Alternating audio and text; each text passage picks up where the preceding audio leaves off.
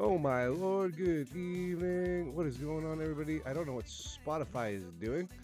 Let's shut this off because put Pokemon music on. Came back. Not Pokemon music. Weird.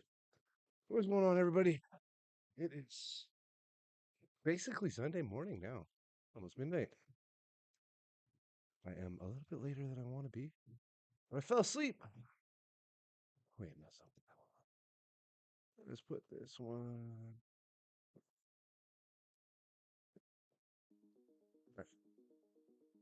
Okay, so what do we start with today? So I played the Goldango and Cerulege at the Cup today, and everybody was gunning for fucking Goldingos. It was crazy. I mean, I got to use the Cerulege a little bit, especially like against I played a Gillescent Metagross build, and they just bricked me up. Like, just I couldn't use anything, locking me up. Can't use tools, can't use items. Gillescent in the act the whole time. Like, I couldn't use gold. Like, that deck was literally there to stop Goldingo and Gardevoir. Like, that's it. And it's kind of crazy, actually. Like, I'm actually kind of interested. Like, the way it worked, I was just interested in it because the Metagross gets the energies out of the deck, and like then you can just like attach them wherever, right? So you're not even attacking with the Metagross. You're just using the Metagross for his ability to attach energies. Put my nose. Give me some.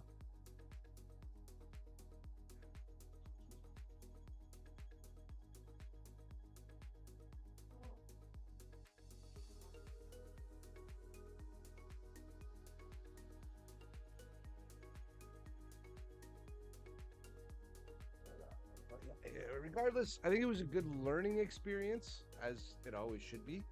Um, I played at a store I never play at, so I seen people at their own local that I never play against, and seen some different things deck wise.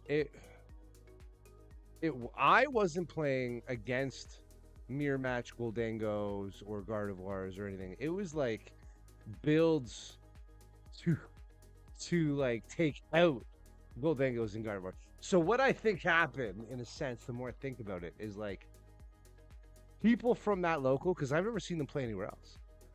People from that local were like, you know what, we know people from other places are gonna come and play uber competitive decks.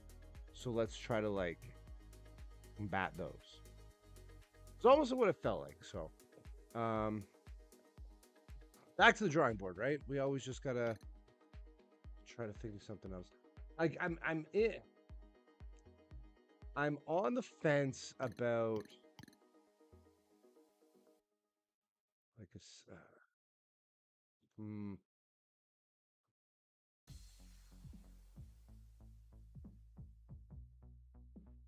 like, do we late game Charizard? Is that what we do? Like, do we just late game Charizard with this? Like, I like the idea of Typhlosion and Charizard. The Typhlosion, you've got Goldango's weakness. With Charizard, you've got Gardevoir's weakness. So you've got two strong attackers into the meta right now. Should be very useful, I think. I'm going second. AI always goes first. I don't know why.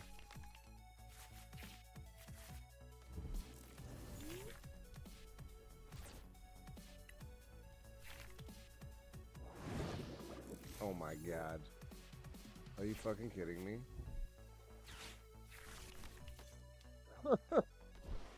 The AI, bro. The AI, bro. Okay, I think we just plop an artisan down.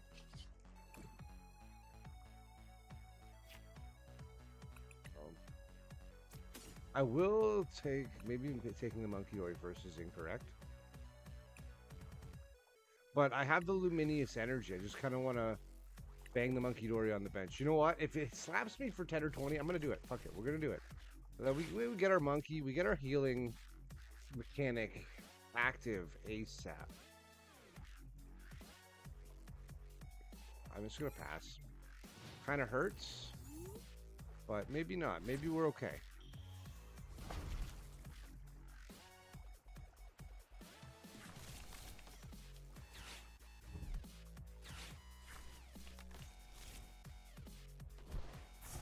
All right. Rare candy already. Jeez, bro, chill.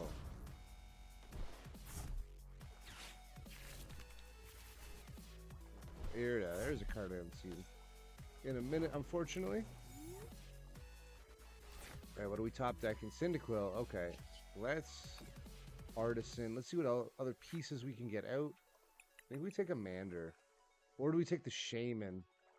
No, they're not really bench sniping, are they? I think the Mander, or no. Maybe we take the Tatsugiri. Let me see it. Do I have recovery? How much recovery do I have? Just one Super Rod and one Night Stretcher. We got 4 energies, though. I could spend...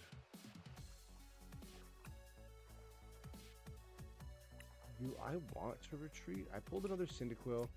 We pulled a Charmander out. Yeah, no, I want the Tatsugiri. Let's attract customers. Because we need to use that. All right, so we'll do this. We'll attach. We will retreat into the Geary. And now we will attract customers. And hopefully we can get a supporter of some capacity. Do we Arvin? We have no energy on here. So we can't TM Evo. So it's probably best to take the Ethan's Adventure. Oh no. 3 Ethan's Adventures are prized. Oh, never mind. It's the top 5 cards. What? Oh, dirt. Yeah, no, it's the top 6 cards. Never mind. I was like, do we just search the deck and there's only one Ethan's Adventure? That'd be crazy. But no, I'm incorrect. What level were we on here? We had one down. We just played one. And we attached an energy for turn. So let's take 2 Kulava and a Typhlosion. Or do I maybe take 2 Kulava and an energy? Yeah, I'll Typhlosion next turn. Typhlosion next turn, right? Play one down.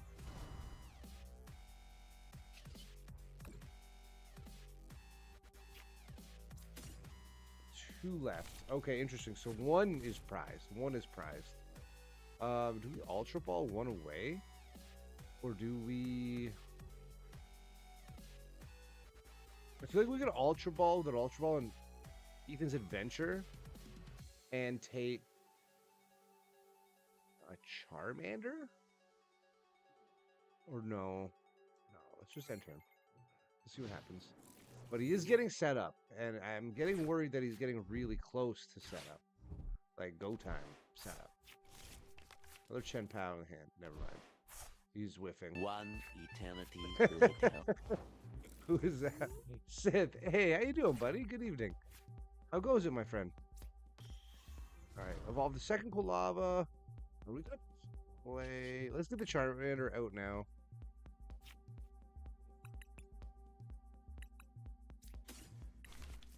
I'm okay. This has been a crazy busy week. I feel that, dude. Trust me. I've been pretty busy as well. It actually feels really nice to just relax and sit down. Just saying that, I'm like, I am just happy I can sit down right now. There's my brother had a birthday party this weekend, like this weekend. So that, oh man, how do I word it? There's a way to word what I want to say. Haven't played or streamed anything all week because we were busy with Wolf Bay moving in and a bunch of other things going on. Oh damn, that's a lot. Yeah, that's a busy week. That takes a lot of energy, mentally too, not even just physically. That's just a mentally exhausting day. I'm gonna take the Arvin. I think I need an item. I hope there's a switch, or I don't know. I'm gonna Arv instead of Ethan's Adventure because I can still dump the Ethan's Adventures. We have the TM Evo. We can TM Evo to the Cyndaquil. Oh, I thought I took a Charmander. What the fuck? Oh, brother. Oh no. Oh, that's okay. You know what? Fine. That's fine. We can fix that, right? We can fix that. That's not a mess up here. We take the TM Evo Buddy Buddy Poffin. And what we're gonna do here, we're going Buddy Buddy Poffin. I can't TM Evo. I attach return over there. I misplayed that. I have to think things through better, but this is how, like, it's because I don't know what I'm gonna get until I get it, and that's the problem, right? Let's do this though, because we're not gonna be able to play another Porter, and we only got 3 Ethan's Adventures in there. We need one more, and we can't get it.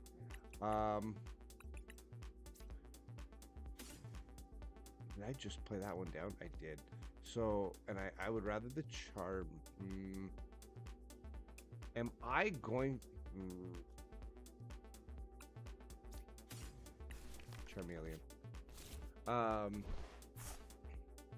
Yeah, what I was thinking of when I got home was like, I go to work every day. I come home. I exercise, or I cook food, or I do whatever I got to do, right? Spend time with my bird, because to me, that's the most important thing to me. It's like making sure that when I get home, she knows I'm home, spending time with her. We're gonna hang out, relax, and have fun until she's ready to go to bed. Because I don't get to spend the whole day with her, right? So I don't go out. I don't go out. I don't go places. I can go grocery shopping, whatever. But I'm okay with being home. I love my animal. But after she wants to go to bed, I come and hang out and stream, right? This is like, I play some video games or whatever. Somewhat socially interact. I forget how draining to your social battery being out there is. Like, I was so cooked. Like, I just mentally was like, oh, I don't have anything in me. Let's take the Arvin. We can take another tool and an item. So, you know what? We're going to take the Brave Bangle. Or no, do we pop the air balloon on the Tatsugiri? That might be a better play. The air balloon on the Tatsugiri gets the Tatsugiri out of the active right now.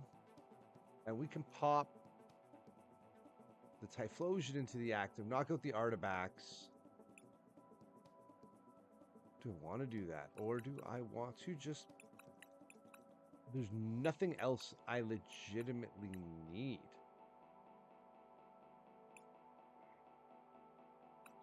What else is in the deck? Is there like another Arvin? There's 2 more Arvins. Okay.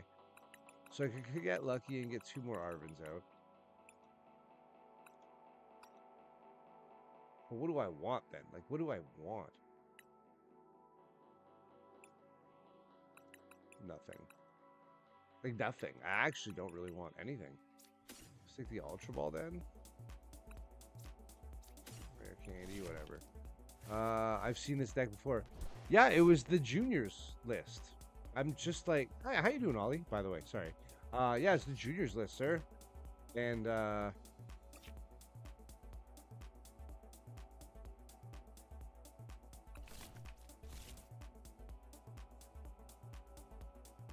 right, so I could knock out the Artifacts. I feel like it's probably correct. Then they have to knock out the Typhlosion. Start with Tatsugiri again. I have Charizard ready. I can set up the next Kolavas, whatever. Okay. I think I'm just good. I'm just playing AI. I just want to test out how the first hand feels, whatever, right? So, yeah, we knock out the Artifacts. He's probably going to retaliate, knock out the Typhlosion. But he is only a single prizer, which is what's good about this deck. That's what kind of the key takeaways is ooh, there's the max spell for the Zard. Nice. Okay. Let's go. I can't read it. Effects. Oh, this doesn't have to be on like an EX or like a I don't know. This doesn't have to be on like a Terra or an EX or a real box in general, eh? That's interesting. Ooh, what did we get here? What did we get here? We got Night Stretcher, Top Deck. Okay, we got Night Stretcher the energy back. I'm okay with that. I don't think I can bond it. I think the last one is prized. Oh no, yeah, no, the last one is prized though, but we have one more.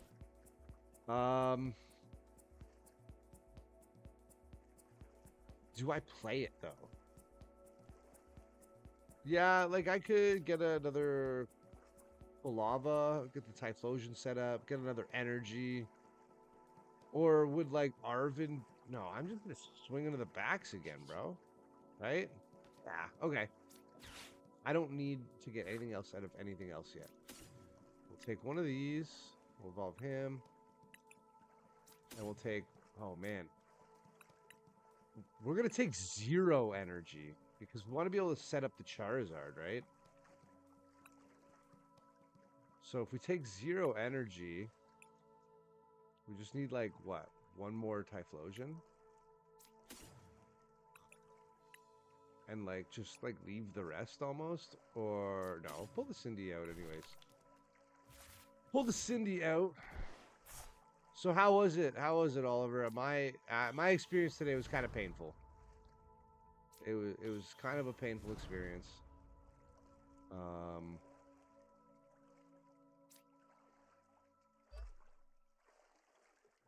I seen some stuff I've never seen before.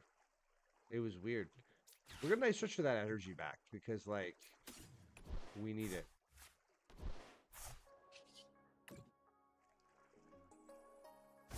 So next turn, probably just Arvin. Take any item. I don't really need an item, and then we'll take the Brave Bangle.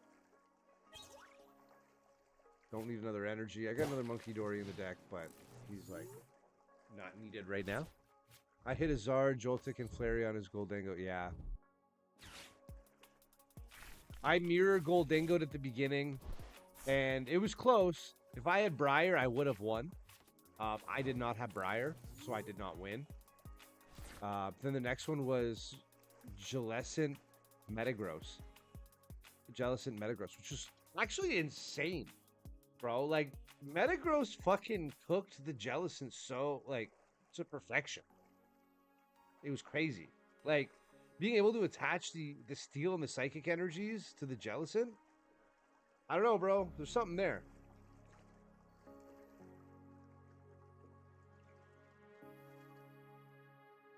There's definitely something there.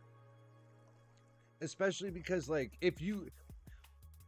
They play down the cave, which is minus 30 to Steven's Pokemon. They play the Carbink on the bench, which is minus 30 to Steven's Pokemon, effectively making Metagross 400 HP. And they just sit him on the bench to be an ability, bro. They just sit him on the bench to be an ability, and Jellicent sits in the fucking active. I actually want to try to build it. It was crazy. I'm not going to lie to you, bro. I actually want to try it. I have everything. I think I need... maybe 2 Frillish Jellicent, tanky Metagross. Well, that's the thing is, like, Metagross is so tanky at 400 HP. They almost don't want to boss it up, right? They almost don't want to boss it up because he can effectively attach so many energies. You know he will get it ready. And I mean, I tried to boss one up, and I put like 200 damage on it. He couldn't retreat it. I was able to knock it out, but he went back to Frillish. I mean, the Jellicent, right? Like, I made moves and I took prizes, but he just walled me with Jellicent. And that was the hardest part of all of it, was the fact that I was just getting walled so quickly.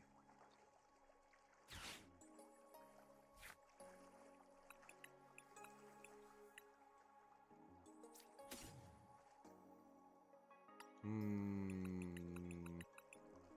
have one more Arvin. Like, I'm just gonna keep swinging with a Typhlosion, though. So...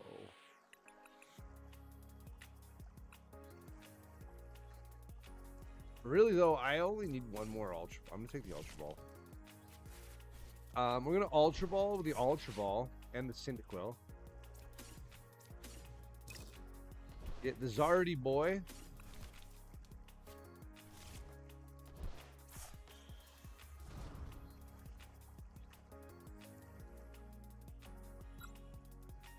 I don't think I drew them all out, right? No, I do have two.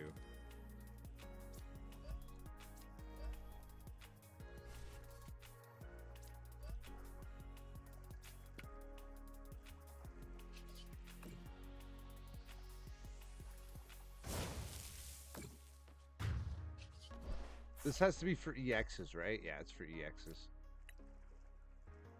Jelson on its own isn't much of a problem, but that Metagross does make it annoying to converse energies just because it's so tanky.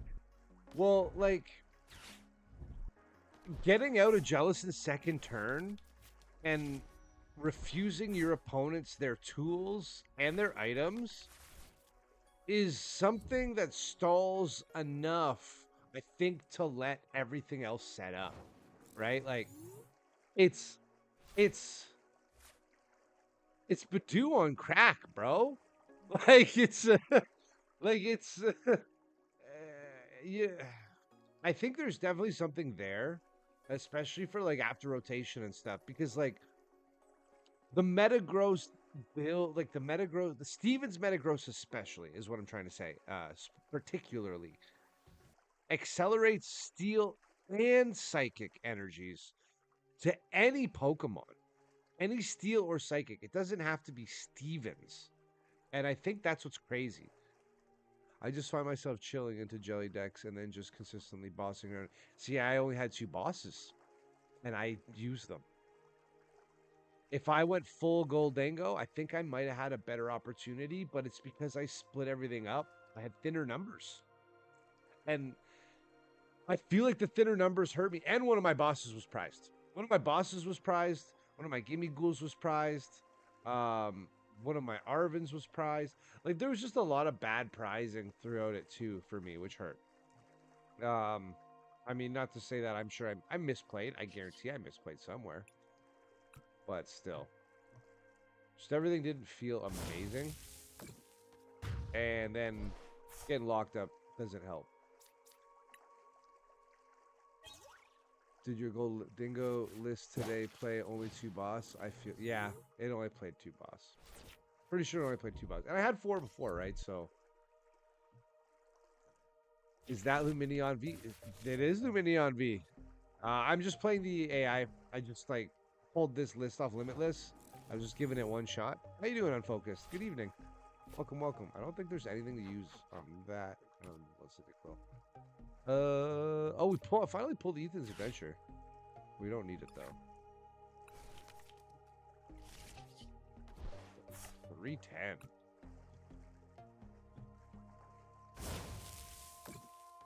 The AI is so silly. I mean, this is an interesting list, but I don't think it's something that in our meta right now can accelerate up to where it needs to get fast enough. I don't know. 3 boss just feels essential to me. Card is just so good in the deck. I'd fit 4 if I could. Yeah, no, you're 100. I don't disagree. But this is what I played, and yeah, like, I think it's just Typhlosion. No, it was Typhlosion Charizard. There's Charizard Typhlosion. And I don't know, with the one tattoo, like, it's just the numbers, right, Fierce? Like, 1 Shaman, 1 Tatsugiri, 2 Monkey, 1 Night Stretcher, 1 Super. When you're just at, like, 1, 1, 1, 1, 1, 1, 1, 1, you're just like, well, I'm gonna draw and hope for the best. Like, it just feels really inconsistent when you see a lot of ones. Now, I could be wrong. Maybe it plays better in person. Like, I definitely feel like IRL gameplay and PCCGL gameplay are different odds. The game is messed up. There's something. It's code, bro. I don't trust it. I don't trust it. Look at Destiny. Look at their code. It's a fucking mess.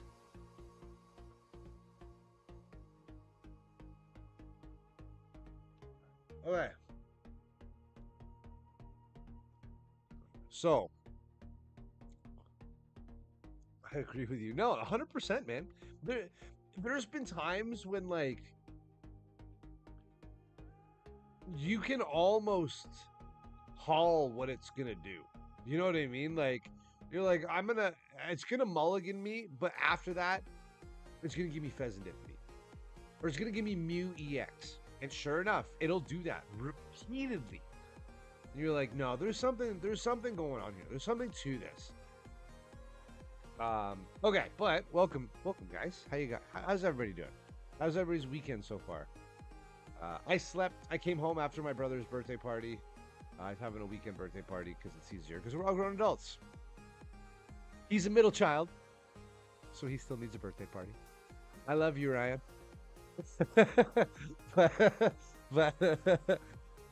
but yes, we had a lot of food. We had some pulled pork, and I did not have cake. I left before the cake. I'm like, Ryan, I'm tired. I'm going to bed. I'm going home, going to sleep. And I went home and I took a nap, and I just woke up at like 10:30. So like, no, if I'm going to locals tomorrow, it was good. It was good. There's pulled chicken, pulled pork, pulled brisket. I mean, there might be leftovers. I might just go and bug him tomorrow. Might drive over to his house after Paradox Locals and be like, Bobo, give me some pulled pork. I usually they like push food on me when I leave family gatherings, holidays and such. They're like, here, let us make you a container, and I'm like, oh, okay. I'm not gonna say no, right? My brother's got a fiance, wife, whatever. Like, I'm single. You give me food and send me home. You just save me time and money. But it's not about the money. It's about the time. You save me time from cooking. Oh, that all. If you give me more of my day back, that is gold. You know what I mean? Like, and even like 2 times while I was there, I just like tried to edit some of like the point of view tabletop matches I had on my phone because I have when Destin Rivals launched, I have a video of I played Team Rocket's Mewtwo and my friend played Garchomp, Cynthia's Garchomp. And the video's still on my phone. I'm like, I'll get to editing it, see if it's worth using. And twice there, I was like I'm like trying to edit it, and after like a minute, I'm like, no. Brother's birthday. Stop being productive and enjoy your weekend. But back on track. I feel like I want to play something different tomorrow. And when I say different, I mean like, honestly, our locals, they might be locals. You might think the better players just want to play something different, something fun. No, our locals are competitive and meta as hell. It's kind of, sometimes it's kind of sad, actually. I'm not gonna lie, and I'm guilty. I do it too. But I think I just want to play something a little different. Like, even right now, I'm okay with it. Like, I wish it wasn't so bad, but I just like Team Rocket. I just like Team Rocket. I want to play Team Rocket. You're looking at Zard. Not gonna lie, I just hate its Palt Noir matchup is the only thing. Yeah, I don't disagree with you, but I think the Palt Thorns matchup is a matchup where maybe you just drop one Clefairy EX in, bro. One Lily's Clefairy with Luminous Energy. Right? That works. You put it on the bench, you evolve your Charizard, you accelerate one fire energy, attach Lumineous for turn, swing with the with the Clefairy, no?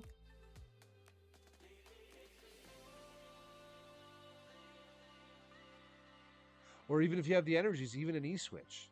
Because no, Clefairy doesn't solve the matchup. It doesn't hit for enough? Not worth. Okay, well, not worth it. You know what? I trust your judgment, dude. The way you play is the way you play, and you always have to trust your gut instinct. But with that, I know you're a good player, so I don't disagree. Then I think one Clefairy just isn't enough. Okay, well, I mean, do you just play two? Like Charizard Clefairies? Like, like, and I'm being serious, right? Like, what is the answer to our fucking meta? You know what I mean? Like, we still got 7 months left of this shit. And does Oliver play a Paradox or just Dark Fox? He plays at both. I don't know if I think you've played with him, Jeff. Him and his dad come. And at first, his dad didn't really play, but his dad plays now. Like Roman's dad. George's dad, Roman, he plays. And even George's dad, not George's dad, sorry. Oh my God, there's a bunch of kids with their dads come and play. Chad's dad. Chad is Coop's dad, Chad, right? Chad plays, Roman plays, and sorry, Oliver, I forget your dad's name, man. But he's a good guy. I like your dad. When I usually go to, if I do, but I slack. Yeah, you've been slacking the last little while, bro. Chris, that's right. I did know your dad's name, Chris. Yes. Um, I think you know them, Jeff. Jeff's gone to like even Jeff used to go to Dark Fox a bit, I guess. I don't know. But I think we have a really good Pokemon community in general, especially in the area. And it's just really competitive. Like when you have people like literally the guy that just won the world championship lived 25 minutes away from us, you're gonna have a lot of competition, right? Because these people travel to the cups and the challenges relative in the area. I've gone out to Mississauga at this point and played in a couple cups. Like that's intersecting lines. So, I mean, it's a highly dense area. I don't know. Yeah.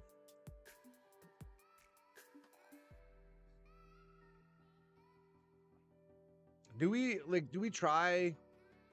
I liked that Stevens Metagross Jellicent that I played against today. It was interesting. Or do we just say screw it and play Joltik Box? Ugh, do we just Joltik Box? I don't even know. What do you guys think? What should we try here? I think more importantly is it. I mean, looking at Joltik 2, not gonna lie. The thing is, we're in a really weird place. Like, there's a lot of really good things, but nothing is ultimately indecisively the best without knowledge and skill behind it. And to say there's nothing that you can just pick up and it be the best winning deck. Anything that is there right now needs some level of forethought and skill, right? That's how Gardevoir is still the best deck. Like, that's how it's still winning the way it's winning. Every deck has like a clear flaw right now, maybe except for a Gardy deck played perfectly. But that's what I'm saying. The only weakness in the armor of any of these decks, like you said, like is the skill level, right? The cards in Gardevoir over the top. Nothing is unbelievably broken. But like I've said before, like what makes it the best is Screamtail being able to hit for 210 damage on the bench, right? On the bench. Uh if there's a Drifloon in this one, there's not. Drifloon hitting for 300 damage. These cards being single prizers are just like it, it's all of them together, but then it's not just that, right? Because in order to get all that damage on the Screamtail, like you can't Radiant Alakazam anymore. Radiant Alakazam used to be like move damage from like one of your Pokemon to another one. Something like that, right? If I'm correct. Like you can't Radiant Alakazam damage over to an enemy, I mean a Pokemon anymore. But you can still apply damage with Gardy. So Gardy is just the catalyst that makes all these other cards better, right? Nothing here is like, oh my god, this is crazy. Because 80% of it are played in other decks, right? Evo, Charm, Research, Iono, Arven, Artisan, Ultra, Rare, Knight, Secret Box, Super Rod, Nest Ball, Earth Vessel, Countercatcher, Fez, Mew, Monkey Dory. These cards are in every other deck. Oh, you do have a Petron? Okay, no worries, bro. Like I said, I've got extras. So if there's anything something you're looking for, let me know. I'll see what I got, right? Um, but yeah, like I was saying, all of these cards are in almost every other deck, right? Like 2/3 of this deck is just common stuff. It's the Gardevoir, it's the Screamtail, it's the Drifloon. I'm even 50-50 on putting Fluttermane in that category of what I'm talking about because this one isn't highly played right now. It's played a little bit. This was more of just like a tech, last minute tech, I feel like, that people forgot about. Remember what we were saying about, oh, hey, thank you so much for the raid. We were saying about like text coming in and out of the forefront of people's minds and then people forgetting. And then with that, people use that to their advantage. How goes it? Hey, Crumbion, thank you so much for the raid. I appreciate that. How you doing? How's your evening? How's your stream go? How did your stream go?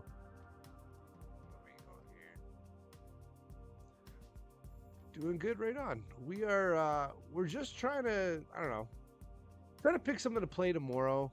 Was a good stream? Nice. What did you guys play? Are you guys playing TCG Live?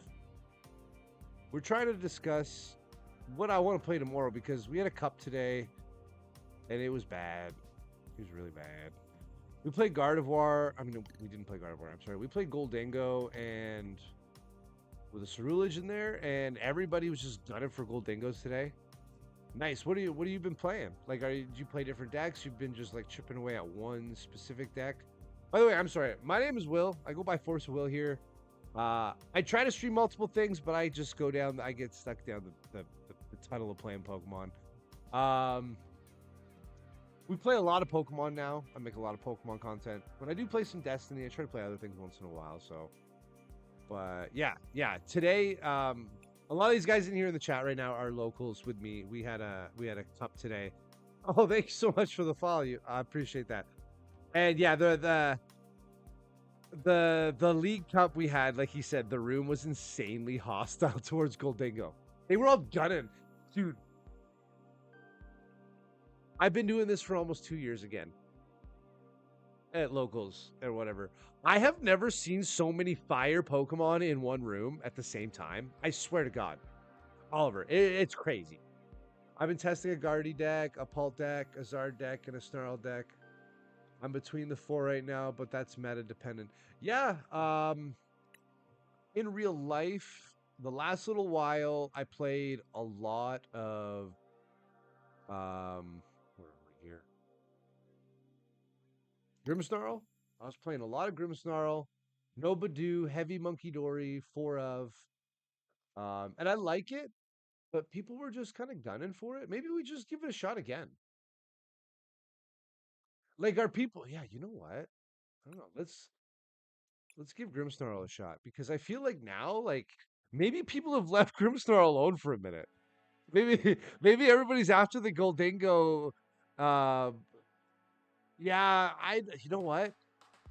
I like the idea of playing Paul, and then I go to play Paul, and then I don't want to play Paul.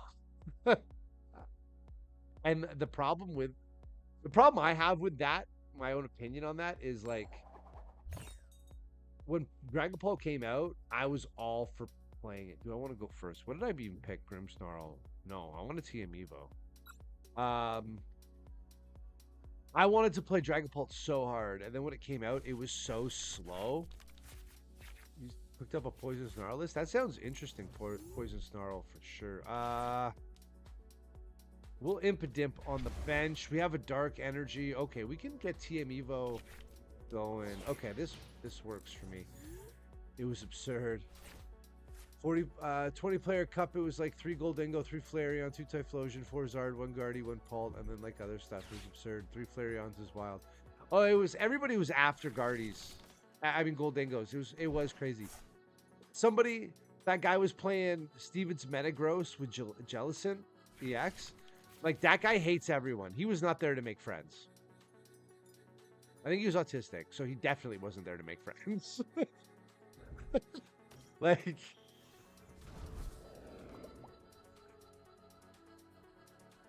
I couldn't even play the game. It was so bad. I had my deck. I only have 2 boss. We should have had 3. Like you said, Ollie, 3 minimum feels good. I'm cooked here already. This guy's already popping off Leafeon.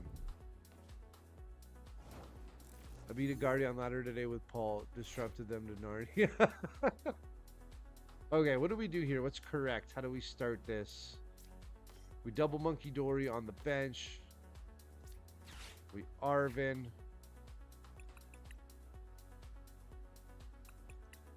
We want a buddy. TM Evo.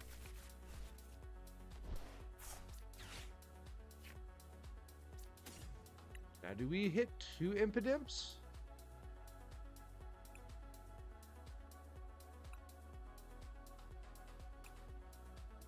I feel like we hit 2 Impidimps. I thought about Grim too, just not sure how I want to build it right now. Yeah, this is Hyper's list with a couple changes, like a slight tweak. And it was the changes she recommended on her YouTube video after NAIC. Just deciding if I TM Evo aggressive. I'm going to lose. You know what? It's not going to. The Snow Run is not going to take out the Leafeon. But maybe I should have did it to take out the Famrotoms. It's okay. It's okay. We'll get one in. See what happens here. I'm going to Evo. I don't think I'm going to end up switching this match. Might be unfortunate. Oh, no. Brother. Oh, no. I didn't search. I didn't do a prize check. I didn't even think about it. I was talking. I'm thinking like Grim, but heavily teched for Goldingo. I mashed together Poison Donk with Snarl. It works so well together. I would like to check that out. I don't know if Sean's in here tonight, but me and Sean were tinkering with some stuff the other night just for fun. And I tried to make Poison Donk Raging Bolt. And it sounds crazy, but like it's an ancient card. Because you can also accelerate your energies with the Sada for the poison package Pokemon on the bench. And then you can just throw them away with the bolt. And then if you attach an ancient booster to Raging Bolt, he gets 60 HP instead of the 50 from the Bravery Charm. So he hits 300 HP. And he can't be status affected, so he doesn't get poisoned in the active. So whatever you swing for, if you've got the Perilous Jungle down, you hit for 30 more damage no matter what with the poison package with Raging Bolt. So you hit weird numbers with Bolt that you would have had to apply an extra energy. You just have to apply one less. So you don't have to throw all your energies. If you like tealed masks, you teal dance, you don't have to throw that grass. You just have one less, like you have more choice almost. But they could boss up the poison package, take something out, right? So, oh no. Poor Morgrim. Okay, how do I lock him up here and give myself a turn?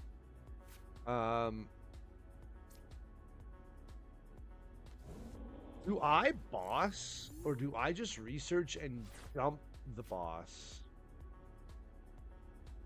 Well, if I'm going to research and dump the boss and the E-switch, I'm going to super rod back. That's probably the better choice. I don't think bossing is going to help me here. I might be cooked. Brother. Brother. Oh my god.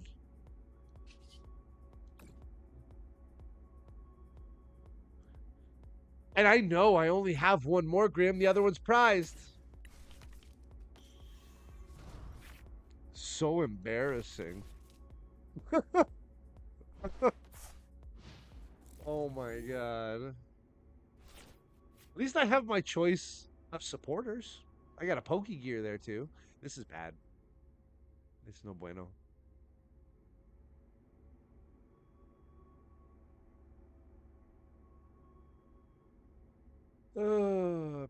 Made a dude. I like that list you sent me. That was the one you were showing me, dude. It's funny. I like it. I just like Cramorant. I'm not gonna lie to you. I'm pretty sure my, I'm pretty sure my profile picture is me with the big Cramorant, and I'm holding a Cramorant card. Oh my god, I don't know. I'm pretty sure that's my profile picture. It is. My profile picture is still the Cramorant. I was at Toronto Regionals, and I'm holding a Cramorant card right beside Cramorant. I think I'm cooked this match. I don't think I got anything left here. We'll see what happens. You never know, right? Never say never. Shouldn't count myself out yet.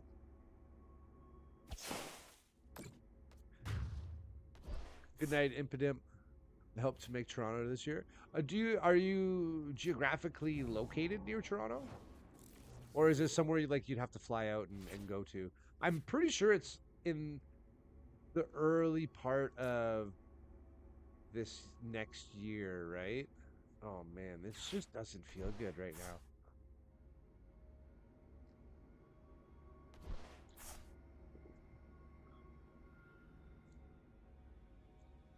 Yeah, January, yeah. It's your closest regional? Oh, right on. I can hop on a bus or train to it. Oh yeah, yeah, we're local like that too. That's how close we are. So I feel that. Um, we are GTA people is the best way to say it. In the grand scheme of things, I got nothing. I got nothing. Let's go with the snow run. Like I can get into, and I threw my E-switch, so I can't even set up another Monkey Dory. Well, I can set up one Monkey Dory, right? That helps, I suppose. Do we Iono or do we? Let's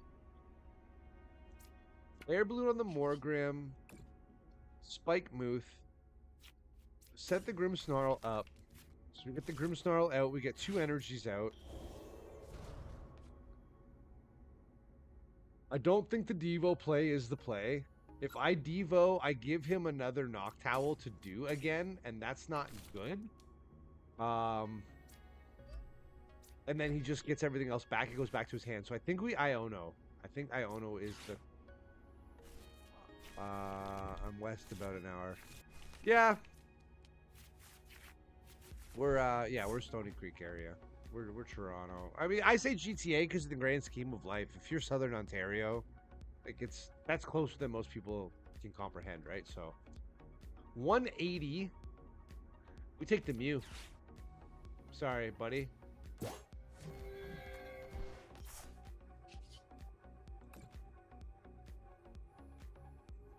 We deny. Do we put the third? Where do we put the 30? He's gonna evolve that. You know what? We put it. That's Terra. It doesn't take it, right? Shit. I knew that. I knew that. Oh yeah, yeah. I very very familiar with the KW area. Oh, I hadn't been there in a long while, and then realized like there's like Google there and everything now. Like it's like built up like crazy. Oh, for a while my dad lived out there, so we'd like visit him, and we'd have to like wake up super early in the morning and drive us to work, like drive us to school in the morning. I never imagined having to wake up at like 6 a.m. to go to school and drive an hour to get there. And now I'm a trades worker, like my dad was, and I do the exact same shit. And I'm like, you know what? I understand now. I get it. I get it, Dad. I understand. One of my locals is Lucas Zing. Oh yeah. Oh no, trust me. I played Roman Stoyanov several times. I've played toward Reklev. Like in person. I played toward Toronto regionals. Um we have Jay Cristiano. He's a really good player. He's at our locals. Like every locals. I play him all the time.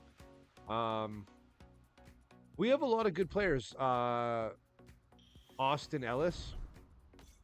They own Dark Fox. Um, I mean, I played next to him today.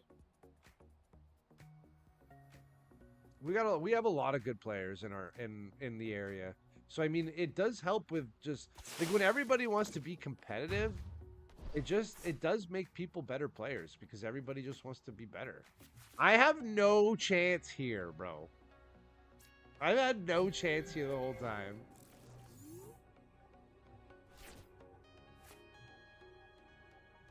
All right. E-search. Why do I have so oh my god, bro. Okay. I don't know.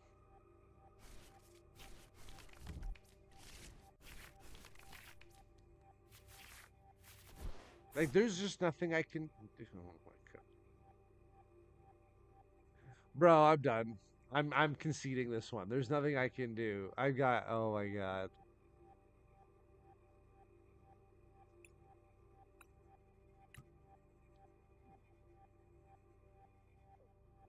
How is it I come how do I get matched up against my weakness every time?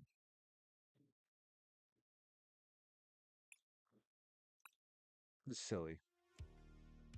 Dude is cracked on Gardy. I mean, like even the world champion right now, right? Is from Mississauga, and he played Gardy.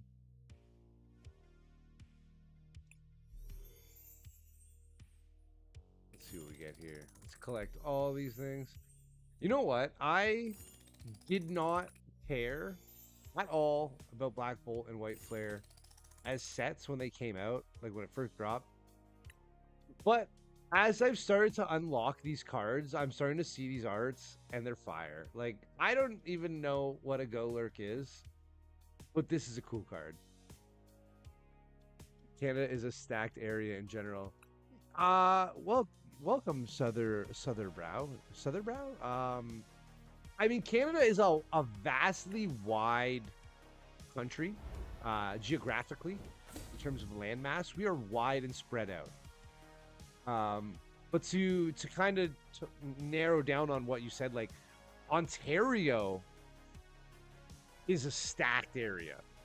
There are so many competitive players that are good in the Southern Ontario region. It's crazy. Like, bro, if you don't go super meta at our locals, even because like the cups and the challenges bring out some of like the really competitive players, and those really competitive players don't go to the locals. But the people that go to the locals every week, when a challenger cup finally shows up, they want to play. And they don't really realize that some of these players that are super competitive don't play locals because they just don't want to waste their time on it. They're at a higher level of playing, and they just come to the challenges of the cups to farm their points, and then they go home. They play TCG Live and rank up Masters. They don't play cards at locals, right? Um, some of the especially some of the newer players, when they show up in their first cup or local, they'll play whatever they want, and they get absolutely obliterated. The next cup or local, they're trying to play a meta deck. I mean, a local, they're playing a meta deck. Like, once they get wrecked once by a meta deck, they just go meta deck. And that's what I meant by, like, the pro players affect the local area, because our area is so highly concentrated with the top players that with some of the top players that, like, you're forced to learn and practice meta matchups, or you will just get left behind, even at locals. Like, like when some of you guys jumped in earlier this evening, I was looking at the Team Rockets. Who's what named first place Team Rockets? Where is it? Where is it here? What are the City League Team Rocket decks from when Destiny Rivals first came out? I love the idea of this deck. I love. Oh, wrong button. Where am I looking here? Where is it here? I love Team Rocket. Right. I'm old. Like, I'm like Gen 1. Team Rocket was awesome. I love it. I love the idea of the whole thing, right? I love Articuno. I love Zapdos. Uh, the supporters are pseudo Apex, which I thought was really interesting.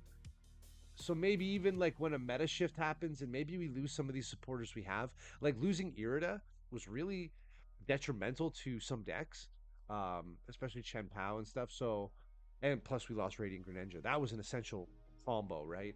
Um, so maybe when we lose more supporters, maybe this will shine a little more.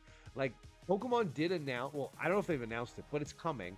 There is a League Battle deck, a Team Rocket Mewtwo League Battle deck coming. I don't know what the card listing is going to be. It's probably going to be close to the City League Championship. But, like, I'll be shocked if they put the fucking secret box in it. Okay, they've not revealed what ace spec is in that box yet. And I'm actually curious to see what they're suggesting because, like I just said, Archer, this is unfair stamp. If one of your Team Rocket Pokemon was knocked out, each player shuffles their hand into their deck. You draw 5, they draw 3. It's a pseudo ace spec unfair stamp. Giovanni is Prime Catcher. Switch your Team Rocket Pokemon. If you do that, switch your opponent's bench with one of their active, whatever. Okay. Team Rocket's Proton. This is Precious Trolley. If you go first. So, like, that makes it it's a Precious Trolley, right? You can use it first turn. You can search for 3 Team Rocket's Pokemon. So they don't have to be like Buddy Buddy, where it's only 2 under 70 HP. You can grab anything. You can grab your Mewtwo. You can grab your Zapdos, your Articuno, whatever, right? So you pair that with a Buddy Buddy, you have a full bench. Boom. First turn for full bench. It's crazy, actually. But what's interesting about that, like, Ariana just lets you draw 8. So it's like, I don't even know if there's an ace spec that lets you draw more, right? Like, this is just it's a supporter. But what that lets you do is lets you actually use a supporter, right? Like, I wouldn't run Precious Trolley. I don't need to. I wouldn't run Unfair Stamp. I don't really need to, right? I could Iono or I could Archer. Now, it's arguable to say that maybe you would want to Unfair Stamp and then Arvin or something. You know what I mean? But regardless, Team Rocket's Factory also lets you draw 2 more cards when you play one of their supporters. The Transceiver is basically like a jacked up Pokegear 3.0. Like there's so many different little things to this that are like, oh wow, this is way better than its normal counterpart in a sense. It's just the damage isn't there from any of the Pokemon. And that's kind of where I think the Team Rocket's archetype falls short, right? Like, You don't do enough with Spidops. You don't do enough with Mewtwo. Um, if you put like Lily's Clefairy in the deck, you can double the damage on Dragapult with the Mewtwo, but then you're restricting some of the card's potency because he's not a Team Rocket Pokemon, right? So if they bump up the Clefairy, knock it out, you can't use Archer. If you've got it on the bench, you can't draw 8 with the Ariana. You can't pull it out off the Proton. You can't use it with the Giovanni.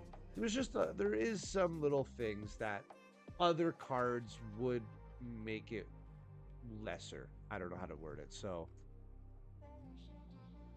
yeah, and I think that's what's clever about it because in like a canon story sense, Team Rocket is a whole organization. It's not even a gang, too, right? Like they're an organization. They got buildings, they got businesses, they got all this stuff. So they're like crafting and manufacturing. You got to think about all the scientists and stuff that were doing research or whatever in all those old games. I can't pull the lore out of the top of my head. Like I'm thinking red and blue and stuff, right? Like so yeah, they make tools. Like they make these things to give themselves an advantage, but there's always a flaw to it, right? And that was kind of what Team Rocket was. And like I feel like there's that sense of Team Rocket in the cards. And I like I just my mind just keeps when I see them I'm like this is so interesting. I like it just sucks that it's not more potent. Like maybe we're missing something. Maybe like other Team Rockets Pokemon are better for it. But I would say that the professional deck crafters that crunch numbers know best. What the fuck do I know? Right? Like I don't think anything else is worth it. I don't think stage 2ing up is the answer. Well, the Porygon was something, wasn't it? Reconstitute. Ugh, I don't know. This team is for each supporter card that has Team Rocket in its name in your discard pile. Okay, but it's a stage 2 for 140. That's super weak. That needs 3 energies. It's a stage 190. Like it's just not enough. It's not enough. Wobblefoot is awesome. Team Rocket was always just one or two little things away from being good back in the original Team Rocket set too. It's a long running theme. Oh, of course. And that's what I'm saying, right? Is like the theme in itself in a canon sense is like Team Rocket is like always they're never on the ball, right? Like that was always what it was. Team Rocket blasting off again because we fucked up. Like they could they could never hit the nail on the head, right? And they always had tools like look at we're gonna catch a Pokemon. And then there was like a crisis. Oh my god, they got the fucking Pikachu again, and then like it failed. Like it's just they couldn't, you know. I put a Team Rocket's Mimikyu in my Guardy list. Team Rocket's Mimikyu is a really good pivot card. That is such a really good pivot card, I gotta say. And like, just being able to like attack, like, you gotta think about that. Like, that's a good card. Like you said, Guardy attach 2 energies, 40 damage on the Mimikyu. Monkey Dory 40 damage over. Use Dragapult's attack.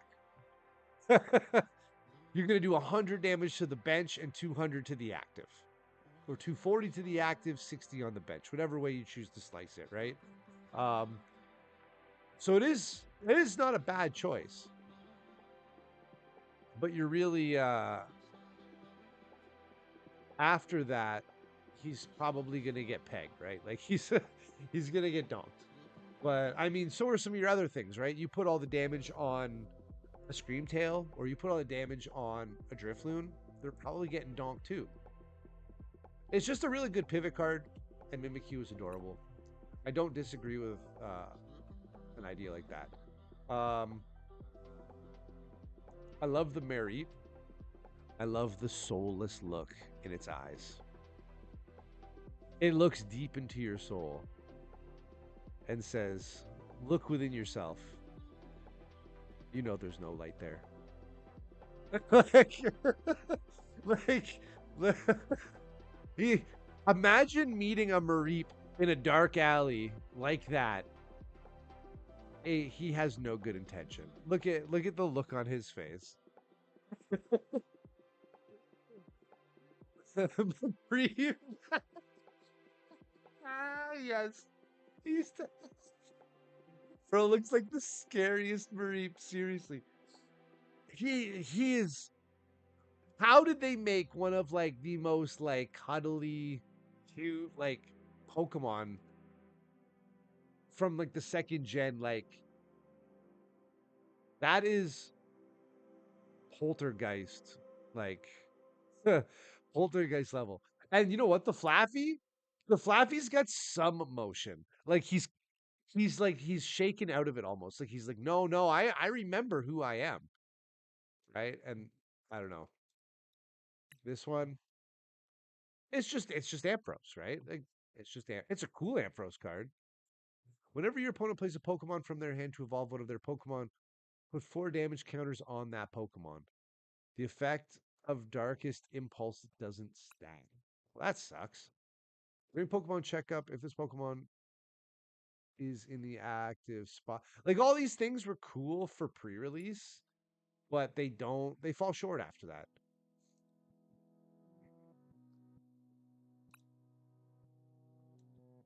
Is it Nidoqueen that had something there as well? Crobat.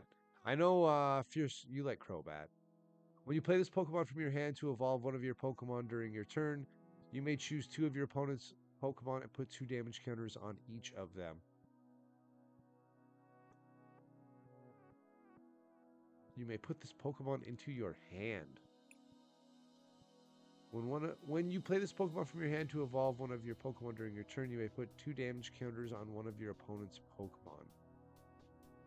Yeah, like I think the Tarantula is definitely just the fastest way to go. If a Pokemon that has Nidoking in its name is on your bench, its attack does 120 more, so 180. Dory kills it. Monkey Dory kills it. What? Monkey Dory kills what? Sorry. Tarantula? Or Crobat? Crobat? No. So, as long as this Pokemon is in the active spot, your opponents can't play any Pokemon that has an ability from their hand except for Team Rocket's Pokemon. Now, now that's interesting because this is stage 1, right?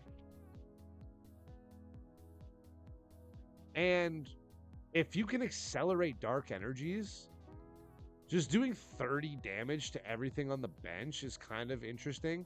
The problem is Monkey Dory is a card in the meta. And with that, 30 damage can come back to you very quickly.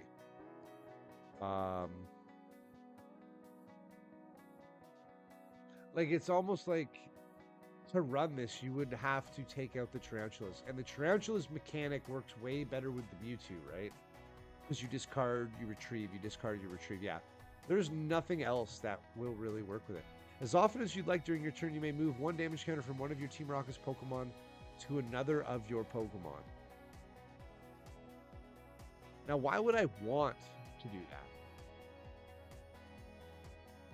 Like, what does that combo with? Like Monkey Dory? I don't play Monkey Dory, right? Like, prevent all effects of attacks used by your opponent's Pokemon done to your basic Team Rocket's Pokemon. Alright, but for reals, we gotta... I don't know, do we play... You know what, do we play like more Thorns Dragapult and just like... just hate people? Let's just hate people. Let's get a match with this in. I don't know what I want to play tomorrow. I really don't. And I know it's just going to be a room full of Goldengos and Gardevoirs.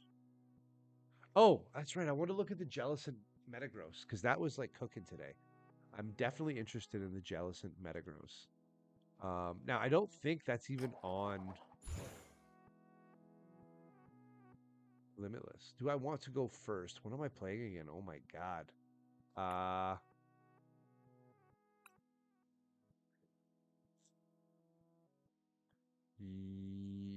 I'll take it. I'll take it. I'll take it.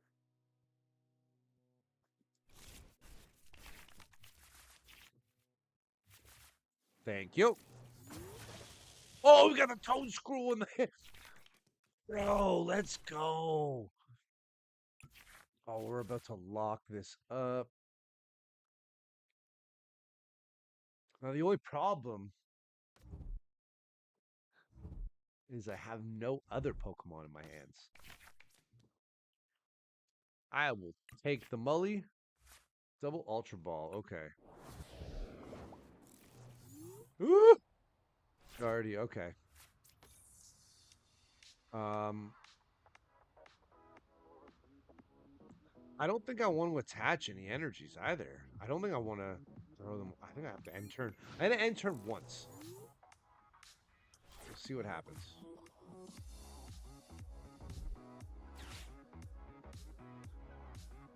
Like, should I just have attached energy? Release Clefairy.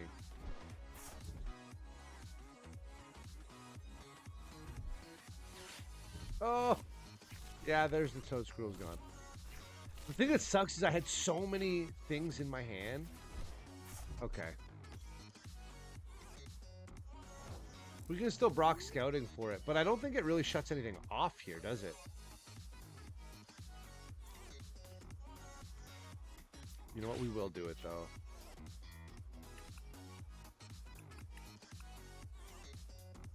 Just in case something dies, I do not want him to shut it down. Maybe that was a misplay. Well, we'll see what happens. Put the jamming tower down, and I will end turn.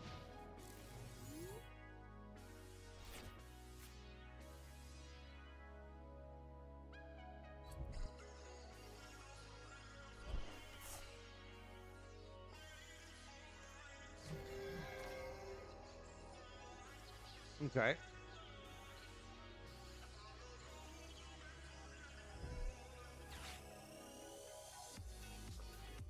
So, what's my response to a Flutter Mane right now? Another boss. I just bossed up something, right?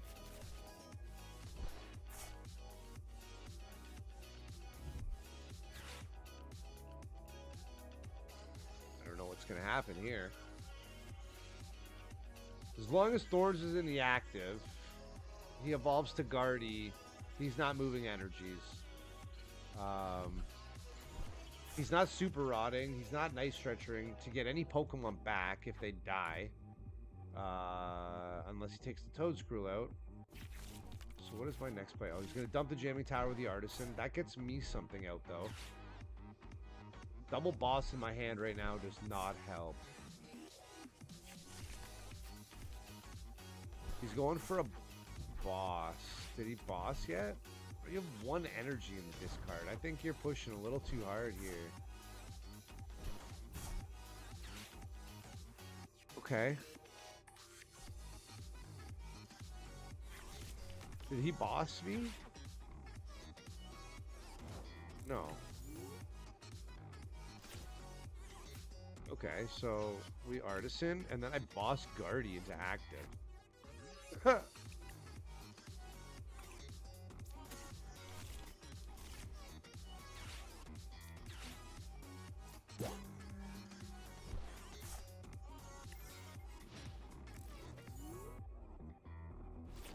Now he needs to rescue board back out to get Psychic Embrace to work. Like, or attach one, wait, attach one, retreat, get Psychic Embrace to work.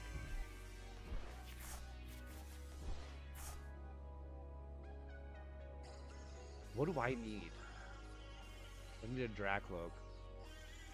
Maybe I should have taken the Dracloak off the Toedscruel instead of the Toedscruel. Maybe that was the wrong play. But, like, he can't get the Dark Energy back right now for the Monkey Dory, which is important, too.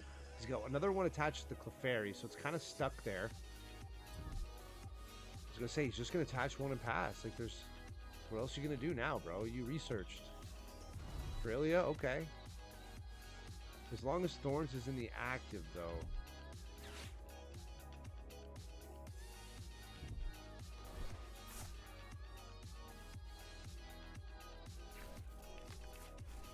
Fez, you got no space for a Fez, bro. All right, what do we need to top deck here? Come on, give me something good. Oh, research, that hurts. I feel like that hurts a little bit. All right,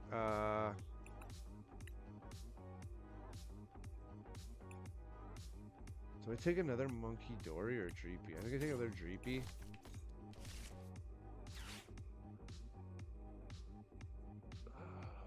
What do I do here? I feel like I just dropped Fez Research. Do I play Fez Research?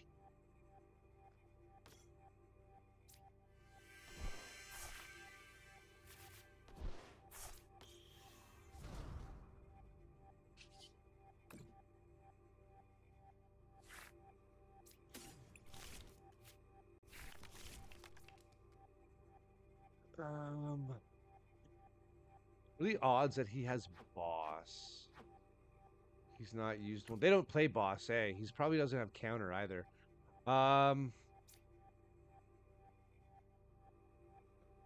Let's attach return there to the Draclo. And I'm gonna pass. Because we can Turo the Thorns, Ultra Ball for a Dragapult attached to Luminous Energy and start going in.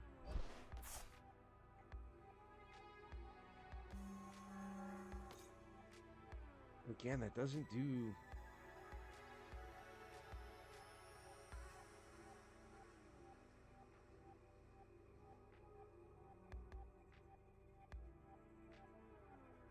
You got what?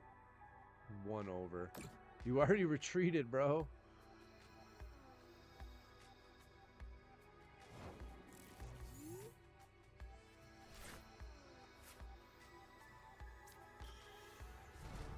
Let's evolve. Recon Directive.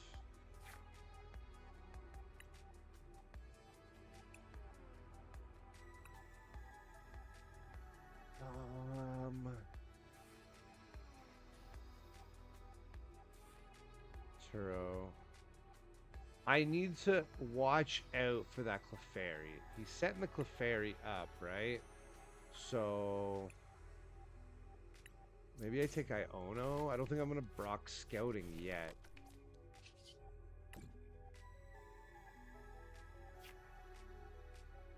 Luminous Energy. I already got one in hand. I'll take another one.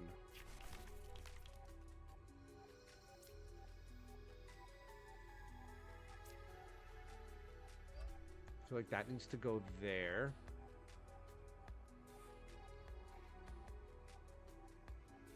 And... Should I Turo the Fez or just wait? I think I should just wait. I'm gonna end turn. And I pray he doesn't have a boss, you know?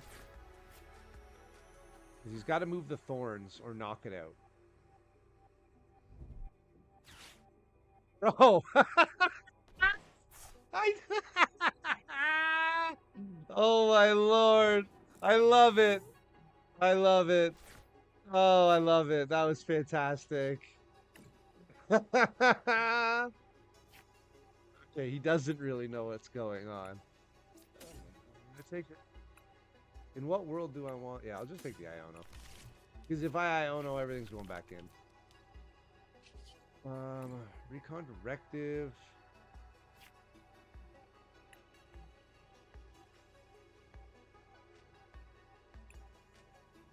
Am I going to Buddy still?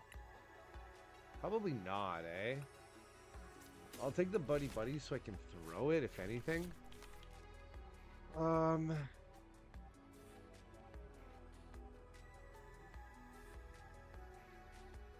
just deciding if I attach an energy to a Dracloak, is he going to try to bump it and knock it?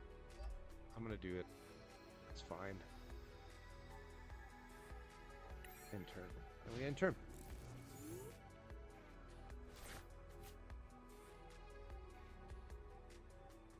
I'm waiting for the retaliation.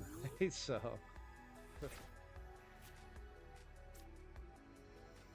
Ooh. You know what? I'm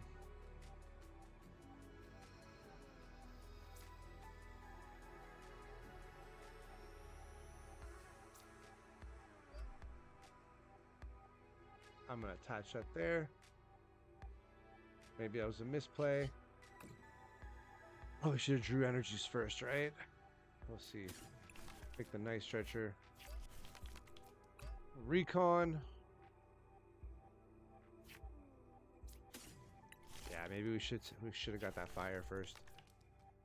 Yeah, that's what I just said. I was like I just screwed that up. But I could always use one to retreat if I need to.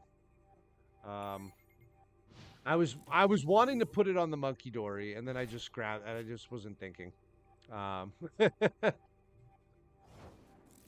So I think he's realized now there's not too many things he can do.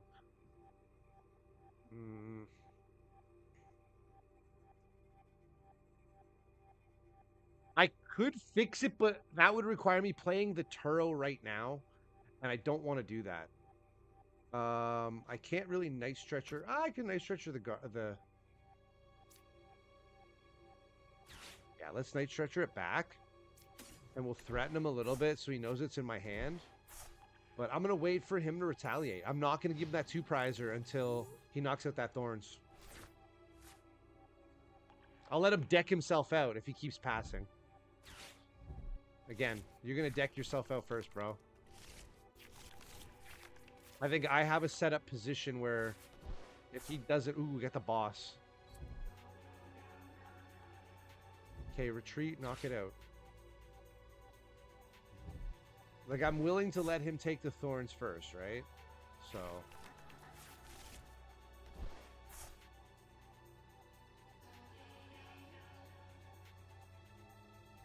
Clefairy ain't coming back after that boss. So he's gonna monkey dory. Oh no, he attached for turn, so he can't monkey dory. Ooh! Oh no. Okay. So how do we do this? How do we do this?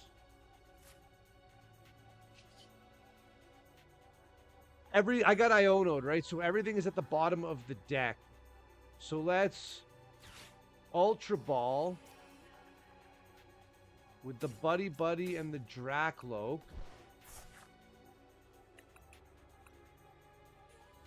Take another Dragapult.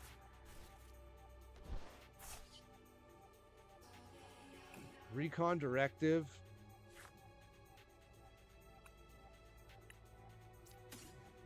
I'll take the Brock.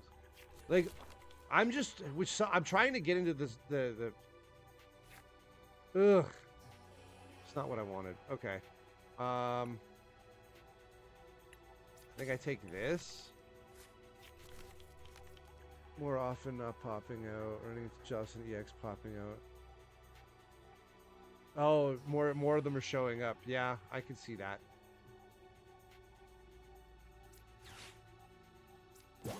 Bossing Gardy.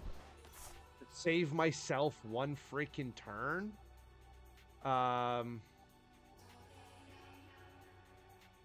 Do I attach? It's just a colorless. Okay, so it fucks it up entirely. So that Dracloak's fucked. I have to attach, scoop, retreat that Iron Thorn, so I can't fix that yet. I have to pass.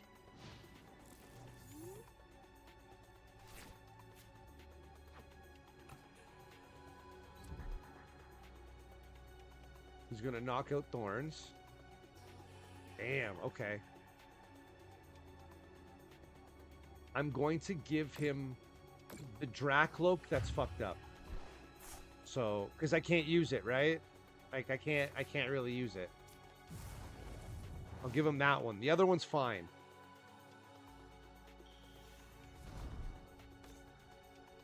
I'm cooked now. I face a Jelly Guardy on ladder with my Pult. We got the better of them, though. They never got Guardy out there the entire time. Well, that's the best way to go, right? If you can refuse, like, the Corellia, is the only way to stay ahead. Ooh, we pulled the Thorns back. Okay. How do we pivot that, though? I don't think we can.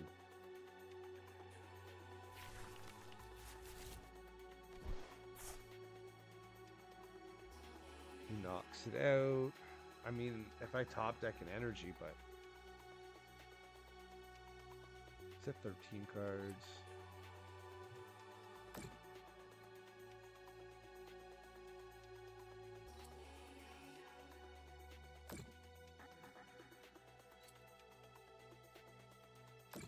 Attacking into Jellicent doesn't do much when you have Ethan's Ho-Oh out. Just heal attack. Oh, you're moving damage with Dory. You just heal it back off of attacking.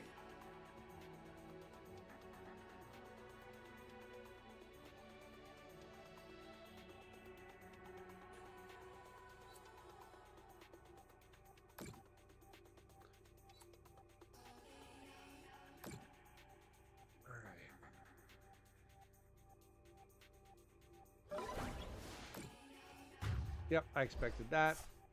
Right, we don't have an energy, so going into Dracloak. Ooh. What do I choose here? Monkey? I don't want to lose Fez. Ooh. Now we draw the Neo. What a joke. Let's flip the script.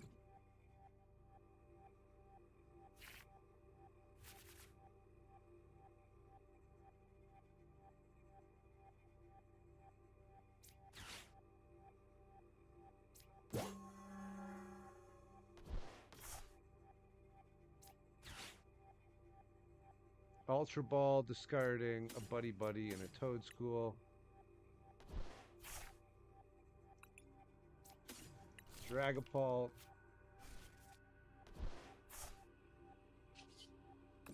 Recon Directive.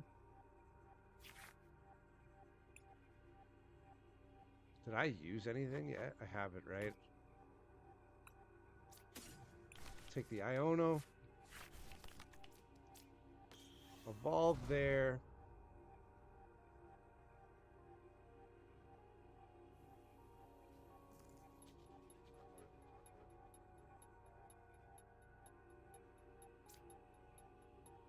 I'm just trying to think how. No, we're just gonna Iono now.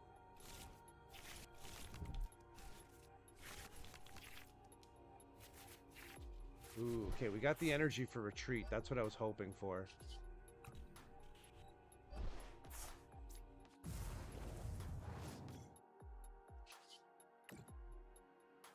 And then I will put the 30 on Monkey Dory.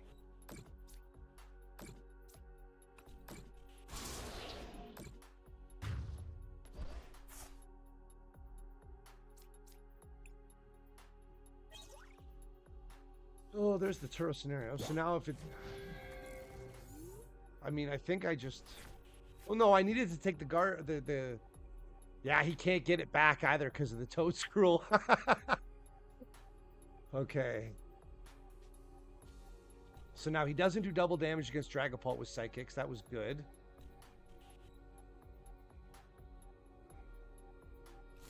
If he moves 30 off the monkey, he doesn't move 30 off anywhere else.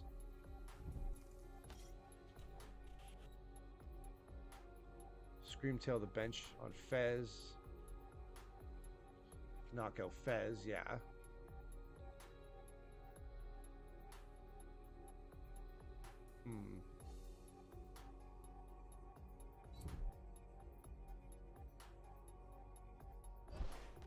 Is he just gonna confuse me?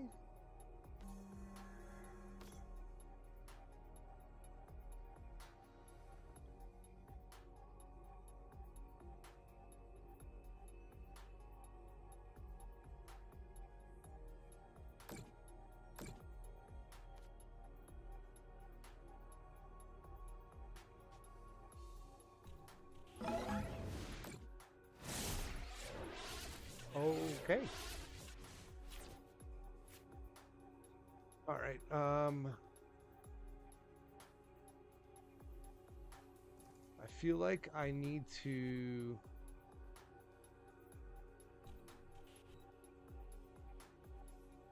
He only has 2 cards. I want to see more. I need an energy. Do I need an energy? I'm gonna Iono him. I want to see different cards. And he'll take 3 out. He'll be closer to decking himself out in theory, too. Ooh, we got the counter catcher.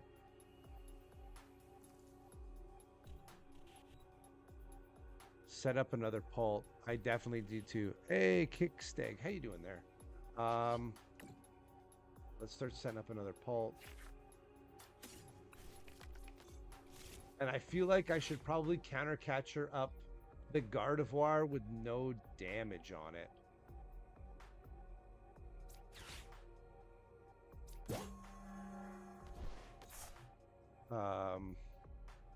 He's got 6 in the discard. The thing is he also...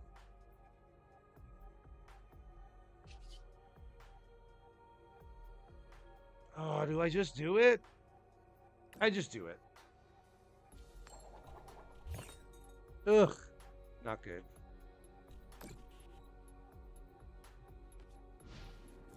I think I just lose now. I mean, I feel like I've been behind the whole game, but he can't get... I don't know.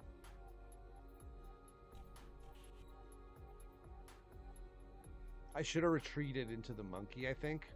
Probably would have been a better choice. Because then give him the single prizer. He's not going to have boss, right?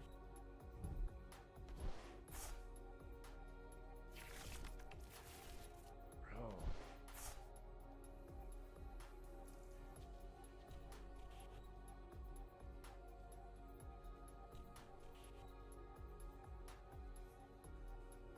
He's got 10 cards left, plus 4 in his hand. Like, what could he possibly... Okay, he's going to move off the Gardy or the monkey? Like, where are you moving it from? From the monkey, okay, see. And then 190, 290, 310. Gets me to 310.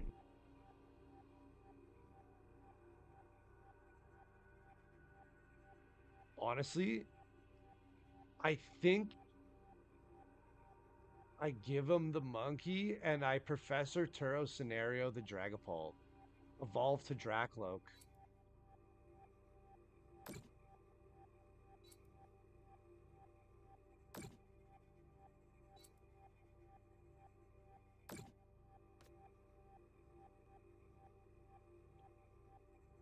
Must have set up the extra pult since your current one lasts without the Clefairy. Yeah, for sure. I was going to say, you're 10 short. You're 10 short. Okay, you know what? I'm doing it. I'm doing it. We have Neo upper left in the deck. I'm doing it. Give him the Monkey Dory. We evolve the Dracloak. We go Dreepy. Do we do another Dreepy too? I think we might.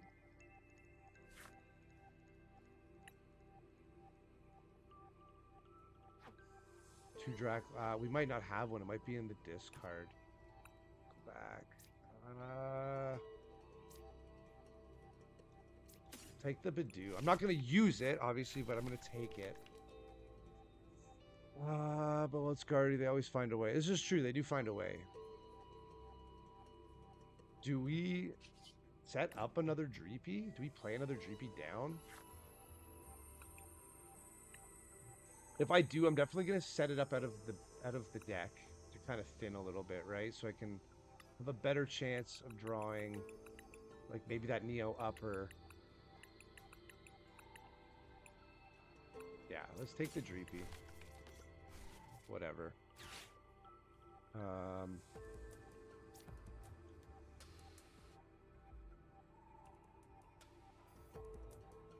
End turn.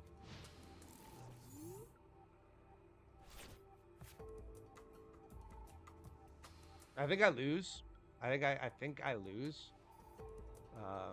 He knocks out the monkey.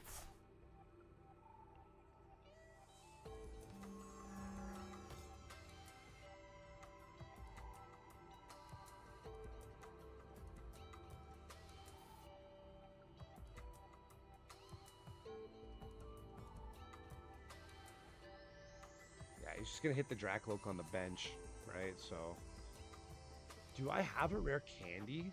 I don't even know if I have a rare candy. I don't remember. I'm trying to think. This isn't like someone sent me this list, right? I'm just trying to remember if I have them. How many cards do you have left in the discard, bro? 2. Yo, all of his energies are gonna get stuck on the Gardys.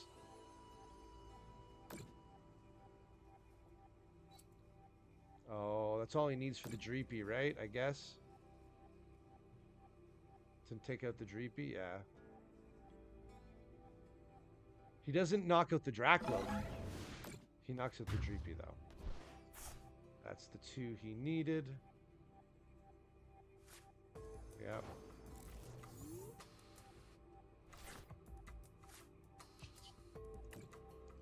Flip the script.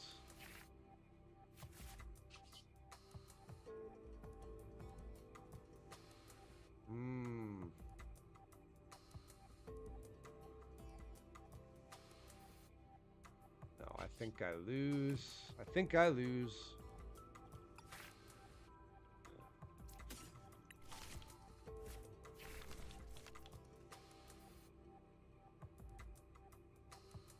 Yeah, because, like, there's no way for me to attach a tree, attach. No.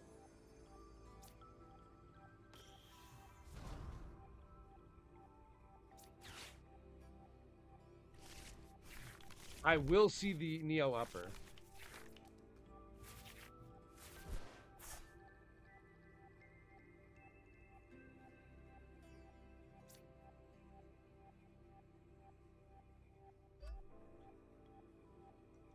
It's not good. Not good. That's game. Thin with Ultra Ball, possibly. Yeah, all right.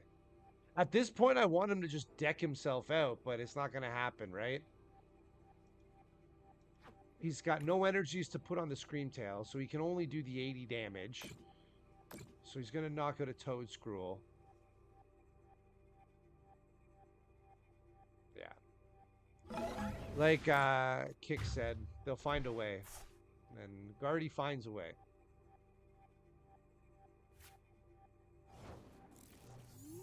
All right.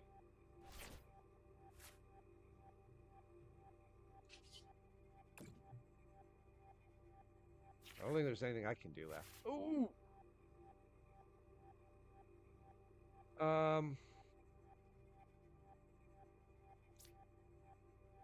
Do I counter catcher Iono?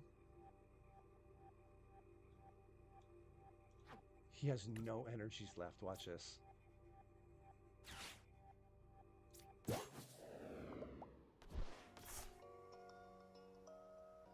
On the bench, Iono.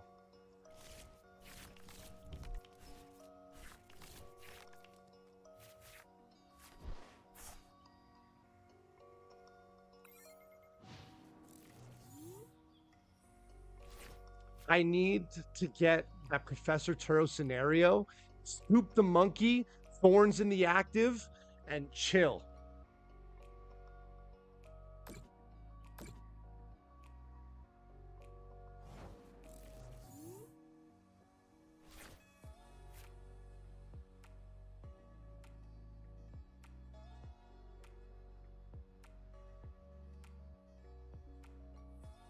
I have to pass.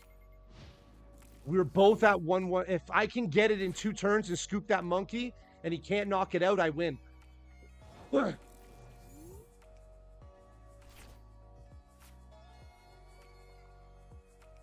I don't want to research, though. If I get ahead of him and draws, I lose. Watch. We're going to go back and forth here. He's going to Adrenabrain 60, 90, 120. I got 2 more turns. 10 cards.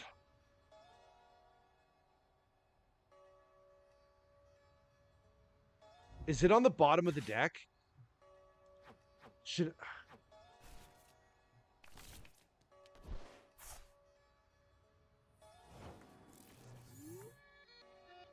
Oh, I lose now. I think I lose now. Let's artisan. Let's shuffle it. I think it's at the bottom of the deck. It is. Okay.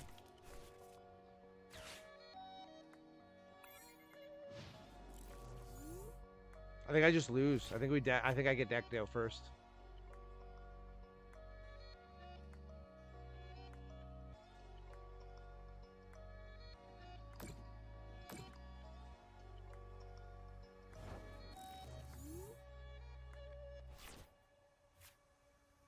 Man, that's it. That's game.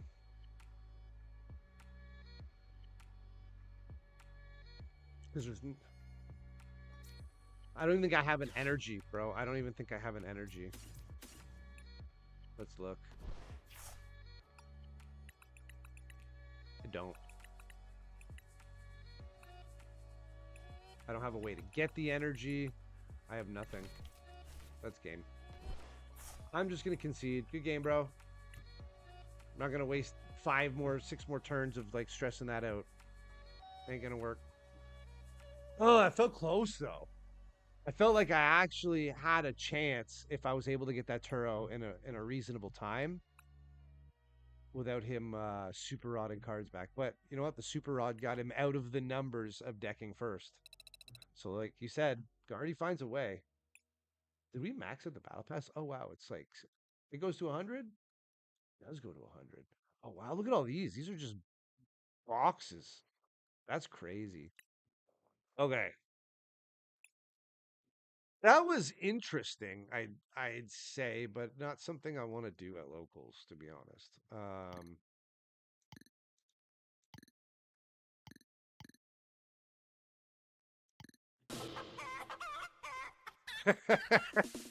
What's going on, kid? How you doing?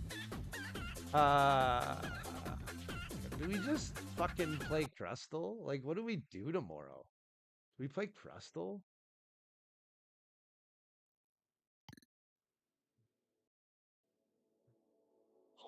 What is this? Finish scanning in a couple hundred code cards into ZCG Live, but I have a few hundred more to go. Oh, man. You know what's fun? I give them away. If you guys hang out, you can use your Twitch points, Twitch channel points. I give you guys some code cards, but you got to do the redeem thing on there. So, what do I got right now? I got some Destin Rivals. I think I have a couple black and white. So, guys hang out, play some cards, redeem some codes. Yeah. I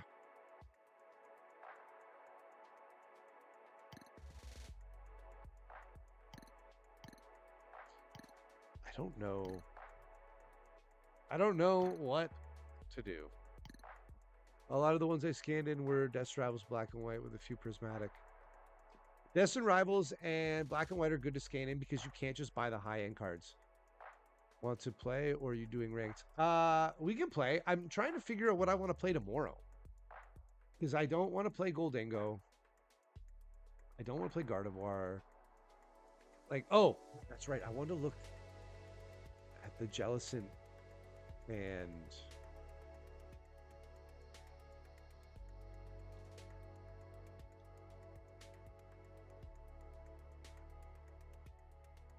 the Jellicent Metagross was crazy.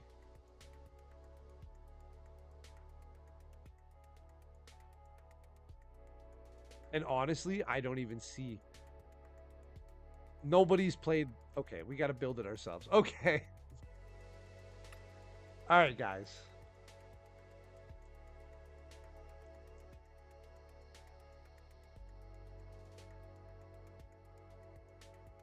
Is this Stevens with an S? How do you how do you spell Stevens? What the frig?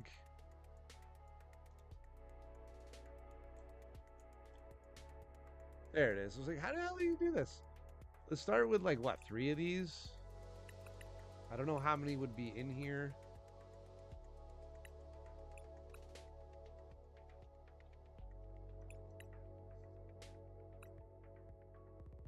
Can I only buy 3? Yeah, 3 3. Do what? Maybe like a 3-3-2 line.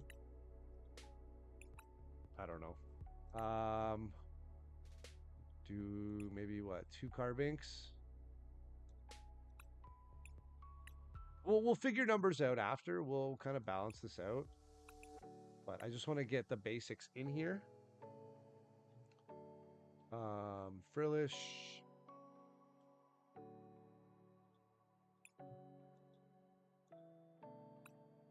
I already have 3 of these.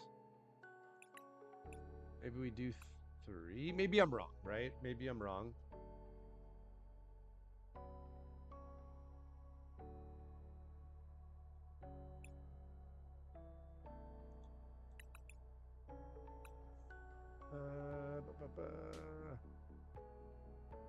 Okay. Um,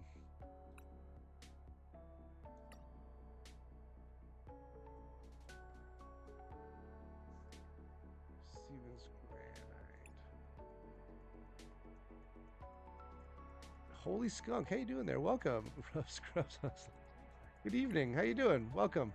Over on YouTube there. You know what? Let's just grab 4 of these. I think I'm only going to drop 3 in for now. Maybe we just do... Yeah, we'll do 3. Because we want to really make sure we get defense going. It's a big part of it. Now, energies. Sheesh. You need 4 on a Frillish. I'm thinking like maybe... I don't know, maybe we do 5-5? We just start with 5-5. 5 Psychic, 5 Steel.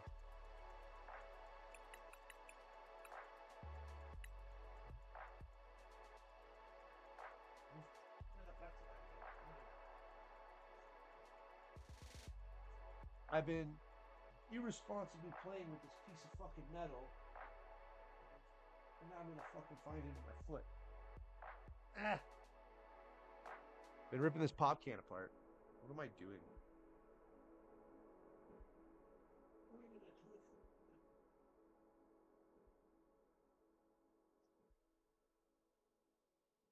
Yeah, it's definitely gonna be bad. Uh-oh. Uh-oh. All right, so 5-5. What are we at already? 30 cards just with that shit.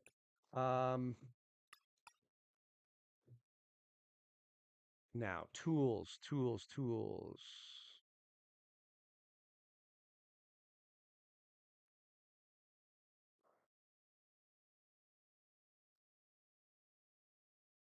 There's no Stevens tools, is there? No, we just looked up trainers. What else? What else is gonna help us accelerate here? Like what else? Oh, let's check the Stevens Metagross deck. Let's see what they use as archetypes in there. And the Jelson deck, actually. Crushing Hammers, that's interesting. Power Glass. Hildas, Ionos.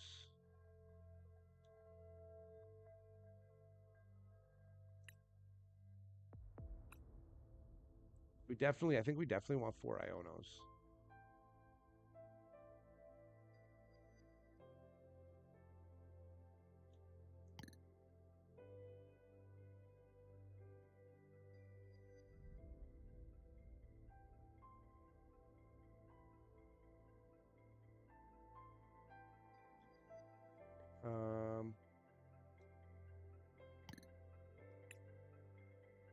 We do 4 Ionos.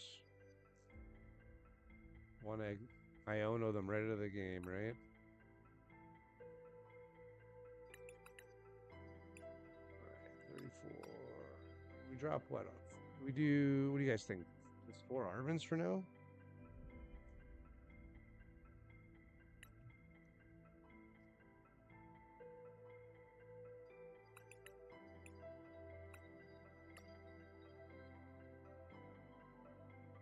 There's got to be something else I can use.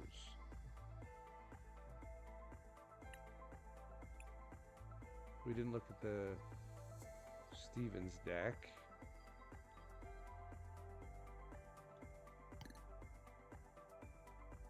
Oh, we did. Energy recycler? Nah. XP shares.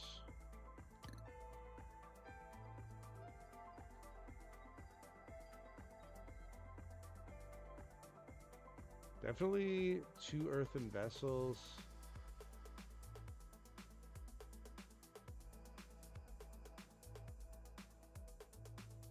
Maybe two earthen vessels, 2 TM Evos.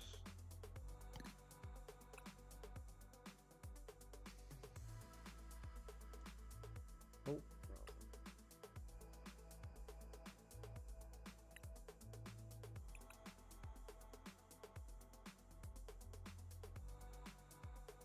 ugh.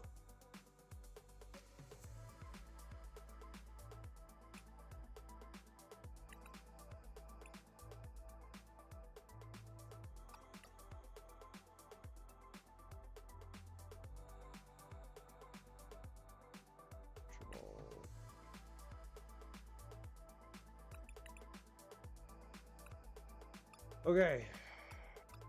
46. I definitely need to build more up here. We definitely need more. What did he play down? He had like 2 Beldum. Let's play. What should I? I'm trying to decide on. Dude, this thing smoked me today. I couldn't do a fucking thing against Metagross Jellicent. It was insane. It definitely left me intrigued. I just don't know what the numbers his count was. I probably should have asked him. Maybe 2 buddy.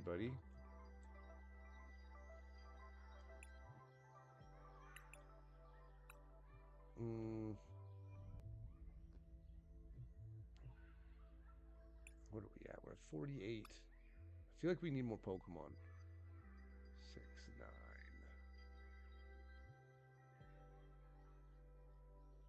Your fun deck. Well, what do you? I need some help here. I want to try to build this. I kind of want to play Metagross and the Jellicent. Problem is I only have one Jellicent at home uh, available to me. What other supporters would I really get advantage out of? What else? Some of these decks. You definitely need some nice stretchers. Maybe 2 nice stretchers. Ugh.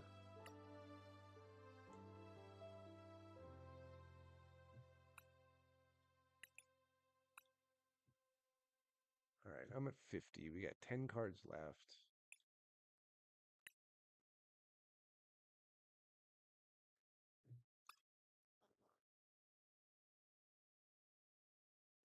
What Pokemon? What? Like,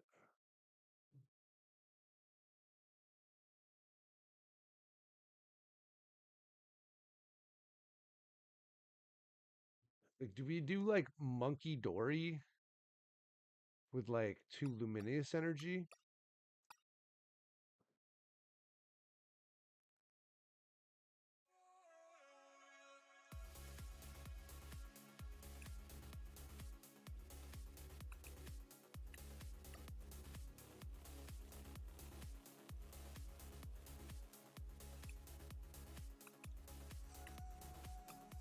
$54. Now, how would we get stuff that we want? If we do Chorus, we can get the special energy and the granite. Or if we do Hilda, we could get an evolution and the special energy, right? Let's do Hilda.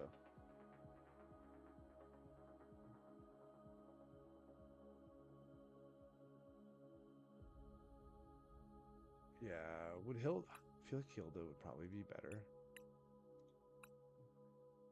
Now, maybe what? Some Pokegears? Pokegears will get us where we need to see what we want.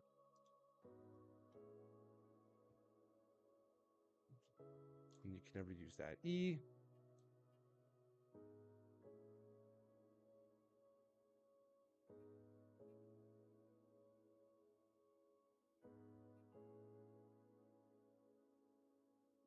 And we have no A spec. I'm not sure what the A spec would be in here.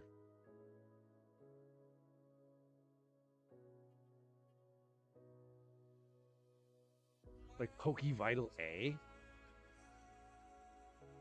Would we like Poke Vital A?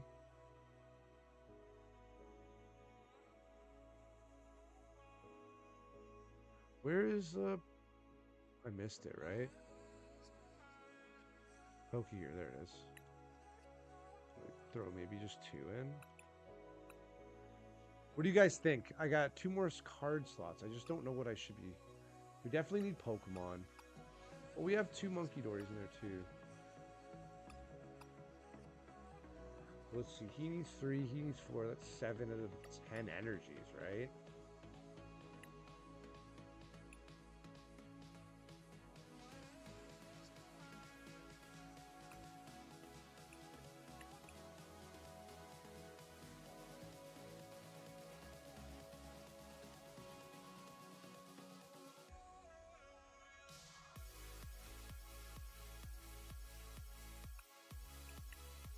I don't know.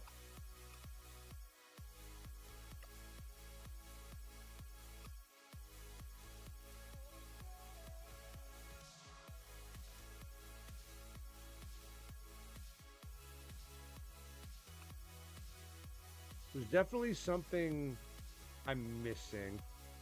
I don't know. Give me a second. I'll be right back, and then we'll play something. I just use the bathroom, so we'll take a quick little break. It is 2 a.m. I gotta pick a deck for tomorrow too. Give me a second. I'll be right back.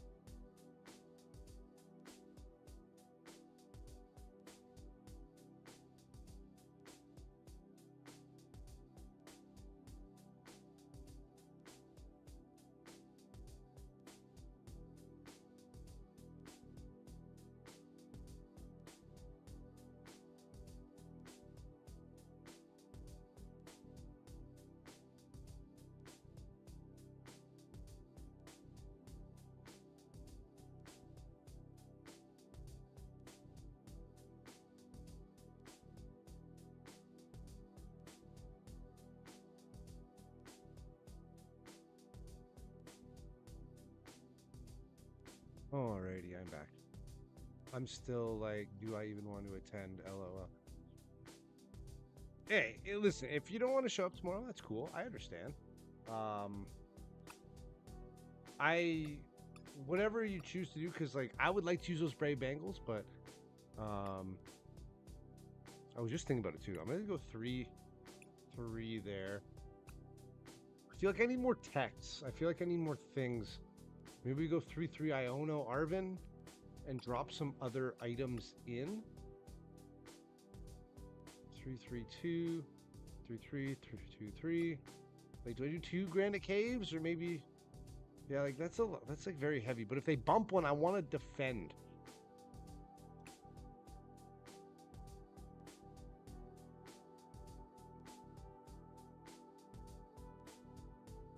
Hilda, Pokegear, Ice Stretchers.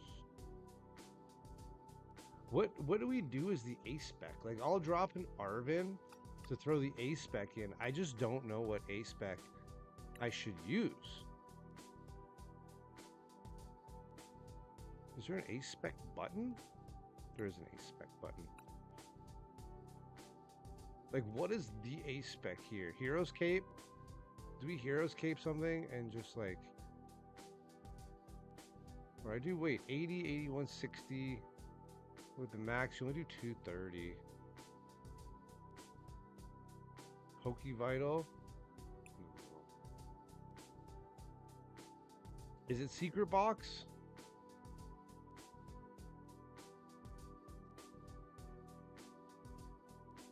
I feel like with how, like, I don't know. Unfair Stamp, maybe? Do we just Unfair Stamp?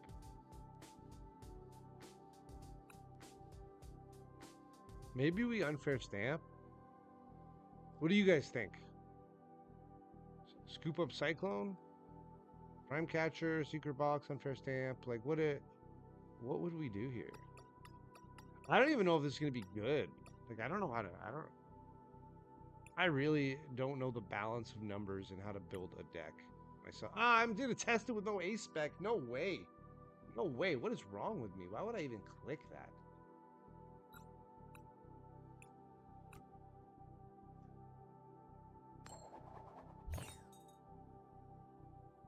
Let's see. I didn't get to pick if I go first. Okay. Do we just maybe A-spec, like, Unfair Stamp? Is that way the first time they knock something out, I just refuse them? And if that's the case, do I replace Arvin or the Iono? I definitely replace the Arvin. The Arvin.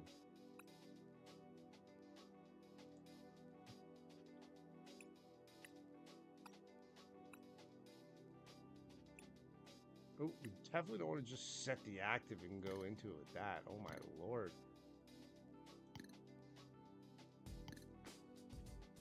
I think I'll set that one as the active if I accidentally start a match. Fuck it. We hit that stack. Yeah, like consistency numbers. I think I'm pretty good on it, but it's just like, what do I need to get around things? What do I need to like take out and add to make this feel better? So I'm going second. AI will always go first.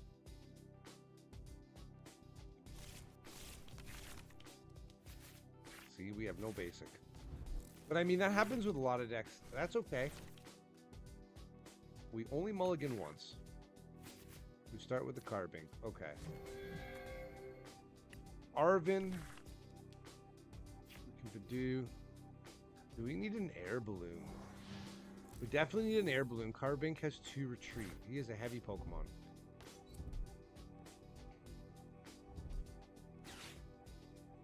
Beach Court. Oh.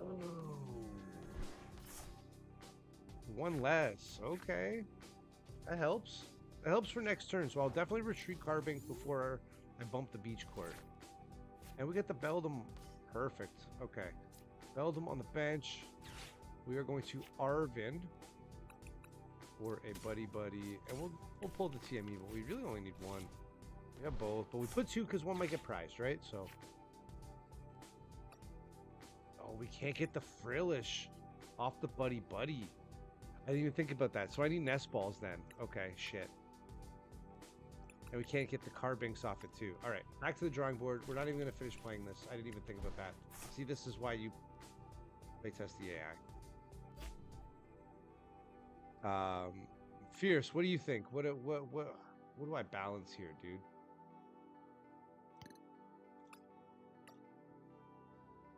So I'm definitely going to go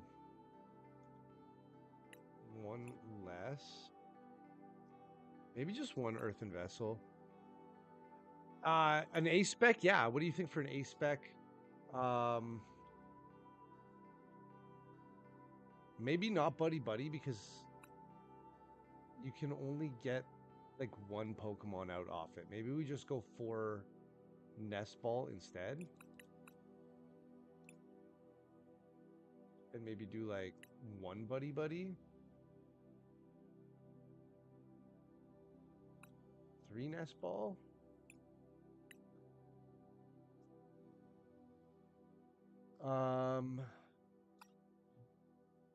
Like the energy count might be high, but I feel like with the amount that is needed, let's only do the 2 Carbinks.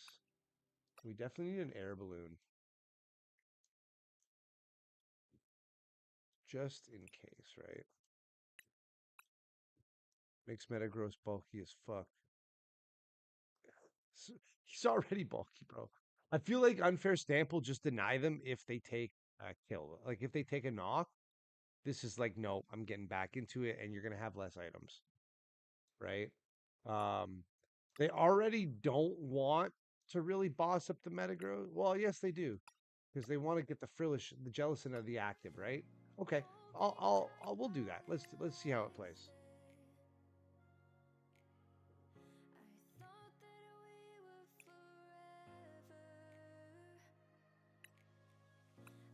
Do we do that or do we do Survival Brace?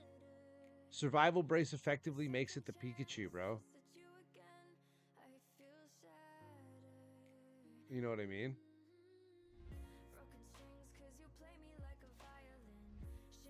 So, like, if they knock him out, it's not just like they have to do 100 more damage. It's like, if they knock it out, it's just 10.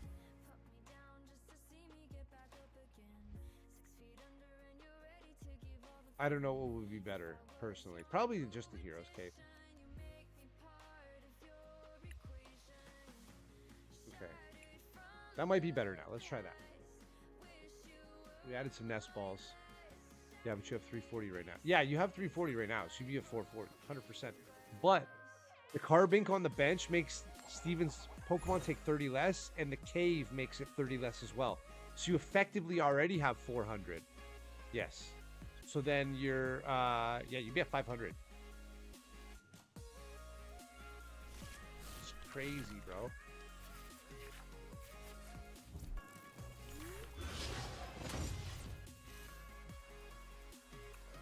Okay.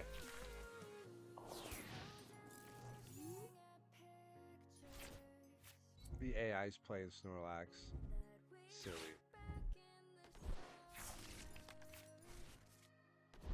Now, the only downfall about this deck, and like when you think about it, it's funny, right? We got a Frillish. Let's get another Beldum out. We can TM Evo. We can do that. We can do that. Okay. Arvin. That's fine. The only thing that's funny about this deck is that its weaknesses are the same as Goldengo's with the Metagross. And the same as like Gardys with the Jellicent. So when people are trying to play into Goldengo and Gardy, they're still playing into this deck. So maybe this isn't the right choice.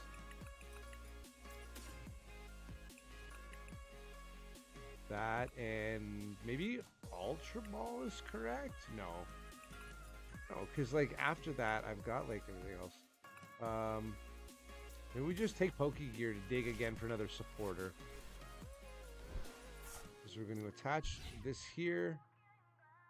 And we are going to Evo both of those. And then we'll retreat the Beldum into the Frillish after this.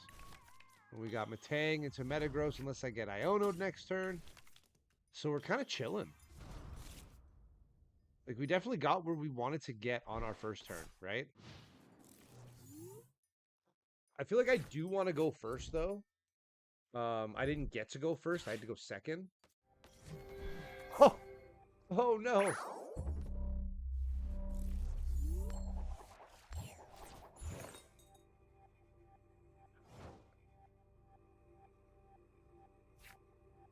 Wait, how did I instantly take...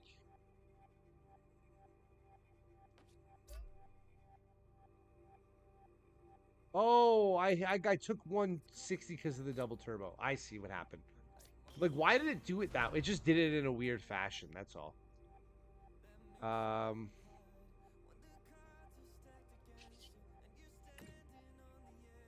we X-boot. Yeah, see? A guy today, the guy that I played, tried to attach 2 steel energies. And I'm like, no, no, no. Because he tried to attach them to, oh, what did he bump to the active? It was a steel Pokemon, but it wasn't Metagross or Beldum. I have to remember what it was because he played it in the deck. But he tried to attach 2 steel, and I kept reading the card. He's a guy, gets to attach 2, and I'm like, no, no, no. It's 1 of each. And he read it, and I was like, oh, okay, I'm sorry. And I'm just like, bro. Like, yeah, you can attach them anywhere. But they have to be like this. Like, I don't know. I just want to see more cards. I mean, I know I shouldn't, I don't know, but it is AI. I know it's dumb. It's not going to do anything. Let's start getting another Frillish set up. Let's Earthen Vessel. Beldum away.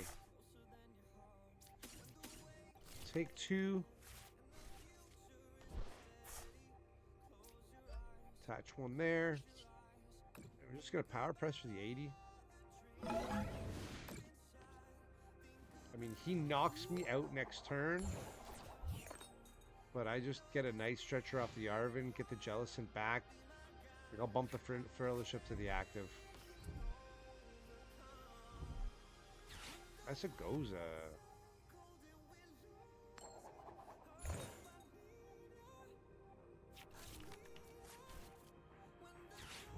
Brother.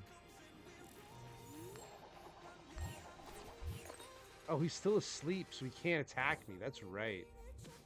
Interesting. Ooh. Okay. Let's X-boot. Okay. Put both of those on there. Now, really, we only need to put that there. Let's mess a Goza.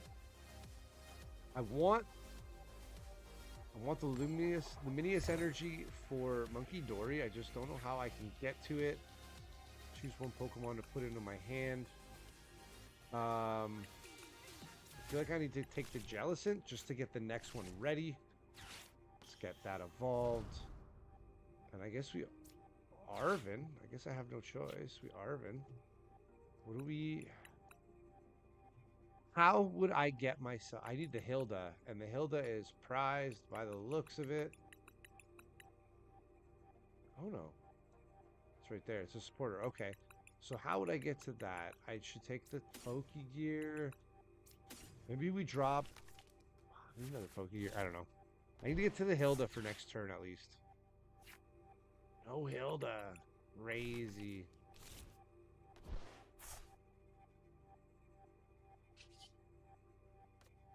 Now he's asleep. If I just pass, what are the odds he knocks me out?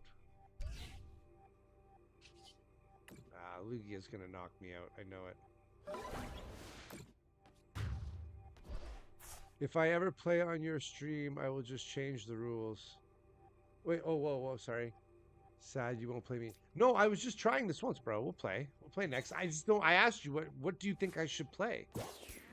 Like I said, I'm trying to decide because tomorrow, like people, because the World Championships just happened. Tomorrow, I'm just gonna see Goldengos, Gardevoirs, Raging Bolts, probably a Grimmsnarl or two. Um, but then at the same time, you also have to think, well, people are trying to counter those too, right? But not that many people are trying to counter them. It's crazy. It's weird. Um, okay. Let's X boot this Jellison on the bench.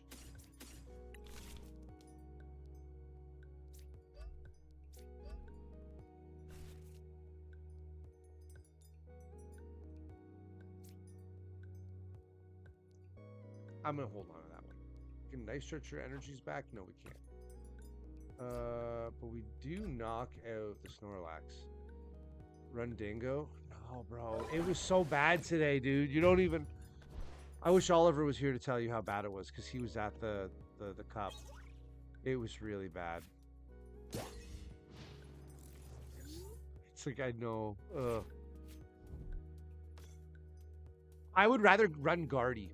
I'm not gonna lie to you. With how bad I misplay the shit out of Gardy, I would still rather play Gardy tomorrow than play Dingo. That's how bad it felt. You run Dingo, you're gonna have a bad time. I'm just telling you right now.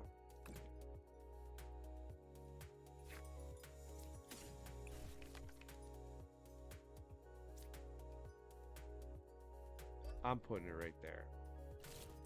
Putting it right there. Put this one right here.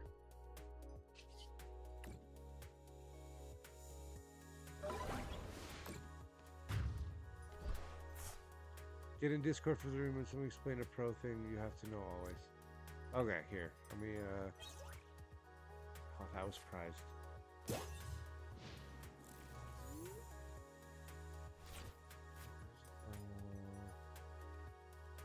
Like every time I plug, like this is why. Like now it says new audio device detected.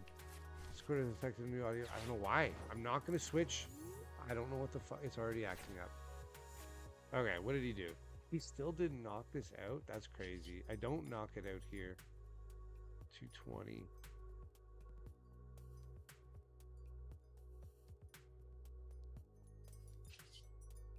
Like, I'm not seeing enough supporter. I need more supporter here. Okay. Oh, can you hear me? All right. Hello? Hello? Hello? Yes, I can hear you. Can I you hear don't me? hear you. 1 second. Uh-oh. What the hell? What the hell? Uh-oh. Hello. 1 second. It's Yeah, not hello? you. Hello? Hello? No, it's my headset. I don't.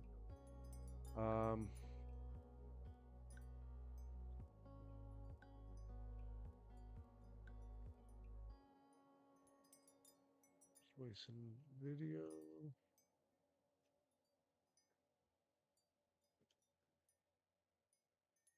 Wow, that's messed up, bro. Hello? Hello? I can There hear we you. go. There we go. I can hear you.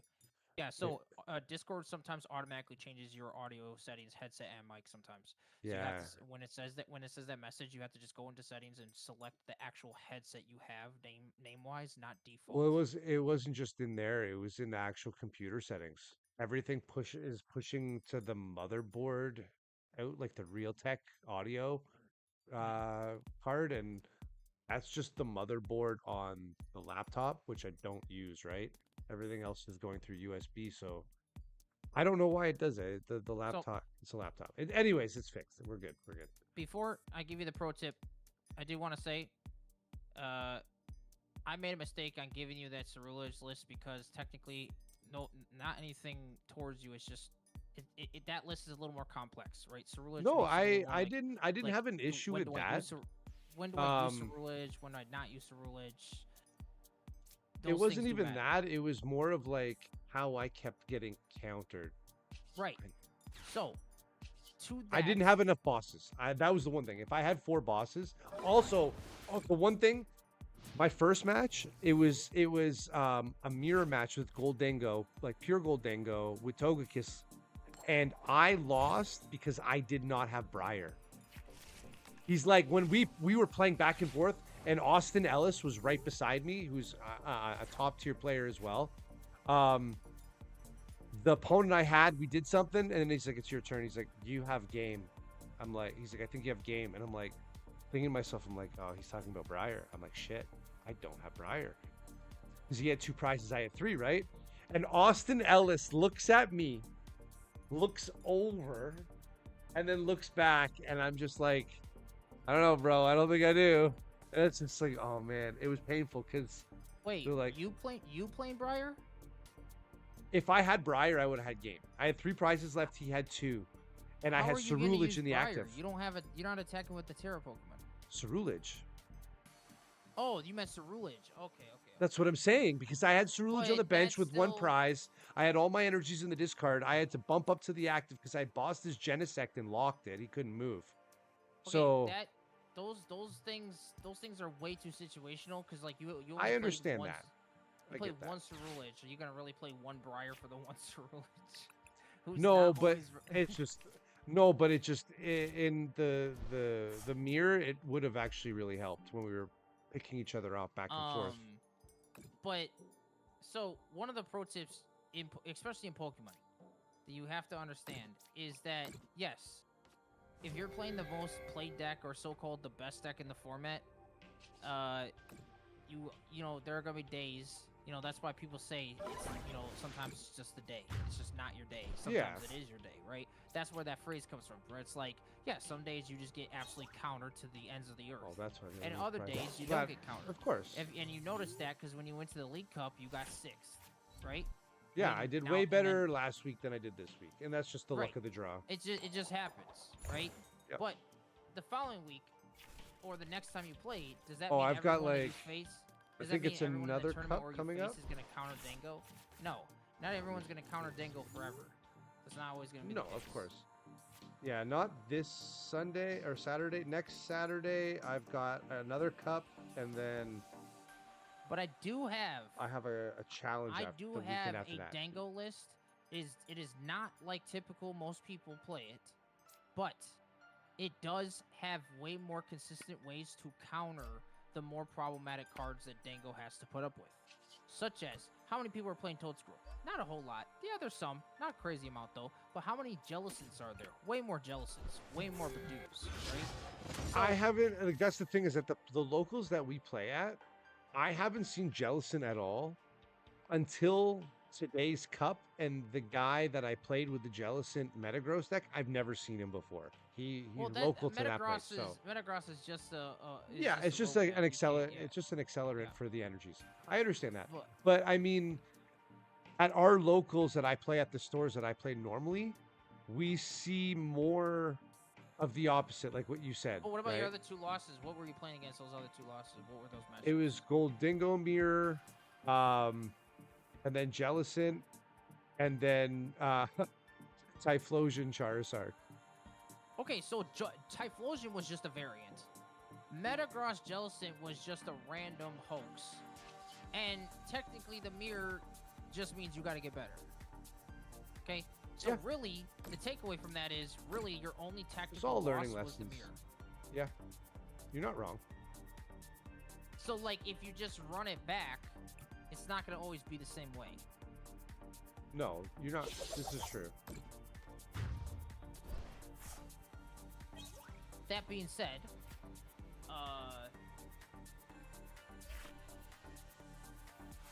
there is a singular card that can help you consistently play around Jellicent, and that is Iron Bundle. Yeah, that's true. Because And it you just can it loop it with pushes Night everything Stretcher. else. Yep. Yep. What did we have that in? We can put it in anything really. But I also noticed that you don't use a lot of times you don't make the baby Goldango, and baby Goldango is crazy. That dude Yeah, is- I know. I used it today, like I said, into mirror match, and it helped.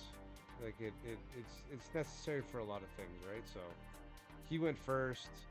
We set up. He was a little bit slower. I ended Oh, up. you said round 1 was the mirror, Yeah, and then Jellicent was the second round. yeah, and then Typhlosion Typhlosion was third. charge. Okay. Yeah. Here's another variant, another concept you have to understand about tournaments too, right? So imagine if you won the mirror match in round 1, you would have. Oh, I never would have played faced somebody else entirely. Yeah, of Yes, course. you would have never faced Jellicent. You would have then never Yeah. faced Typhlosion.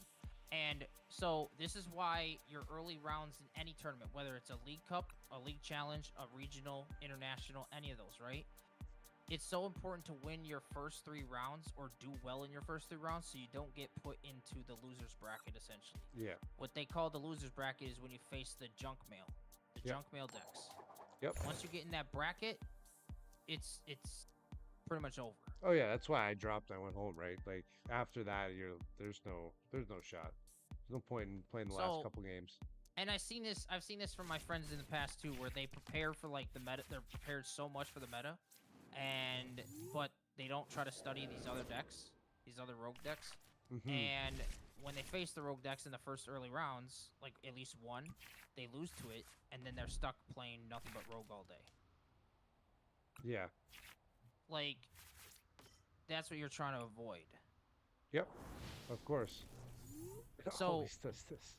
You just have to like play the mirror, like I would just try to recommend playing against the mirror match more and more. Yeah.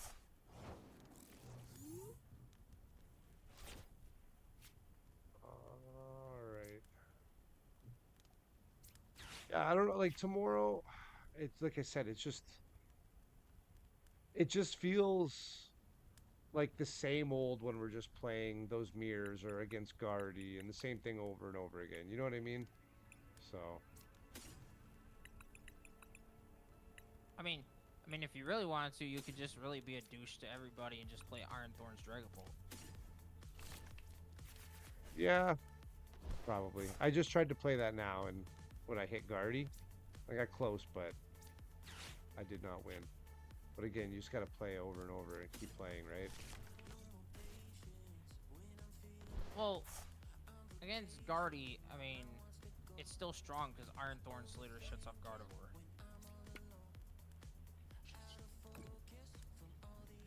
So they can't, like, Yeah. ever accelerate energy. Well, they just everybody's playing Flutter Mane right now, right? So they just Flutter Mane you.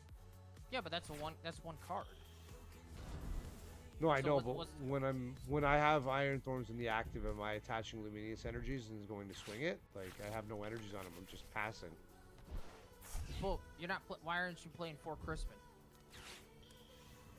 I don't know. I have the list you sent me. That was from like that was prior. That was like 4 weeks ago. Oh, I don't know when you sent this to me. A couple weeks. It was. No, I wasn't.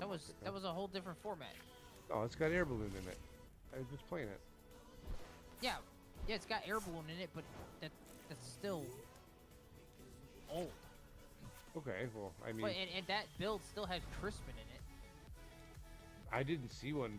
If it does, I didn't see any at all. But you have to like. And also one of the things that I feel like that would help you so much is start looking at Limitless and memorizing these deck lists that people are having. with Well, the I look top at 8, top Limitless 16. all the time. I look at them all the time. Yeah, but I'm saying like actually like remember them forever. Don't ever forget them. Don't ever forget the cards that are used. No, I don't. It's just everybody the meta shifts. There's always things that are changing. Right, but there's certain staples that don't change. Like every Gardevoir list this entire year is when it comes to Night Stretcher and Super Rod, it's always been the same. 1 Super Rod, 2 Night Stretcher. That never changes with Gardy. That's always Mhm. been a staple. So those ratios, when you see them use both Night Stretchers, you know Night Stretcher's done. So you don't have to try to play around Night Stretcher. Yeah. these variables are there are certain things that are staples that these majority of everyone always sticks with. Yeah, Sure, the like- odds or averages, because after cards come out, those numbers stay as a better Right. average. They just stay like 4 research, 4 Iono, and 2 Arvin is pretty much like the norm for pretty much every stage 2 deck. Like they're it's not really changing. Maybe like some people are playing the 1 Brock Scouting or something, but or 2 Hilda, but like those cards ain't real. Like they don't really do anything. They don't threaten your board. This dude must not know that Cornerstone blocks him. Sure. It's just a computer. Oh, it's an AI. I was gonna say, why is there double Pidgeot? It's silly. That double Pidgeot with energies on it. Oh, brother. Quick, he's What gonna do- retreat Charizard into Pidgeot and swing with that next. Yeah. What do I put the mist energy on? Do I put It those doesn't on even the matter. crystals? Mist Energy does nothing against Zard. Doesn't even No, matter I what know. you put it on. But I mean, like, I guess I put it on like what would this be opposing? I honestly, I wouldn't in even this put matchup. Mist Energy on anything. I would just Earth the Vessel, discard Mist, and grab a Fighting Energy. Yeah. But I mean, in like situations, what would the Mist Energy be is only to played stop for? Dragon Pulse 60 damage spread. Gotcha. And then So that would things like you just yeah, want to whatever put you on the whatever you don't crustal or want the wherever. 60 damage spread to be put on, you would stick that Yeah. on there. Gotcha.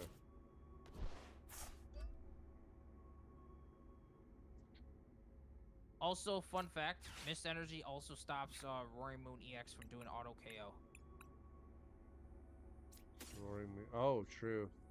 Because yeah, it's a status. That makes sense. No, it has to do with the effects of an attack. That's what I mean. It's an effect. Yeah, like it's not like you're not getting knocked out with damage. It just says knock it out. Kind of like how that Umbreon EX has the second attack. It just says take a prize. Hey, Choco Milk. How you doing, man? Thank you so much for the lurk. Ransom Snore Games. I'm sorry, I can't read that. My screen is very little over here. How you doing? Welcome. Thank you for the chat. How you doing? I don't know. Do I play Joltik Box then? Maybe I don't know. Joltik Box. Stop overthinking it. Stick with what you know, buddy. I know, but that's the thing is, I wanna learn other things. I know my name is long. Just random is fine. That works for You me. said the tournament's tomorrow? Oh no, tomorrow's just locals. Tomorrow's just locals. Okay, so then I don't know. Play something that you want to learn. That's what I'm saying.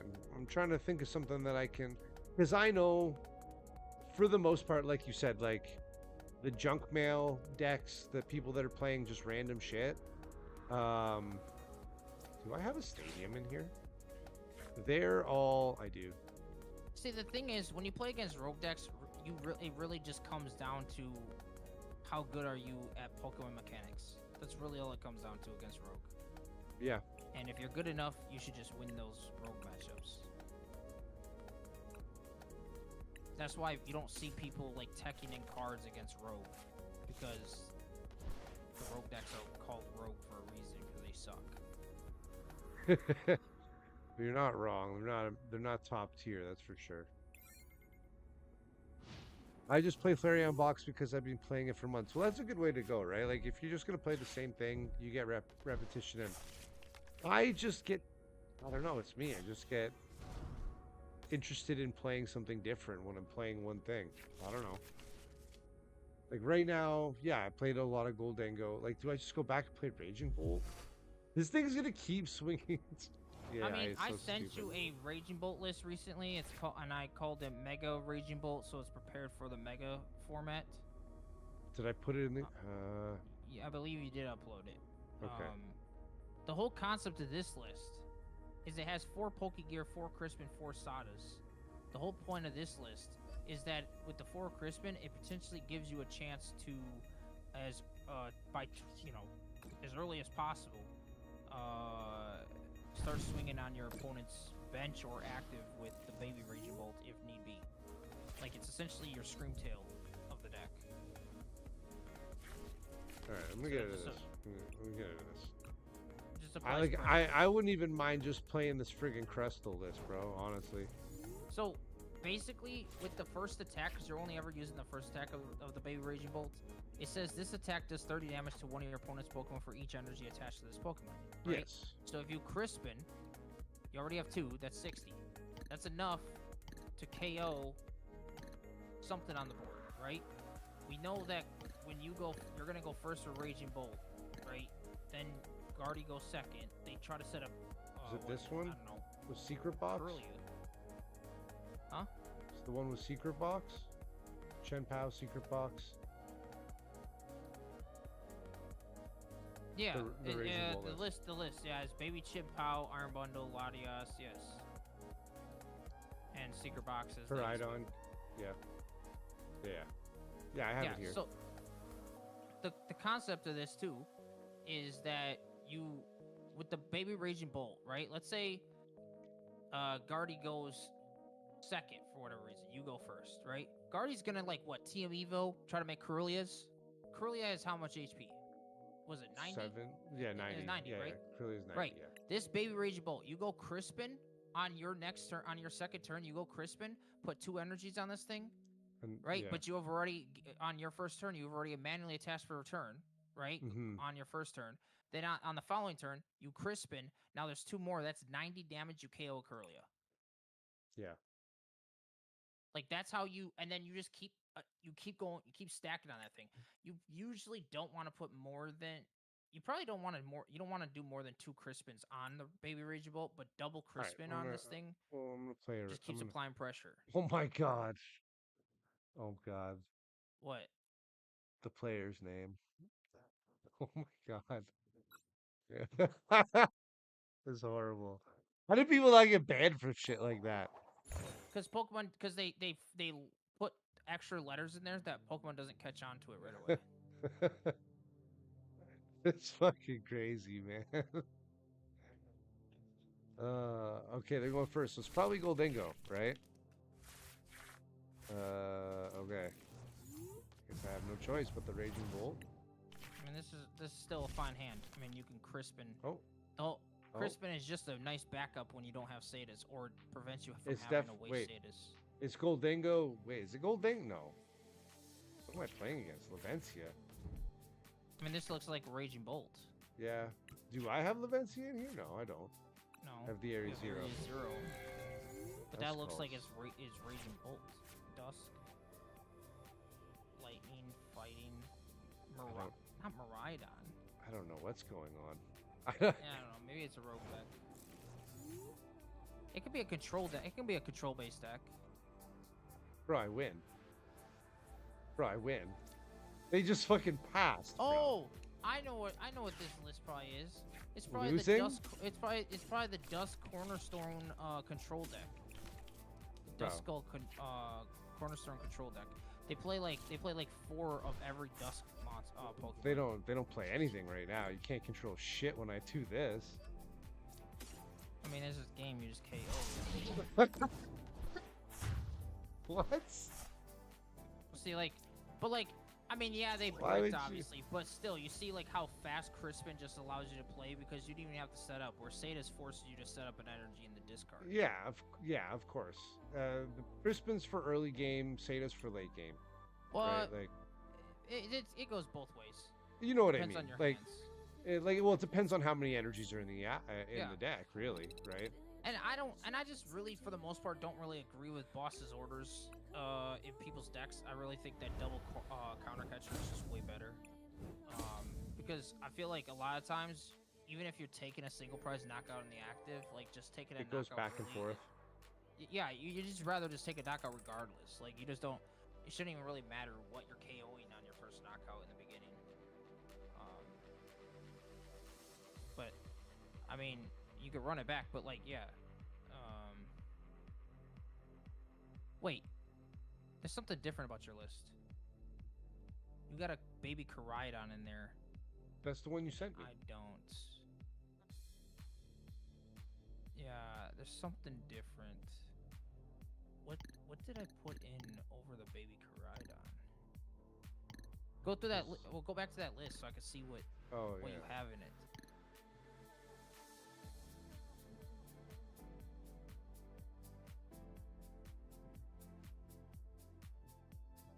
Oh, I cut the baby Koraidon for a second rod, for a second super rod, so that my Crispins are always live throughout the game. And like, I just wanted to focus on the baby Raging Bolt and Raging Bolt himself anyway. Yeah, that makes sense. And Chen Pao is just to dump somebody else's gym, right? Well, The it's stadium. also to clear your bench. So like, if you ever have to play Squawk and then you go area 0 and then you overbench on the area 0, you can use Chen Pao to like wipe the bench off, so you can clear Chen Pao and Squawk, and then those are not liabilities anymore. True. And I also just 100% agree, like, every deck I play just always has Mew EX and Fez. I think those are just important.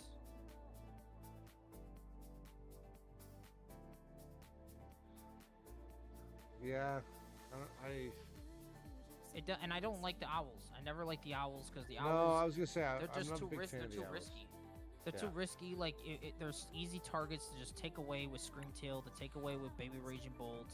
Well, that's what I was gonna say. It's like too much of a mechanic that it requires dependency on something else, and once the piece is gone, I feel like the if you're whole playing thing the falls owls, apart. I feel like if you're playing the owls in Raging Bolt, you have to play Precious Trolley to bench like 3 owls. Yeah. Well, and not only that, if they find a way to like get rid of your stadium, it falls apart because like you'll probably lose your spots in some capacity. Well, or if you go argue like of Raging Bolt in the active or something in the active, right? And then you go trolley for 3 owls, it doesn't matter if it doesn't really matter because now you can just search the stadium off of a Noctowl. I think I guess I should say I'm more. Come on, what the hell's going on here? I'm thinking more about in a sense of just like every time I played with the owls, like even in like Flareon box and stuff, it's just you lose your area 0 and they bump stuff, or you lose your Terra and it bumps stuff. Like it all falls apart. It's not great. Okay, here I would definitely go for Baby Raging Bolt. Yeah, I was just gonna think I don't want to start with a 2-prize attacker. Attach the fighting to and him. then obviously get Squawk. Should I throw the counter in the grass? Yeah, because you're going first. Yeah, you want to put the fighting on there. No, put the fighting on the Baby Raging Bolt. Yeah, but I mean to get the Squawk, I'm throwing counter and grass. I mean, it doesn't really matter. You're gonna Squawk your hand anyhow. Yeah, true. I mean, you could put area 0 in play, but that's really about it. Yeah, I was gonna do that. At least play it out, right? Because if they don't bump it for a turn or 2, you still at least get it. Right.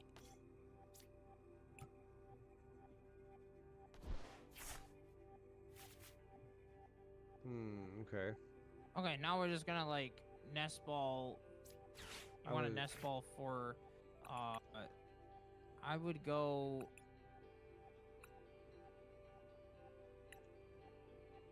for a Mew EX. I think we're gonna play the Mew. We're gonna get we might and get then our bench hand. your teal. Yeah, I was gonna say I'm gonna bench the teal mask. We're gonna get more bench. Oh yeah, and then you're just gonna like just play both of your play the nest ball for sure.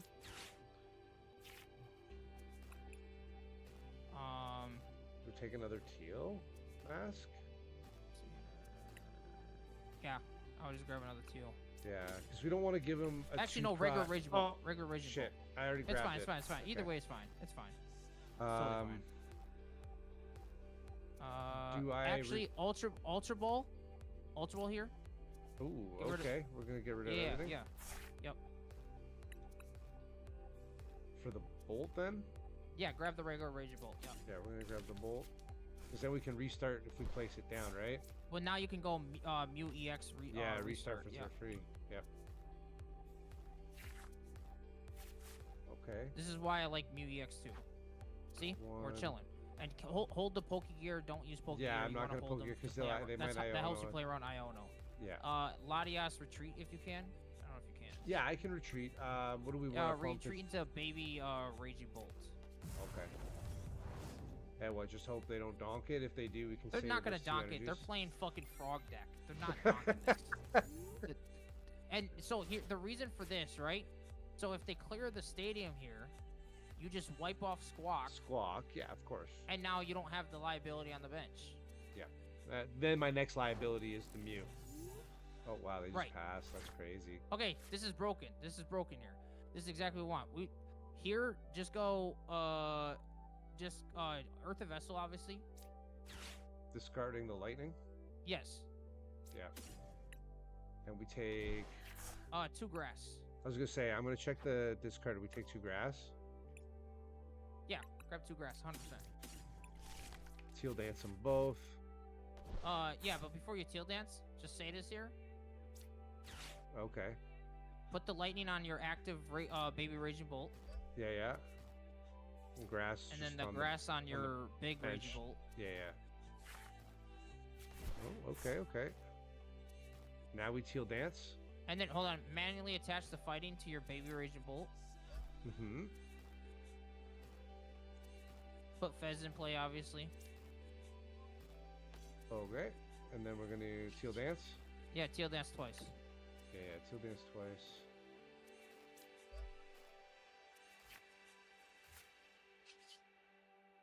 Hold a nice stretcher.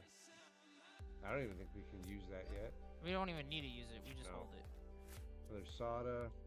Everything that we draw here, we pretty much just hold. And then Raging Yeah. Bolt, knock out their bench frog. The bench frog. Yep. Yeah, This monkeys. is this is what I mean monkeys by just Baby Raging useless. Bolt is literally Screamtail for this deck. Oh, of course. Same attack. You just It's- don't get to. Yeah. It's a little bit, it takes time to set up just like Screamtail does. I was gonna say you don't have to put damage on him. It's just the energies. It's Yeah. damage dependent on energies, not damage on him. Not damage inflicted to him. I don't know And how to say now, at this point, even if they were to somehow, I know they can't, but if they were somehow to bring out something big, you have 6 energies in play. But if they kill Baby Raging Bolt, you still have 3 and a Sadas. it. Yes, this is true. Like, Yeah, we have a retaliation. Yeah, we're just This gonna is knock out the why- Froakie again. He's gonna Yeah. TM Evo it again, and but he's we're gonna gonna dunk evolve it this next turn. thing, and it's only 90 HP, which is still enough to KO.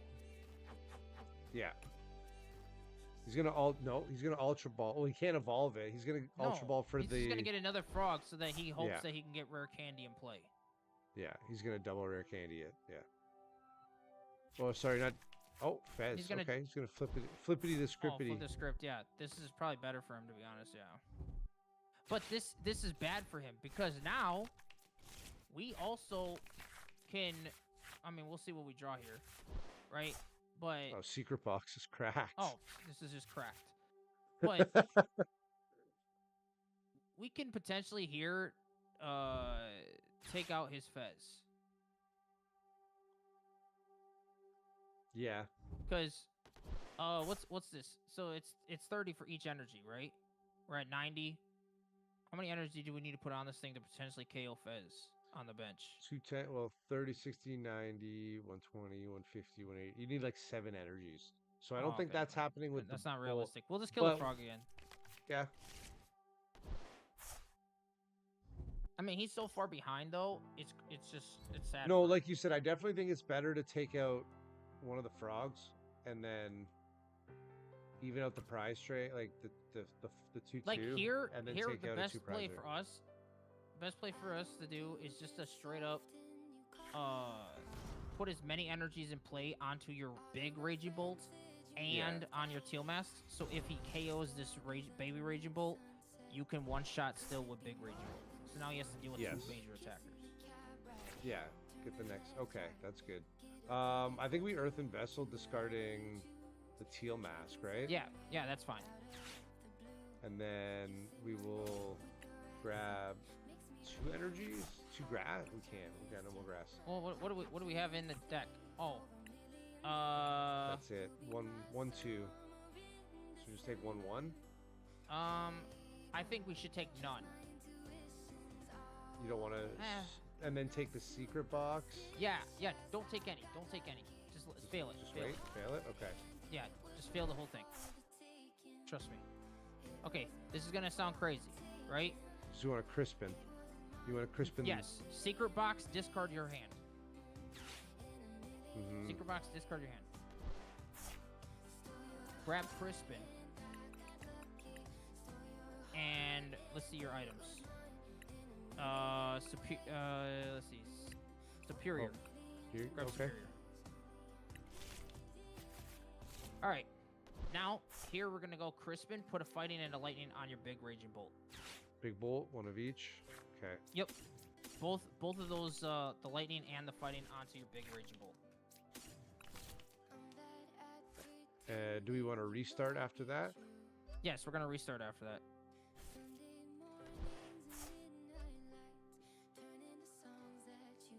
So now, if you notice, 5 energy, I believe, is enough to KO a Charizard, right? Which is going to be enough to KO a Greninja EX, right? Mhm. So now you're set up for, you have 2 ways to knock out the big guy, or a way to knock out the big guy. So they have 2 threats on the board. So here, Yeah. Baby Raging Bolt can freely KO one of his frogs, forcing him to now not want to feel safe to promote his Greninja EX, because your big Raging Bolt is a threat. Yeah. And they So can am I only just swinging on a frog? Yeah, kill a frog. Yeah, just swinging on a frog now. Take another Right. knockout. Now you're in a now you'll be in a 2 prize race position each time. Yep. So anything he promotes here will just straight up be a 2 prizer when he swings. Mhm. Yeah. Well, because he's gonna want to retaliate at that point. Right.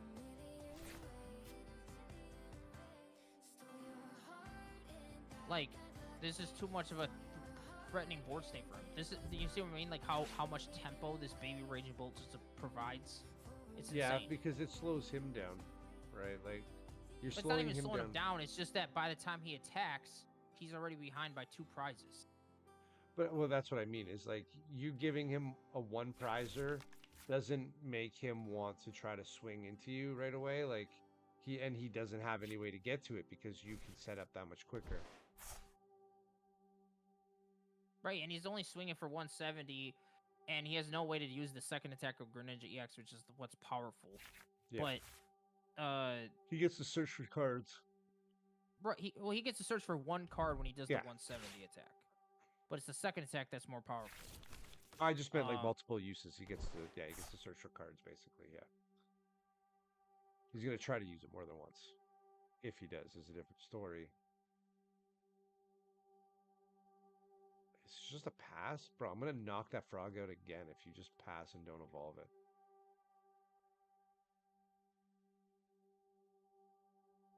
I don't think he's got it. I think that's for Blaze. I think that fire one is for Blaziken. I was gonna say I don't think he's got it. He conceded. Yeah. Yeah, you know what? I think that's the one we built. Give me a second. Yeah. Go back to what got you 3-0.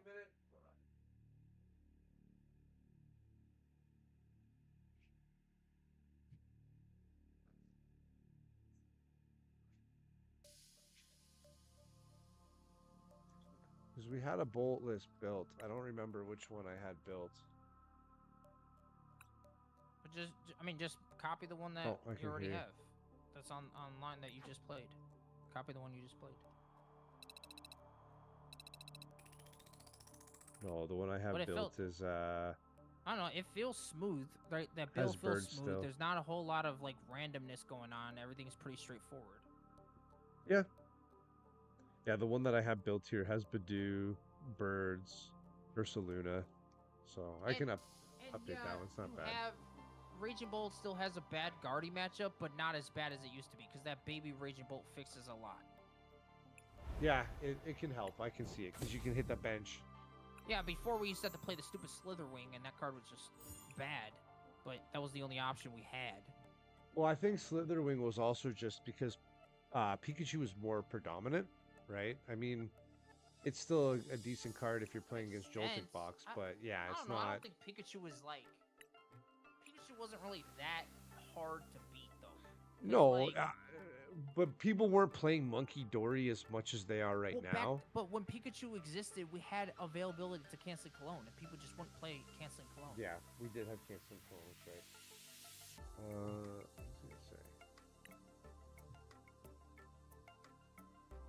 Yeah, that's a good list too. Like that Raging Bolt one. Yeah, I hear I make some pretty good lists. I don't know. What would I do with this one? Help me with this Metagross Jellicent. Because I like the idea of the Jellicent, but I feel like after I get into stuff, I think I need more supporters in here. You know how I can help you with that Metagross list? How's that? Throw it in the garbage? Scroll up. Hit See all the way delete? to the right, the button delete. I knew you'd say that. The Crustal's fun. I like the idea of the Crustal too. I just like the different decks. It's just something fun to play at locals, you know?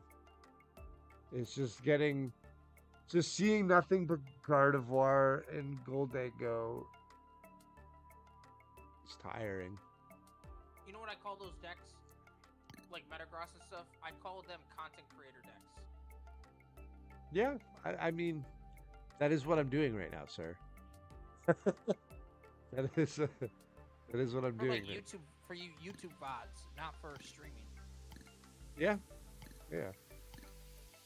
See, I need more time in life so I can go back and edit the videos and then post them. You know what I mean? If I could have the time to get my shit together as a content creator, oh, bro, I'd have a lot more done. Oh. Go What back about- to Metagross real quick. I'm gonna explain something why the biggest problem that I can't stand Pokemon doing this. What's that? Right? So click on Metagross. Yeah. Okay. It has an ability, right, that can search Psychic and Steel energies. Sounds cool, Yes. right? Think about how much work it takes to make a Stage 2 Pokemon. Yeah. Well, that's it. Now, That's it. look at Metagross and remind yourself about Charizard, Grimmsnarl, Gardy, Dragapult. Yeah. It's just it doesn't add up. It's not. Yeah. And this dude needs 3 energy for 200 damage. So you have to 2-shot everything, and Yep. everyone and the mother is playing Turos. What do you mean? You don't have to 2-shot Chen Pao. Yeah, you do. Chimpow's like 220. Yeah, but he's weak to steel. Yeah, they randomly put a hero's cape on it. Yeah. Yeah, then they're fucked. Then you can't. No, 400. You still hit him. Okay. But Okay, nobody's playing Chen Pao. okay, Nobody's better playing yet, Chen better Pao. yet, Nobody's stare playing down. Chen Pao. Better yet, play Metagross into Garchomp. Yeah, no, it's just Garchomp would be even a better deck to play, right? Like overall. Like it's to me, like yes, there's a balance between fun, and then there's Metagross. Metagross is not fun. It's not even rogue. The thing just exists, and it's something that you put in the back of your collection. In the back, you don't even put it in a binder.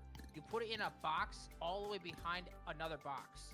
It stores away like where you put a cans of food for a box. All I know is that like just tomorrow, I just don't want to play Goldango. That's it. I think that's it. I just don't want to play Goldango.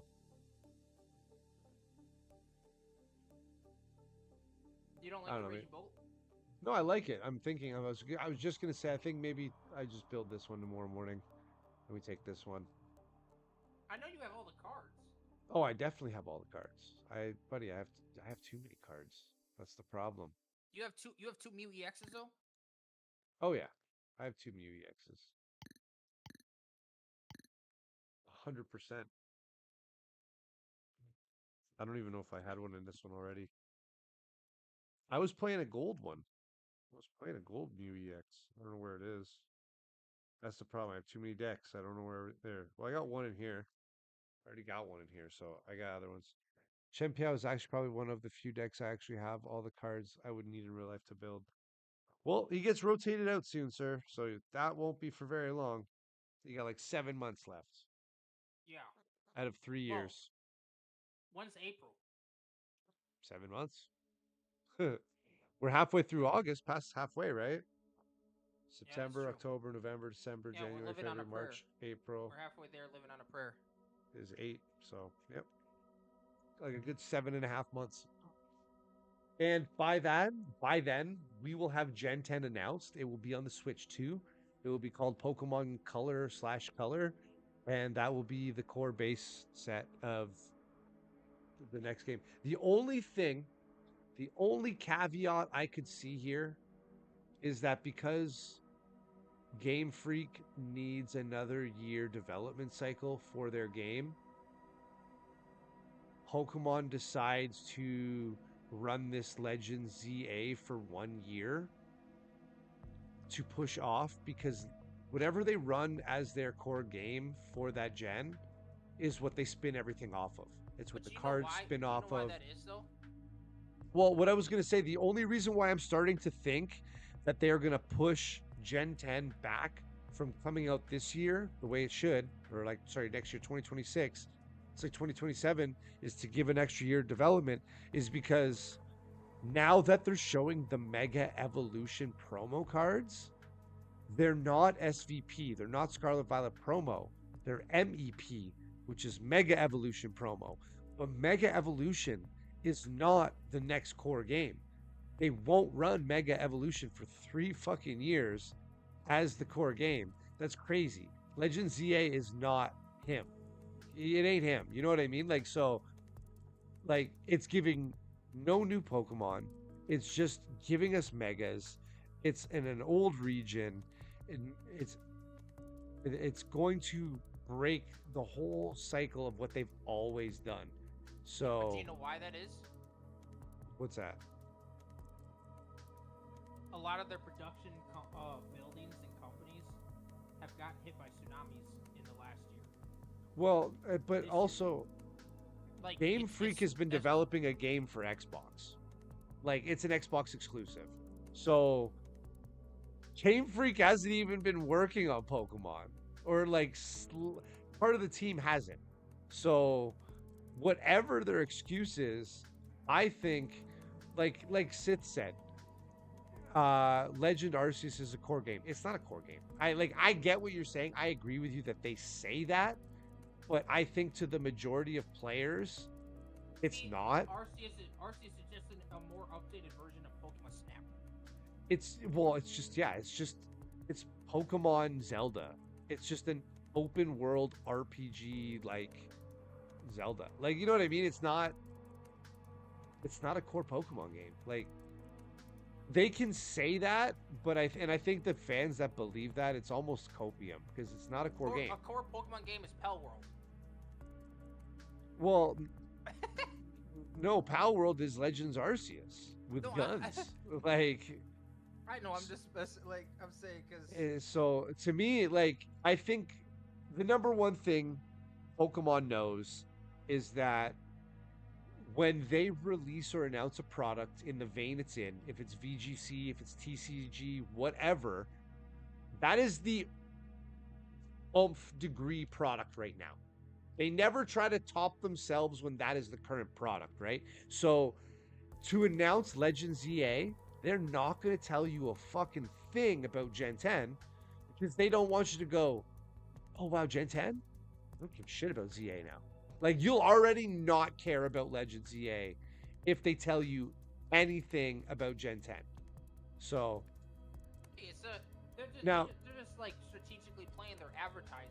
yes, that's it. Well, Legends Arceus, let me guess, the main legendary Pokemon was Arceus, right? Right? Yeah, I'm guessing. I believe the lore goes that Arceus was the only Pokemon to actually stop a team. Well, I mean, it's kind of in the name. Legends Arceus. Okay. So, what do you guys think Legends ZA is going to be? It's Zygarde. It's Zygarde. It's in Kalos. It's XY. It's ZA. It's Zygarde. That's all it's going to be. So they're going to use that as an arc in some capacity to go to Gen 10. Are we going to see time travel? Because Hear me out. Gen Yeah, 9 had I was about to Gen say- 9 had Ancient and Paradox. If they now find a way, instead of like going to Area 0 or whatever, because I didn't play the DLC, they actually find a way to arc this in, like, you're actually just time traveling. You're now going to past worlds catching ancient Pokemon. You're going to the future catching future Pokemon. You're like, this is what if they're talking about being a core game, they're talking about it being a core game in making the stories canon. the game's playability is not a core game. They shouldn't be pulling the entirety of the TCG and everything off of Legends at all. But that's what they're doing. Legends ZA introduces the megas. That's where the card game is going. I think it's a short run. They have 4 sets in Japan. That would give us 2 sets in English. We have 7 months left, 7.5 months left. That's about 3 sets till we get there. Megas comes out, Megas 2 comes out. Then we have celebrations or whatever the 30th anniversary potentially could be. And then the next set would be the actual real Gen 10. Unless they decide to do 1 year of megas, which I just feel like they might because there's mega promos. Why would they do? Well, you know what? They could always do parallel mega promos whenever they release mega bundles, mega special, whatever's, but I don't know. It just doesn't make sense to me. ZA doesn't have time travel, but it does Okay, have an ancient king who won't die, as was the ancient king of Kalos. So he's been alive and kicking for 3,000 years. Yes, but with everything they've done in all these other games, who's to say they won't try to do that? They've set a precedent now with Paradox Pokemon being ancient and being future. So just because ZA they don't tell us yet, that could be the spin. Like this is always how storytelling in video games is, right? Like fiction will never give you the key component. I feel like the biggest hint they'll do a year or so of Megas is the fact that they made it a new base set. They never did that with Arceus and just included those sets with Sword Shield. But that's what I'm saying is that right now, like they're not calling it base set though. That's the community. They've just said this is megas. Like they haven't like nothing is said it's a yeah, they didn't base say set. they never called it Mega Evolution base set. No. That mega like so far the way I've seen it, all the marketing shown off for Mega is the same way they did Crown Zenith. Crown Zenith wasn't labeled Sword and Shield, but it was Sword and Shield. Until we see the promo cards in our hands, it's gonna be a different. It might be different, but like Crown Zenith promos were still Sword Shield promos. So I don't know. The only thing I can think of is, like I said, adding another year of development to Gen 10 because this just isn't Gen 10. This isn't what they use to launch the next 3 years of cards and rotations and adding Pokemon and all these things because all of those things add new toys, new plushies, new marketing promos with other companies, new like it's a whole new world of things to do every time they release a generation. And they're just not going to. Like is that when people start to get tired? Is the 3 year mark where they went with because they realize people will burn out and you need to bring them back in and hype them up with something new again? Will 4 years hurt that? Will we see people say, fuck it, I'm out of the hobby again, like 2020 after 2020 because they don't want to wait longer? I just know that with all the, I just know that I'm assuming just with all the natural disasters though, for real, that it's around the world, not just in the U.S., but like around the world right now. It's like it's slowing a lot of things down, and these are like the most natural disasters I've seen back to back to back. It's insane, and it almost reminds me of like how things are slowing down when COVID happened. You know, like we didn't get a rotation during those years. You know, there's just a lot of just like sorry to interrupt. Yeah. But Sith, like Crown Zenith was just Crown Zenith. That's it. Mega, I think, is listed as Mega 1 is because they have 4 Mega sets in Japan. So we'll see 2 Mega sets. They're just going to call it MEG 1 and MEG 2. Like, I don't think we're going to see. And again, all they have to do is release those sequentially in the next 3.5 months. And then it's just like I feel like it could be a filler for half a year, or filler for 1 year. The point is I don't think we're going to see megas for 3 years.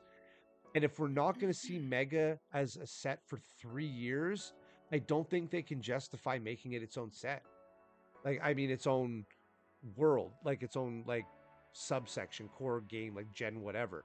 Like, you got to think that's hundreds of promo cards. That's a lot of other things that are implied upon that. So, I don't even think it's disastrous, slowing things down. It's the entire gaming industry. Think about it, console generations are getting longer. We're seeing more remasters to pad time between new releases of the series. The whole gaming industry is slowing. That's, and I think that's because of greed. That's not because of anything else. They're padding releases with remasters because it's getting incredibly easier to remaster things. It's getting incredibly easier to slap a fresh coat of paint on something, barely tinker with the engine, put it on a phone, and sell it for 25 bucks. Like, like all of these things combined makes Pete Parsons another fucking car, and and you have less. Like, so I think if the companies were willing, and even at an indie level, make smaller games, but more consistently, they would see more return. But when you stretch it out and you just keep milking us for skins, that's when people stop playing. And that's what's happening. Well, at least his new cars won't come out of Bungie's budget. Not anymore, they won't. He's going to have to find a new company's fan base to siphon. But like I said, like, Pokemon has found the correct spot to do it because the card game needs to be fresh. It needs to keep growing to keep people interested. They keep expanding the world by creating new characters and highlighting those characters to keep the feeling of something fresh. Or else the electric eel with Dynamotor will feel the exact same as Flaffy with Dynamotor, will feel the exact same as the old eel with Dynamotor. You know what I'm saying? Like, it's the same shit made over and over again, but at least Pokemon has found an interesting way to rehash it. A lot of these companies don't have any ideas at all. That's their problem, bro. That's on them. That's not the customer's fault. And that's where video games are. Nobody has an original idea. Warzone ripped off somebody else. PUBG ripped off somebody. Fortnite ripped off. Everything is fucking ripped off. That's why they're failing. I wouldn't be shocked if Parsons weasels his way into Xbox or one of its studios. The only reason why I would say he won't go to a company that works for Sony is because I think he's scarlet lettered himself with Sony now, with Bungie. Because Sony loves his business models. Sony loves that, let's be honest. The reason why he got away with it so long and Sony was okay with it was because nobody really spoke up until the mass firings. The last year and a half, when people got sick of it, Sony was just like, you know what? I think we need to distance ourselves. He makes us look bad. He makes us look bad. He makes us money, but he also makes us look bad. So we need to shake it up. We need somebody that will be just as disgusting.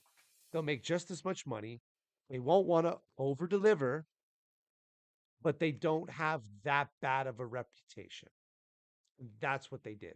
That's exactly what they did. They took the guy that won't over deliver. He also won't cast a bad shadow on them. That's more important to Sony. So that's where that's at now. Yeah. Overall, like video, like that's why I don't want to go and like play video games now.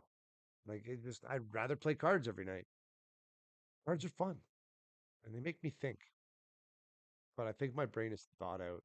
I think I'm I tired. think I think another thing though, I think another main thing about I'm not sure if Destiny has a pro scene or a competitive scene at all, but eh, eh. uh or used to at all any point.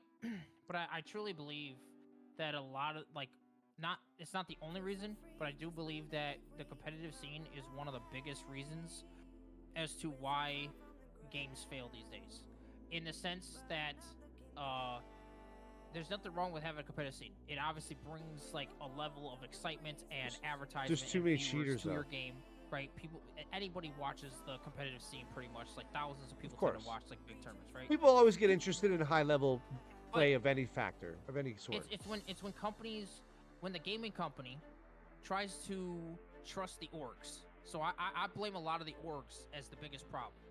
So because I've seen game companies try to put a trust, a future trust in these orgs by giving these orgs, for example, Apex. They gave these orgs a couple years ago $100,000 each to ensure that it would cover all the salary for their players as well as any expenses for the org itself.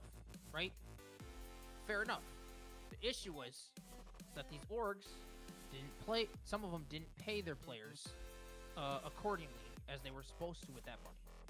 Yeah. That costed the company millions of dollars because imagine how many orgs and you're paying 100 grand each. Yeah. Then you got companies that will try to cut the orgs out completely, and that's not healthy either, right? I think there's a lot of like issues gotta with be the a financial balance. structure Yeah. of the competitive scene that takes away from developers from getting paid and the equipment they need to actually develop a good game, right? You're focusing so much more on the pro scene. You're not focusing enough on the game itself. Yeah. That you forget that majority of these games are funded not by the pros. They're funded by the casual individuals. Yeah. There's more casual than there is competitive. Yeah. Sith, You can the have both. You just have to have the right management balance. to Yeah. control it. Sith, the money making thing. Bungie, he says Bungie kept failing any targets set for it under him. This is true, but you also have to think perception on those targets is important, okay? Because you got to remember, like when the 3DS came out, okay, like think about this.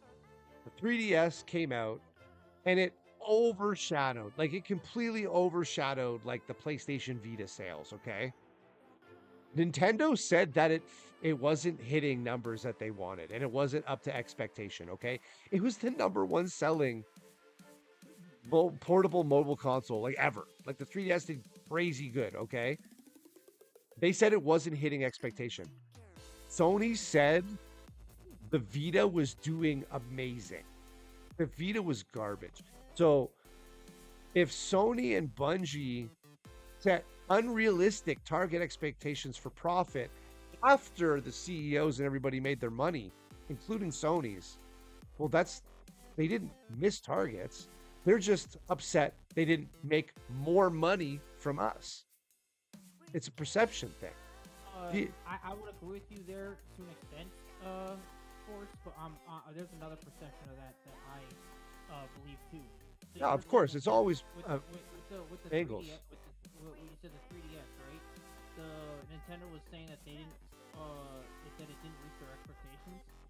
Yeah. So the thing is that things that people sometimes overlook is that what did it cost the company to make said device?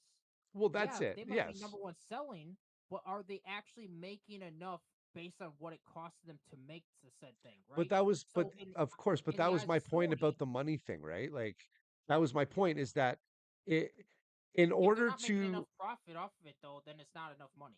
no, of course, but Nintendo was also the company that in the early 90s, late 80s said, we realized with our NES when they were going for the Super NES, so like we realized that after like the first year or two, like 2 and 3 households owned the hardware. We couldn't keep marketing and selling the hardware. We needed to shift the focus to the software.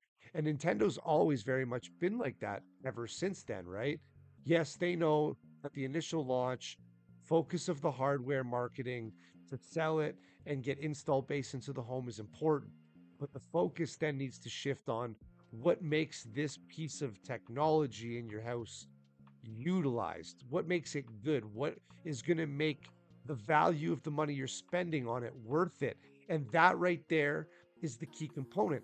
If there's going to be more money spent into the piece of hardware for cost and research and development, then the software needs to justify the means, right? Sony is proving their software is not justifying the means anymore. They just jacked the price up on the PS5 again. Yeah, Dude, I mean, but Sony's always been like nobody money cares on, about the like, PS5 yeah, anymore. It's too expensive now. It's too old for the cost now. At this point, and this is where I'm trying to say it though, is that Sony is blind with a lot of these things because they don't realize that they always think, oh, well, we're going to look at it like we're Apple. This is a prestigious piece. No one I gives a was just shit. about to tell you, I was Nobody, about to say, nobody there's two looks at companies that never buy Sony products from. like Apple. And that's Sony's archaic thinking because they need to realize you're not the only avenue, right? Like as a software company, Apple is the only avenue, right? You are a locked ecosystem. That's not video games. Okay. That's not that's not video games. Like with a cell phone, you do 100 different things. Okay. With a console, you play the same games that are on the other competitor's device. It's not the same thing. With a phone, yes, you text message the way Androids do, you do all these other things, but the ecosystem and how you get actual functionality out of other things is what's important. That's what they sell you. Sony doesn't have an ecosystem. Their voice chat is shit.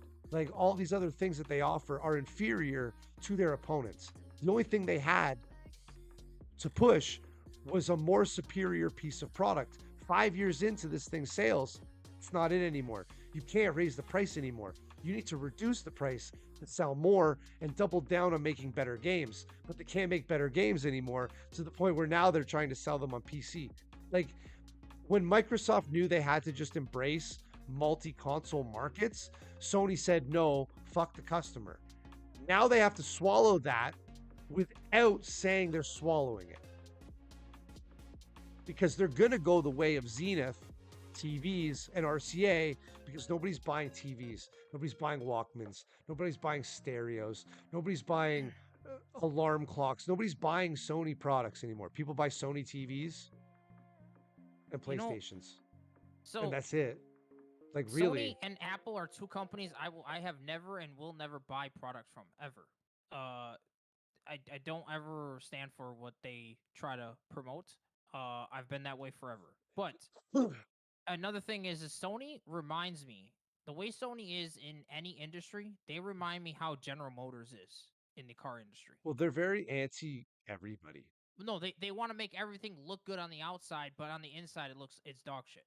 That's what I mean. Pardon my language, you're Well, that's they highlight like when the PS4 came out, they boasted that it had a supercharged GPU. Bro, it was nothing any of the sort of any of that. After it Although actually came out, I will say that the PS5 and the PS4 controller is significantly superior to the Xbox. Those controllers feel so smooth. Well, I was gonna say the functionality in, and this is that's coming from me, and I was an Xbox person all the way. Yeah, but this is another core component of that too. You have to think of, right? The controllers themselves are branded by the company. The components are made by someone else. This is just goes back into what I was saying about you need to spend money to make money. If you want to have a quality feeling product, you need to spend more money on those inputs, on those joysticks, on the button response. Oh yeah, that's a lot of these companies, including Nintendo. They want to spend the least amount of money to get the biggest game. And Nintendo's controllers often fucking fail. We know this. Have you ever taken apart a Game Boy Advance? Have you ever taken apart of a Game Boy Advance or anything? You see how cheap the trigger buttons are on those things? Well, yeah, like but again, I think a good and I'm gonna play devil's advocate here. If you're going to cheap out somewhere on your hardware to cut costs for the consumer, okay? Not to make the product worse because you want it to break, but you want it to make it cheaper because you know technology is getting more expensive. where are you going to do it? Are you going to do it on the processor? Are you going to do it on the screen? Or are you going to do it maybe on the thing that they might have to replace already? You get what I mean? Like, I would do that on the thing they might have to replace already. They're going to wear it down. They're going to ultimately replace that. That's what I think they did with the Joy-Cons. The Joy-Cons always have drifting. There's always an issue with them. And even in the second gen, it's the same thing apparently with this new Switch too. Um, they went cheap on the fucking controllers, right? Um, they You can only go so cheap on mass producing semiconductors before you're making the product not functional, right? Like the Switch 1 is like way too outdated to do most of what they want to do now. They pushed it to its limit. That's why they went to a Switch 2, but they didn't change the junkiness of input on the controller. They changed like how it connects. They changed all those other things, but they didn't change the Joy-Con, like the actual thumbsticks. And I think that's their thought process behind it. Because if they would have spent more money and more research and development to make the Joy-Cons better, we would have seen an even more increased price. And how would you have seen the value of that increased price? You know what I mean? Like, because games are think gonna games are gonna go up too. This is obviously gonna take time, but I feel like what these gaming companies, because they're big enough, especially Nintendo, they are far enough big Oh, enough. they're all to big make enough, this, yes. Right. They're all big enough to make this happen. But I feel like their best bet in the long run, right, would be to the companies that they use overseas to develop, whether like super advanced software for them or hardware for them, to avoid cost. They should build their own facilities nearest to them and try to develop things on their own, so that in the future the cost will be significantly less for them because it's directly from them, right? It's That's created by them. Well, And- that gets into like that's how cars manufacture, right? They develop Right. their own plants and because one of the biggest things is that these companies that they were using for decades now have literally increased their prices for whatever reasons. Whether they increase their prices because they want to get paid more because they're the ones doing, they realize these companies need this stuff from them, or the cost of materials have gone up because of lack of being able to find the materials. Or I know that a lot of these companies always talk about COVID being the issue, but and now trade tariffs, but it's like I've seen it happen where, for example, there's a company, I don't know if you know it, it's called Caterpillar. yeah, like And construction there equipment. used to be a company in South Milwaukee where I used to live called Bucyrus. Bucyrus was known for doing mining, right? They mined all sorts of materials. That was what they were known for. They were a small company, but they were so good at what they did. Caterpillar eventually, after so many years, eventually bought them out. Caterpillar had no idea what the heck they were doing when it comes to mining. They knew nothing, right? But Okay. after 2 years of owning Bucyrus, sure, Caterpillar stocks dropped a little bit because of that purchase. But after 2 years, Caterpillar finally figured it out. They mastered it, got it down, and their stocks skyrocketed through the roof. Now they don't have to go purchase materials through mining companies. They just mine it themselves. Well, yeah, a company that big, yeah, at that point, I It- think but it there's was- a it was- lot it- of. it was a smart business decision though. I think And that's what I think that these companies, these gaming companies, could benefit from that. Buy these there's- companies out.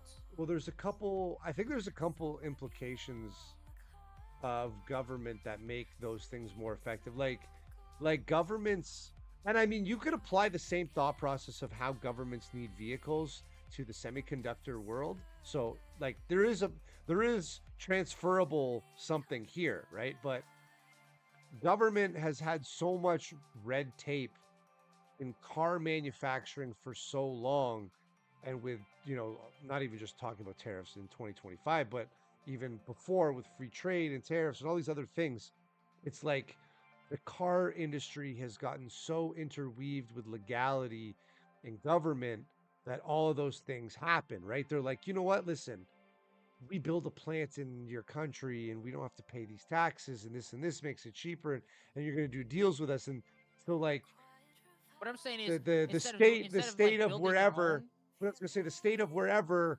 now all of their government officials get cheaper vehicles because they're building vehicles over here, and like those things are implied there. Now the I guess we're in the 22nd century now. I don't know what the fuck we're in. Um, that with semiconductors could be applicable. All these government places need computer systems and this and that and all, like, so the same thing can apply, but I think the rest of the world needs to catch up with technology is more what it is. If that makes sense. oh yeah, oh yeah. Because By the way, we're still in the 21st century, bro. Because yeah, I believe yeah, the 22nd century will Well, continue at 21. well, they say, well, I mean, dude, do you know how old I feel when I hear these kids go, yeah, they were born in the late 1900s. They're not wrong. I was born in the 80s. So Well, that would be it's that'd be like early no, 1900s. it's no 1980s is the late. I ignore when I hear 1900 like when I hear late 1900, I just assume that they're talking about anyone that was born in 95 to 99. I don't care. I guess about that's still 1930. I don't care late. about 1930, 1960. I don't care about that. That doesn't exist to me. No, I only no, care- nobody was born then. But I mean, it's just it's something the youth say to be condescending to adults. No, I know. But you know what I respond with when anytime they say something like that, I tell them, I say, well, that just means I'm one step closer out this wicked world, and you still got to live in it longer. Dude, you're not wrong there, bro. Honestly, they're gonna have to deal with far worse than what listen, we had to deal with. you get to a cusp in your life when, like, for the first part of your, like, why would I ever want to leave? Why would I ever want to leave? And then, like, now you're like, That's why. you know what? I see reasons. Especially as you get older and tell me that they wish that they can go back, and when they said that they wish that they could be 16 again, I said, you're crazy. Yeah, You're well, nuts. like, I was like, go to the mental institution. but like, if you plus wanna be 16 again, you're as you crazy. lose people naturally in life, and like you miss people, you're like, you know what? Like, you know, I don't want to be 110, bro. I don't want to be 110, and every single No, person I I know want has to leave. passed I want to away. leave when I'm 65. Like, I don't want to be past 65. I don't want to be the only person I've ever known in my life to be alive, and I feel like everybody is a young stranger to me. I don't know. I don't feel crazy, bro. Like, I don't know. But beside all that, though, like the thing Okay. is that these companies, Nintendo could easily, if they wanted to, they could literally just buy a company that manufactures the software or materials they use, and keep the people that know what they're doing in that company, and then Nintendo just learns on how they actually do it, Yeah, but like I said, because now they own it. then they have to spend more money, and then they just But bro, what is Nintendo worth? Come on now. you're not listen. I know the number one thing is you got to spend money to make money. I get it, but I think the problem, like I said, it comes into greed. Some of these people don't want to spend the money. They would like look at it this way. Nintendo Imagine, is worth Nintendo is worth 17.87 trillion dollars. yeah, but listen, but it's the Badoo effect. Okay, if you just slow the progression of the Monopoly game down and trickle the money out of the players, that's what they're doing. Like, that's what the gaming industry is doing right now. Reiterating every fucking game to make the same fucking thing and like just re-releasing it and rehashing and remastering. It's just itchy Paul and pass. Next year, here's another of the same game. Here's The Last of Us remastered I've been saying that for years. fucking again. I've been saying that for years. And Sony is arguably one of the worst proprietors of it. Like, Yeah, but they all do it. But yeah. of course, they all do it, but like, do it in a sense like, okay, racing games are the worst for it. sent me a challenge since we're just chatting. Yeah, buddy. But you know what? You know what's the main cause of that? You know what? You know what? You know what started all that whole trend of these companies gonna- just doing the same game, same game? What What's that? started all of it was the fact that online gameplay. Oh, Think of about it. course. Go back. Remember back in the day when you were a kid, and you would be able to get on Nintendo 64 or the NES, right? Or the GameCube, whatever you had, PlayStation, regular PlayStation 1, right? There was no online people. It was just the no, of friends that you course. knew. The Well, friends you knew in person. I think the number one thing that changed in video games from when we were young, like, okay, you got to think about it like this in the sense of everything comes down to the reward you get when you do an action. Okay, so you get a shot of dopamine whenever you do something correctly. The shot of dopamine will either come from the reward you get in the game or the feeling of success you get after completing a challenge. Now, in the past, the games we used to play, we didn't have instant gratification rewards. The dopamine shot you got was from completing a challenge in the game, right? You accomplished something you couldn't accomplish Yeah, before. you had to build up to it. It wasn't instantaneous. Yes, like Mario, you had to complete the level or something, right? Like that changed when online games started offering rewards as like skins and things like that, right? Like when we pivoted from even in single player games, I should say, when we pivoted to like this reward system being like, oh, you didn't complete the challenge, you should feel success, you should feel accomplished. It was here's a skin for your gun, But you want to or know like another here's thing? something else. That's when people lost the desire to really play. But do you know what? You know another thing when we had initial Call of Duty online. Another thing that also provided like encouragement. What am I? essentially- Is it broken, Fierce? Wouldn't let me grab Meloetta. Yeah, I've had that before too, bro. Like sometimes won't let you grab certain cards, and you're forced to So- grab something else. So, one of the things was when you originally played Call of Duty, specifically Modern Warfare 2. You remember that game at all? Yeah, Mile Modern High Warfare Club. 2, when you would originally, you first started the game, you logged on. It's a brand new game, right? You're starting with like a pistol and something, right? And every game you played, no matter if you did bad, no matter if you like went 0 and 24, right? You got no kills, but you went 0 and 24 somehow, right? You would still get some experience and good amount of experience towards prestiging, towards upgrading your pistol to unlock other weapons, right? There was no, I got D-ranked or I lost XP, right?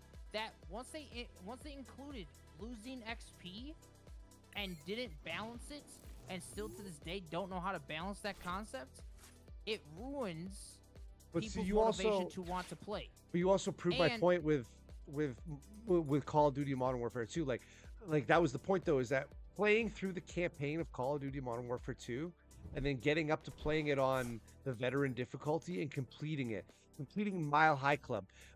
What you got from completing it was a sense of accomplishment. You didn't get another fucking skin or a fucking dab. You got accomplishment. That's the failure now of video games, is that there's no skill, and the only thing they offer these kids is instant gratification with stupid colors. That's it. There's no skill level involved. The other issue is that skill-based matchmaking, in my opinion, is the worst thing that was ever implemented and created in video games ever. Well, again, it's just the padding to make everybody feel good. Well, here's the issue with that, though. They can still think about it. They've had skill-based matchmaking around for 20 years, and not one video game company has ever been able to solve the equation, how to perfect it to make it work. Because there's too much going on. There's too many variables. Sometimes people come home drunk and high, right? And they're hopping on the game. They might normally be a good player, but when they're drunk and high, they're not such a good player anymore, are they? So how are they supposed to know that? They're not. The system wouldn't know that, right? These are variables that are unknowns that just happen randomly, right? So the issue with this, right, is that a lot of these games, preferably a lot of battle royales and other games, tend to be team-based oriented games, right? Imagine you're, I don't know, Michael Jordan, right? In his, when he comes fresh out of college, drops 60 points against the Celtics, but still loses. Why? Because in the end, it's still a team-based game. You can, sure, you can get all the kills in the world, but is that going to win you the game? Not necessarily, right? Because you have to, if in Apex it's a 3-man party, Fortnite, I don't know how many people could be in one party, but it's still all team-based oriented, right? Which means you're relying too much on other people to win the game, right? And that just screws you over too much, and that also kills motivation, because what's the chances of people actually being able to play the game correctly? Yeah. Well, most people just don't. So let me grab that. Literally kills my whole strat. Or Play it out though, just freaking annoying. Yeah, I also have. Yeah, we'll see what happens. Or like you get. How many times have you ever played a ranked game before where people have just said, "Oh, I'm just playing for fun. It's not that serious. It's just a game." Rose got 2 out of your bench. Yeah, well, that's copium there. That's people being silly. That just and those things, like, somehow, if companies can realize that, fix the issue, like, realize that queuing, people being in these team-based games is beyond stressful, right? So, like, oh my god, this guy. Rose getting out the hops crammer, Oh, fickle spinning. Look at this thing. Watch, he's gonna pop the dust noir on me too. He's gonna do it. He's gonna fucking do it.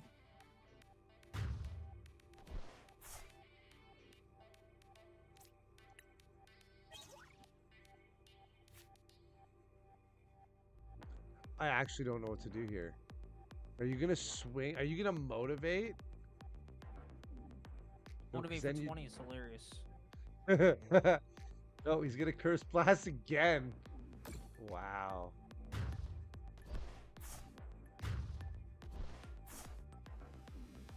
Okay. I feel like holding the dust would have been safer.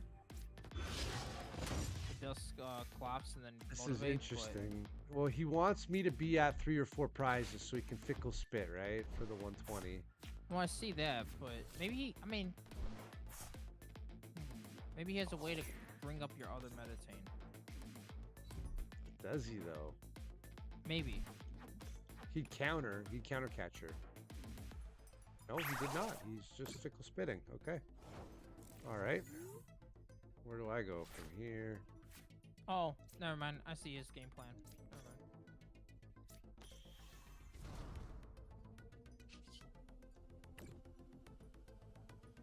Yep. I kind of figured he was playing that card, but makes sense. Man, not getting Meloetta killed you? Oh, what is a misplay here? I don't know.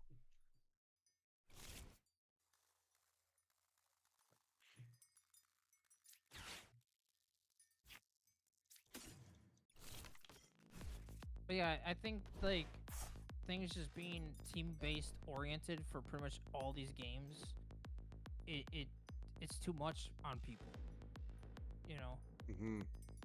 A lot of these, like, there's just not that many people that are willing to compete at a high level or try to actually get good or better or whatever, right? And I think that's why card games, like Pokemon, Magic, Yu-Gi-Oh, and all that stuff, is, like, so much more popular. Like, if you look how successful these card games are, they're in a way better spot than the actual video game industry right now. And I think that's because in card games, you don't have to rely on anyone else. It's just you. Yeah. Well, like I said too, it's like there's a level of like customer ownership to it and everything. Like it's. Okay, so just start putting it on the squawk. Little squawk.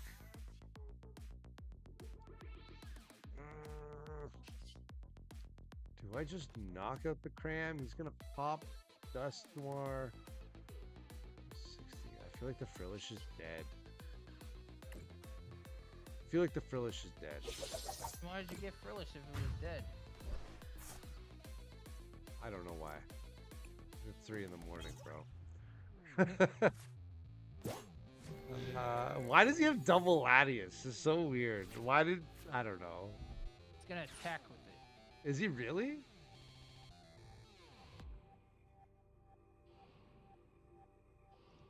How does he set it up?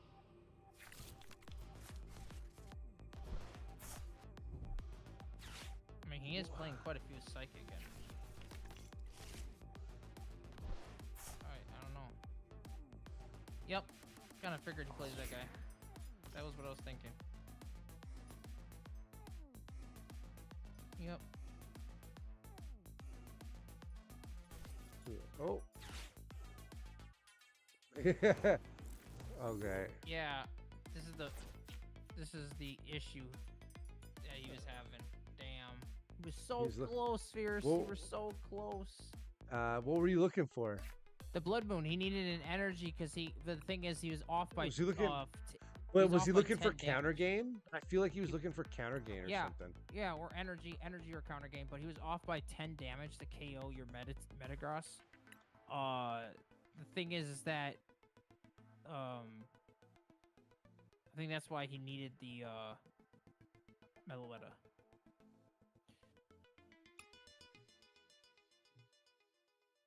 That's why he didn't mind giving you all those Dusk knockouts. Yeah, he was trying to dig. Well, not dig. He was trying to make Blood Moon free. Blood Moon Ursulina becomes a free attack. Yeah, but at the same time, it also gets me so far ahead that if I just Jellicent again and he can't attack one turn, how's he going to get anything? How's he going to respond in any way? Right, but if he kills your Metagross there, you had no attackers left. You had no way to kill the Blood Moon Ursulina because Blood Moon Ursulina is 260 HP. Yeah, I hit it for 2 and then it can't attack me next turn. Sure, but he has Lottie, has to retreat. And I'm sure he has other ways to yeah, like... yeah, he's got the retreat Latias. Yeah. But yeah, what do you do? Double Blood Moon then? Played that deck in ranked earlier. Well, he still had he has still a chance to dusk you again to make up for the difference, and then Oh yeah, that gets KO. well, yeah, because he was at 90. Yep. So he'd be He at could just what? Dusknoir you again, and then Dusknoir plus Blood Moon for 240 is enough. Yeah, yeah, because he's only 10 short. That makes sense. See, I didn't even know that. I didn't even know that deck, but like, it's just like that's just normal cards that The synergize. card numbers match up. Yeah, they add up.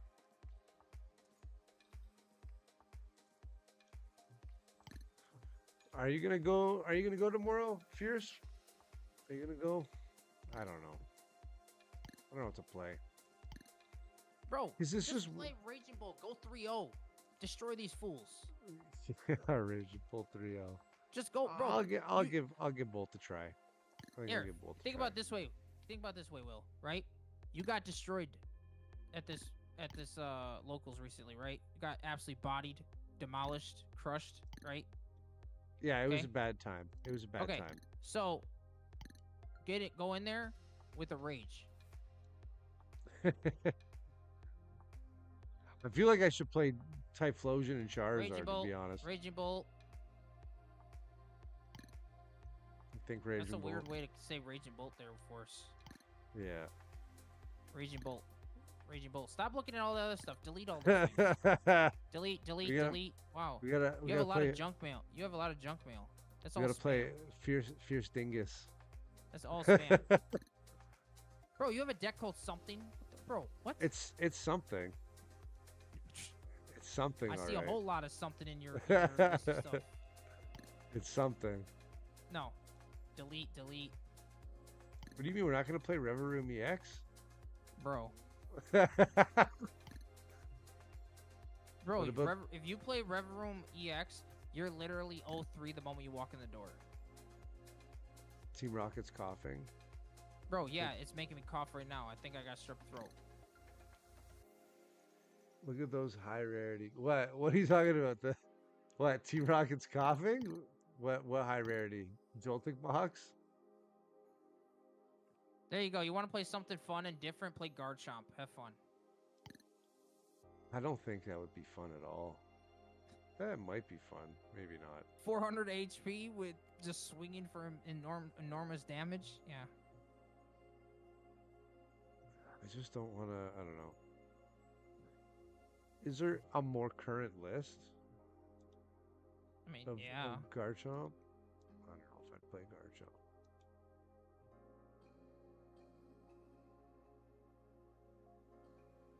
Did even? I don't see one on the list. I guess I gotta look up the I've card. never sent you a Garchomp list, but I can right now. I have one. I of guess this I name. gotta export. look at the I'll card. export Right? it, send it to you. I'll send one to you right now. New Orleans. Oh, City League deck lists. 511. Yeah, hasn't been played since like March.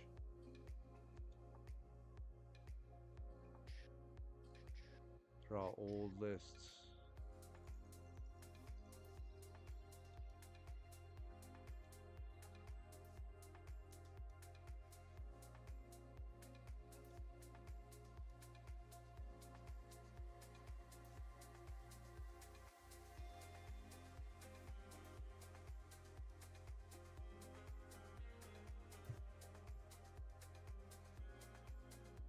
I'll send you one right now. Give me a second. I'm logging in.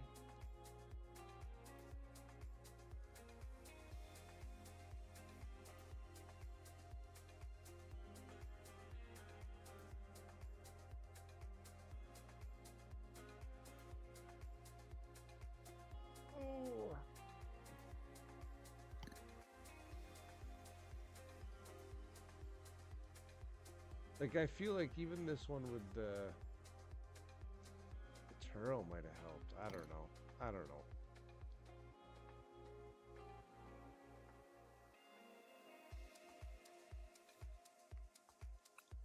Fuck it. Let's play Dragapult.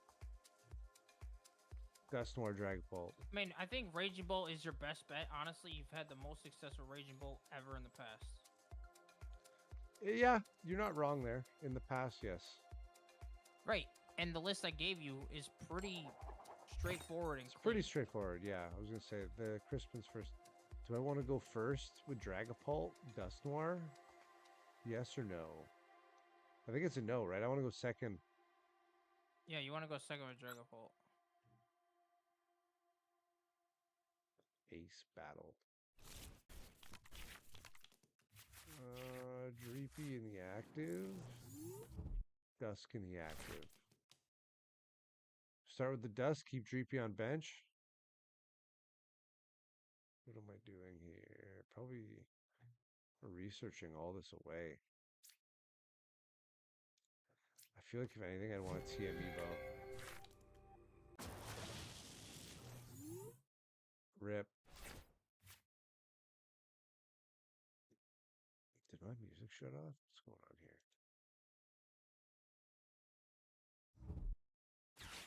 Did everything break? It might have. Oh my god.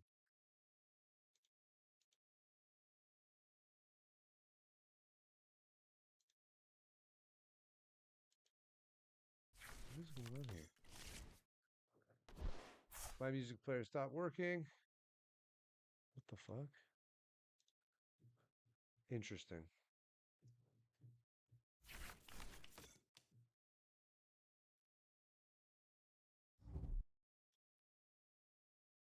Well, I didn't lose my internet connection because everything's still working. Oh, I'm What's wrong? I don't know. My music just stopped. I'm trying to get it to work. There you go. Okay. Let's play the Dreepy on the bench. Do I just research? No, I don't want to throw that much shit away. I don't Iono him, do I? I don't know. If I research, I throw away a boss and an Iono. Do I want to Iono him this early, though? I don't know. I'm an Iono. I don't want to throw anything away right now. I don't know. I don't know. I don't know. I don't know. That's what her name means. I don't know. We get another Dreepy at least. No energies. We get the buddy down. Can I retreat? I can retreat with the Latius. So I will take the Badoo. I put a third Dreepy down. Is that going to fill the bench too much? 2 with Dusk? Yeah, no. We're just going to take the Badoo. Put the Latius down.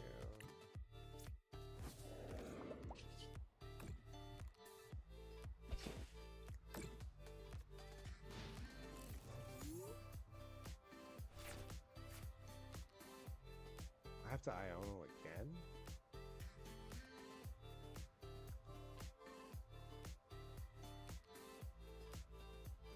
I mean, with no tool, I think he wants to, like, Arvin get a... Does he have a future booster to at least retreat into the Joltik? Maybe not, eh? Oh, he's going to Crispin. Okay, that's fair.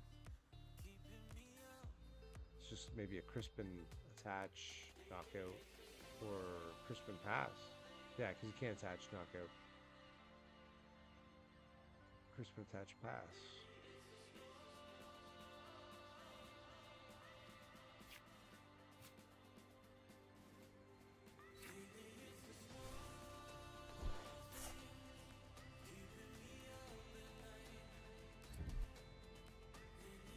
Okay, and there's the pass. All right.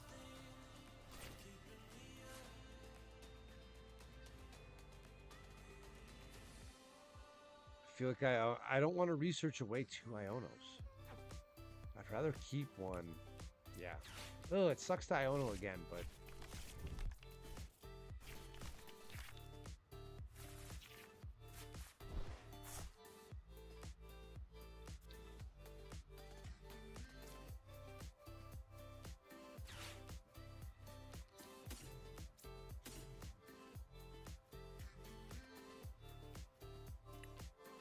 I only have the 1 psychic.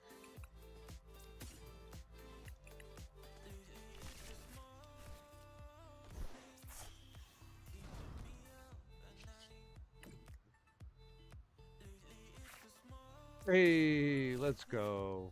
Second Dragloak.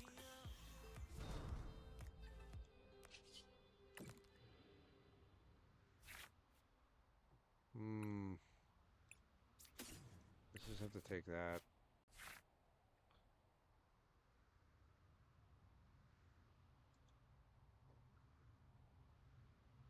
Come on. Okay. I was gonna say, don't start.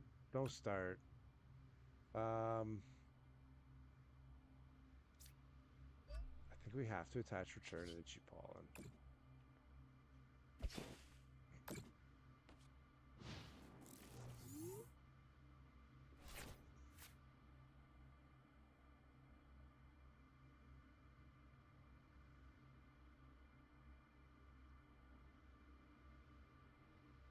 If he's got no Crispin, we might just see a pass. Oh, he's got another Crispin. Okay. He's definitely going to amp the Badoo.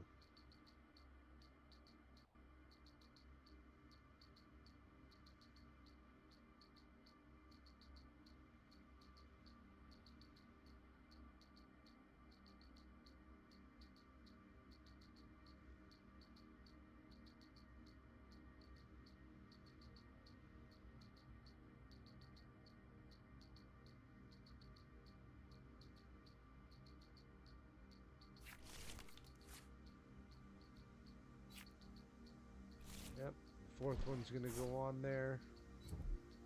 There it is. He's gonna amp you very much, that Badoo.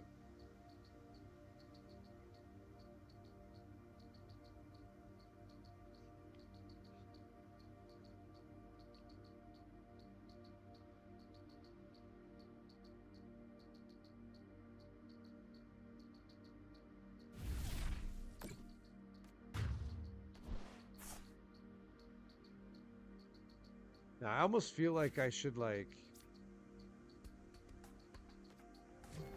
start... Why is it going so slow? That's so weird. Um,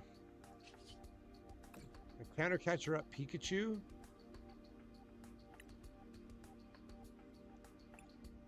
I guess we take the Ultra Ball. No, we take the Luminous Energy. What is going on?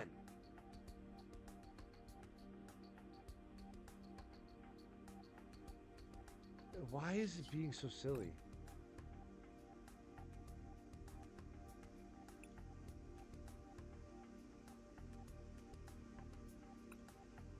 I need to take the Dusclops. I can take the Iron Hands. Yeah.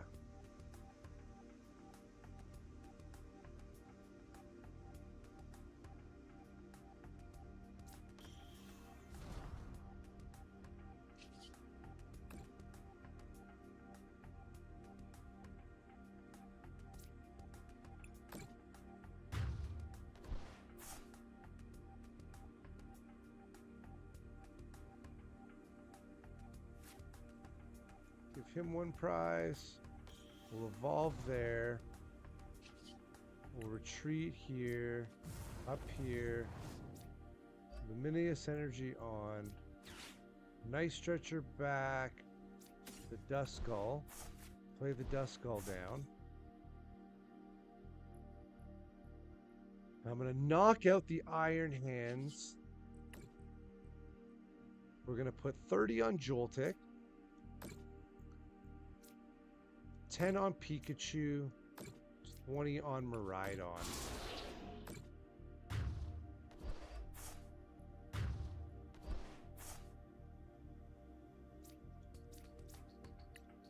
And then that way, I can knock out the Pikachu or the Miraidon next turn with Dragapult.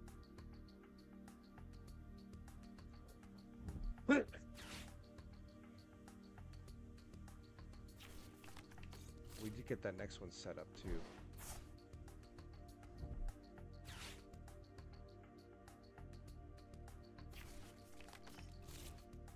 There's his free retreat. He's gonna go into Miraidon? I mean, he can't attack either way.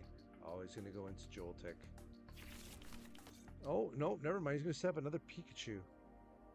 Okay.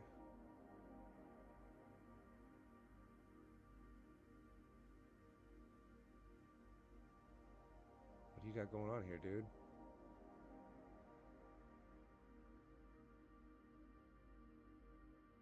Oh. Alright, he conceded. Not bad. I think I gotta go to bed now. It's 4 in the morning. I'm gonna send you this Garchomp list real quick, and you can upload it. Oh yeah, okay. Make your decision. I don't know if I could have played that any better. I think that was played well.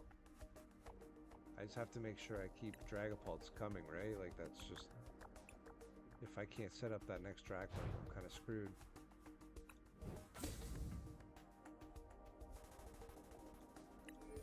I sent it. Alright.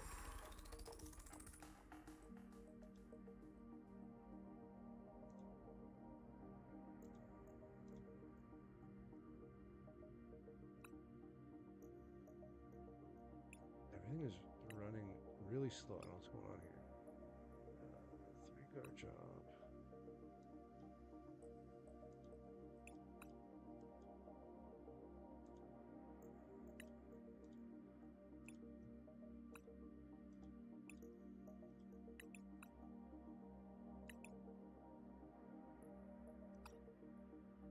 I don't know why Badoo does not stay on the Master Ball. When I don't know.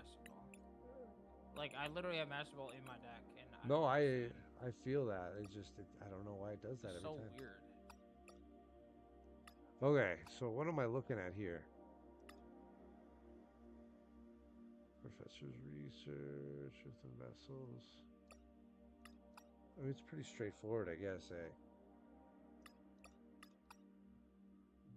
Yeah, and like basically Garchomp, in my opinion, is a lot more like Dragapult because the stage 1 for Garchomp is actually does something.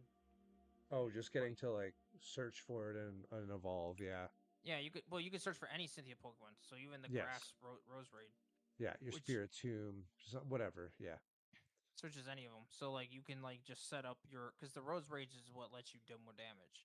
But I feel in Garchomp and in Dragapult, Neo Upper Energy is the better A spec because um it allows them to actually use like the best attack they have. It's a stage 2, and it gives you both. Yeah, it gives you both of the fightings basically. Right. But then So you have to basically, discard you it. could use Neo Upper Energy as like a huge comeback.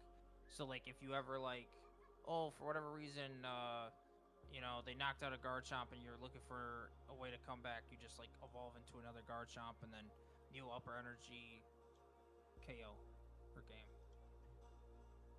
You don't have to like attach twice. Yeah, it's attached once. And I've seen too many people play like 4 Cynthia's tool Poke Tool and stuff, or the tool or whatever. I think that's so bad because like the card doesn't do anything for you turn 1. Like you can search it, it doesn't do you any good in turn 1. Holy crap, my opponent just mulliganed 14 times. That's crazy. Literally 14 times. I've never seen that before. That's wild.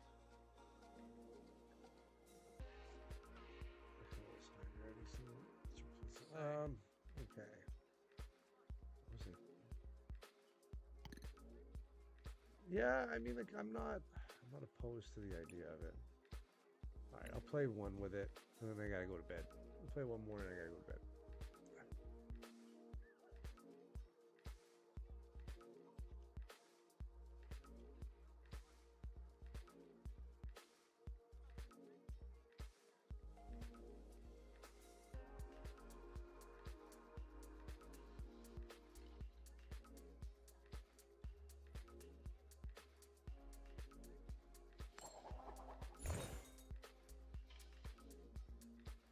Do I want to go first? No.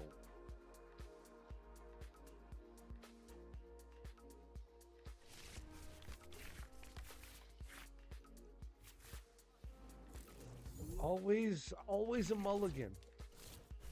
Always a freaking mulligan. Bro, I understand that I'm playing the same deck right now, even outside the mulligan. Before my opponent let me draw 14 cards, I straight up. We just start. I started so Dude. quick. Oh, this is not bad. Are you going first or second though? I'm going second, I think. Yeah, I picked second. Yeah, this is fine. You have a good setup. By the way, the Spiritomb is insane. As a Oh single yeah, prize. he's crazy. Yeah, yeah. You just retreat your Garchomp that took a whole whack of damage, and it just it annihilates for one energy. Yep. And it's dark, so it's got Guardy weakness. So. Oh, yeah.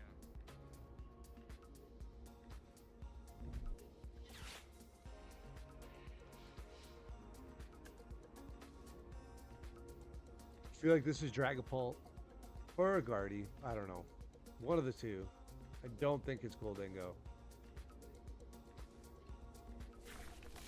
There it is. It's Goldingo. Fuck. It's Dingus. It's the Dingus.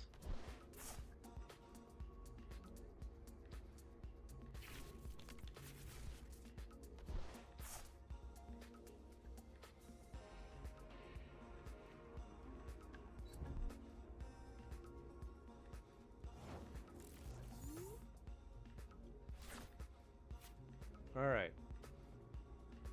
Let's start with putting the Roselia down. We'll get. I think we get 2 Gibble. I think we just get 2 Gibble.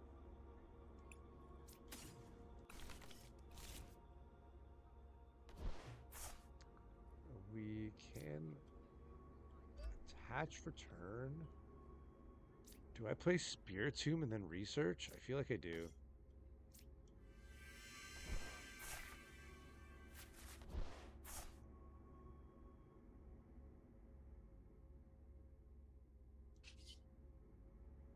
Itchy Pollen.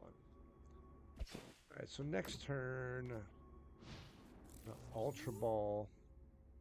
I feel like I throw the Devo away. Devo just doesn't help against Gimmighoul or Goldingo. So Ultra Ball with the Devo and threw one energy away already. We have a super rod in here, right? Yeah, this should be a super rod. One super rod, 2 night stretcher, I believe.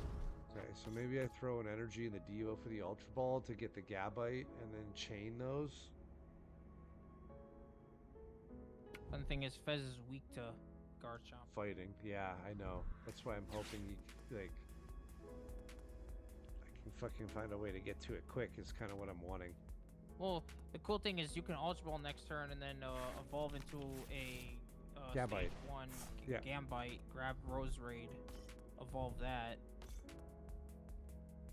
Actually, you could probably just back-to-back Garbite and then get the Roserade. Yeah, I was gonna back-to-back Gabite to chain it and then go for the Roselia.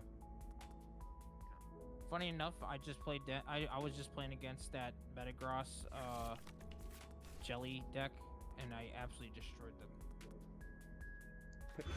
What with Gabite? With Garchomp, yeah. Well, yeah, because you get around using items, right? Like, Well, you not don't, only you don't that, need the tool. Garchomp plays for the stage 1 Pokemon. Yeah, So but you that's can what I manually mean. evolve. You're just pulling out of items, card, Yeah. Pokemon. You're bypassing using the Nest and Ultra Balls. Yeah, you bypass tools, you bypass items. Yep.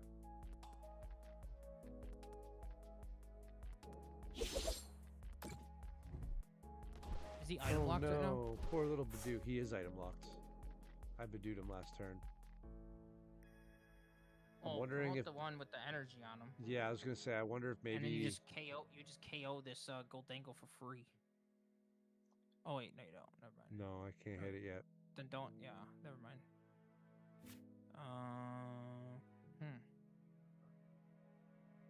That sucks. I don't know. Maybe I just give him the Spirit Tomb.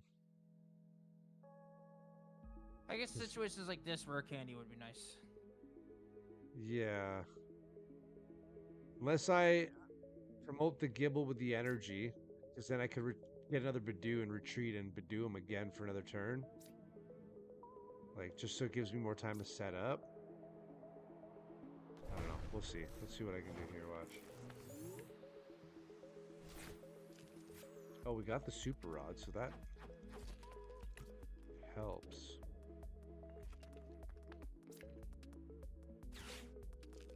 Ultra Ball, discarding. Evo and the energy.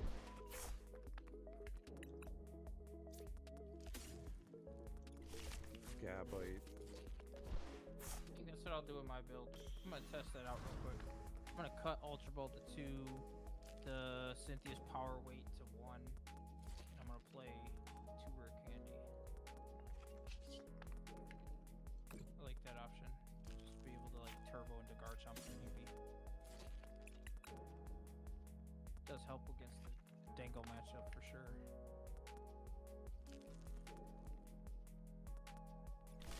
So unfortunately, you could have KO'd Dango here if you had rare candy in the deck.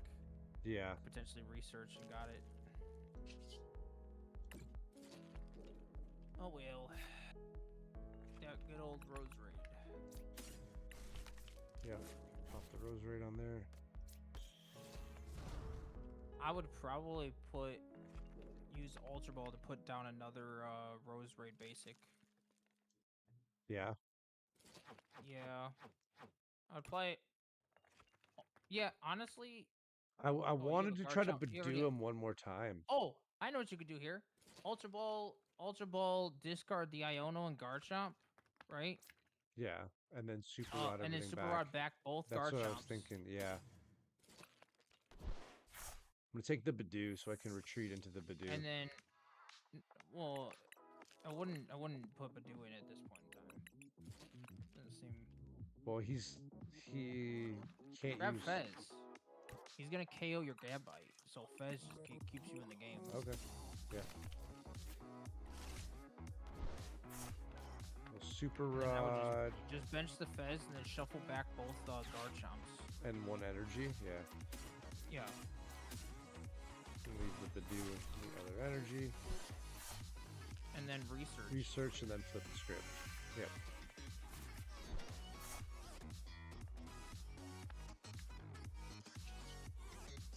Yep. Script. Script draw. the buddy so we can get the other Rosa raid going.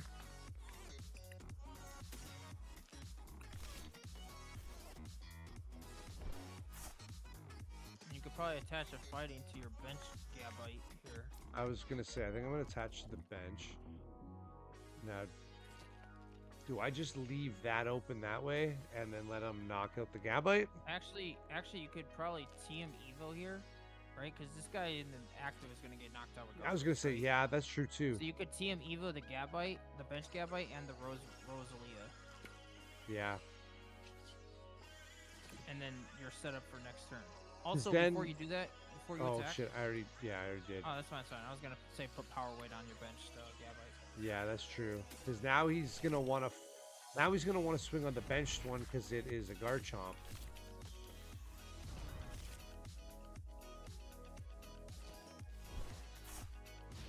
Because like, does he want the single prize or does he want to go for the Garchomp now? You know. Right, and you have energy in hand to like definitely start taking KOs. And yeah. You'll just even out the game on your next turn. Yeah, I have that second energy. I can pivot, and I have the evolution in hand. Well, yeah. Unless, I know it's me, but yeah. Yeah, next turn, I think, like, your best bet is going to be to play your Cynthia's weight onto your Garchomp, attach energy to Garchomp, put Team Evo on whatever, because you don't want to put dead cards in your deck. And then you're going to Iono him, and then KO. Should I play Artisan down, get rid of his Lavencia so he can't keep using that? Yeah, you can do that too. Yeah.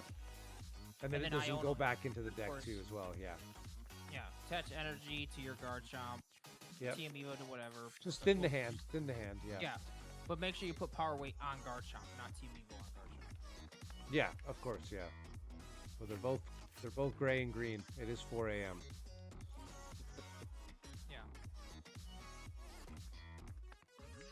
Gotta have the energies. Bro, you pulled the 2 lightning.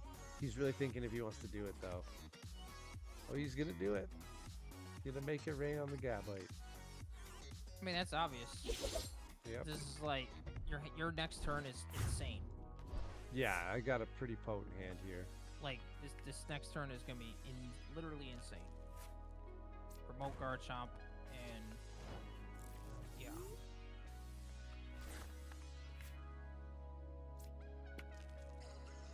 Like, this deck is also very hard for Dengo to win. So, yeah. I mean, now imagine how much energy Dengo needs for this. Now, Evolution, Team Evo onto Rose Ray, whatever, yeah. And then, Iono, and then Fez. Draw 3 off of Fez after Iono. We put the Gabite, the Gibble down again? I think we do, Yeah, right? put Gibble down. You want to set up another Garchomp attacker. We can flip the script too, why not, right? Yeah, that's what I said, yeah. Flip the script after that. Okay. Kind of dead cards, the buddies, but I mean, this is fine. Yeah. And then you just KO. Yeah.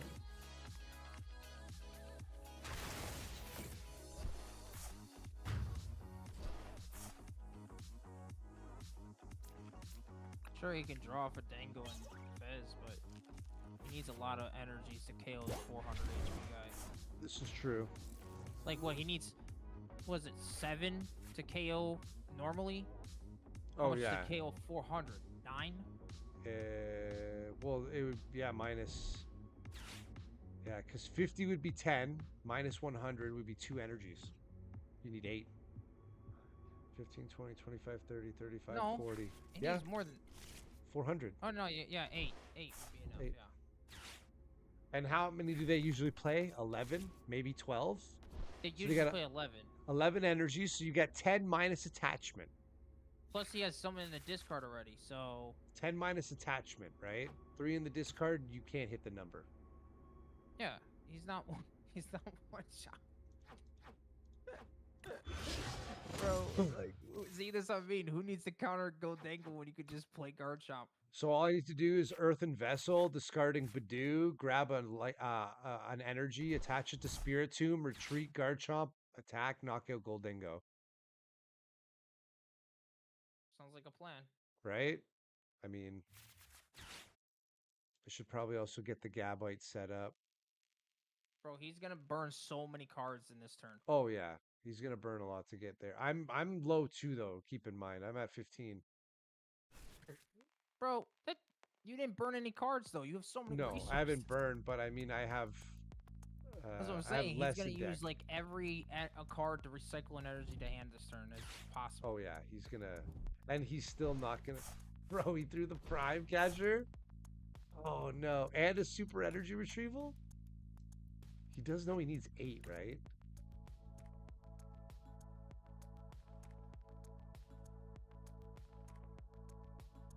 Does he have it?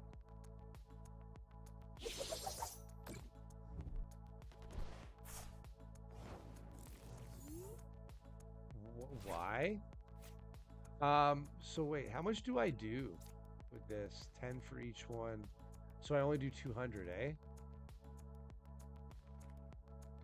Okay. It's 10 for each one. You can Well- KO the Fez potentially, right? I'm gonna No, bump no, you have Lavencia. even prizes. I'm gonna bump Lavencia, drop the Artisan. Yeah, that's fine. Earthen Vessel with the Badoo. Whatever you do, try to get out the stage 1 Garchomp on your bench. Okay, so Definitely if try to that's the get case, that we up. Arbin for an Ultra Ball and a Tool then. Yeah. Instead of Iono. Because if Iono, I'm... oh, I Yeah, have and you no don't want Ultra Iono. Ball. He's already at two cards in it. I have no Ultra Ball. I mean, that's fine. Grab the power weight then. And do I Night Stretcher? I can Night Stretch for Gabite in the discard. Perfect. Yeah. Okay, that There you works. go. And you should still have a Garchomp in deck. I have another Gabite in the deck, yes. Garchomp in Oh, deck. Garchomp as well, yes. Yeah, bench the Gabite. Should I just throw the... Put power weight on the Gabite. Yeah, I was going to. Should I pull the Garchomp out now? Yes. Yeah, just There's no grab negative it. side to it. Yeah. Gabite is literally like Genesect EX. True. Earthen Vessel, discarding the Badoo, and I can grab an energy. Yeah, Earthen Vessel for sure. I'm gonna chuck the Badoo. We've only got one left. What else do we have? The only have Neo one Upper energy is left? prized. Dang. Yeah. No, we got no more energy left either. We got 4 in the discard. You have any Night Stretchers left? How many have I used? Super Rods? Just one Night Stretcher, one Super Rod I've used. So you should have one Night Stretcher left unless you prized it. I don't know if you checked your deck. I think I have it. I didn't check, but I think I have it. I could always do... I would attach this fighting energy just to be safe then to your benched Gabite. Yeah. Yeah, because we might lose Garchomp here. And then retreat, free retreat into your Spirit Tomb. Yeah, give him a single prizer.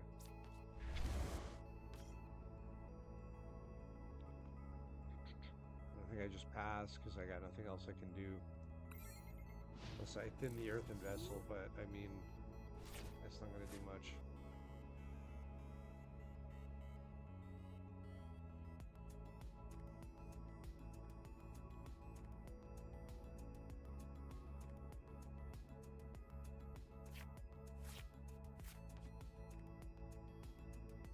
He's gonna Genesect again, get another gold dingo. Oh, super energy true, okay. But he's only gonna take 4 again. He's only working with the 4. He'll knock the Spirit Tomb though. Oh no, he's going for the Garchomp. Okay.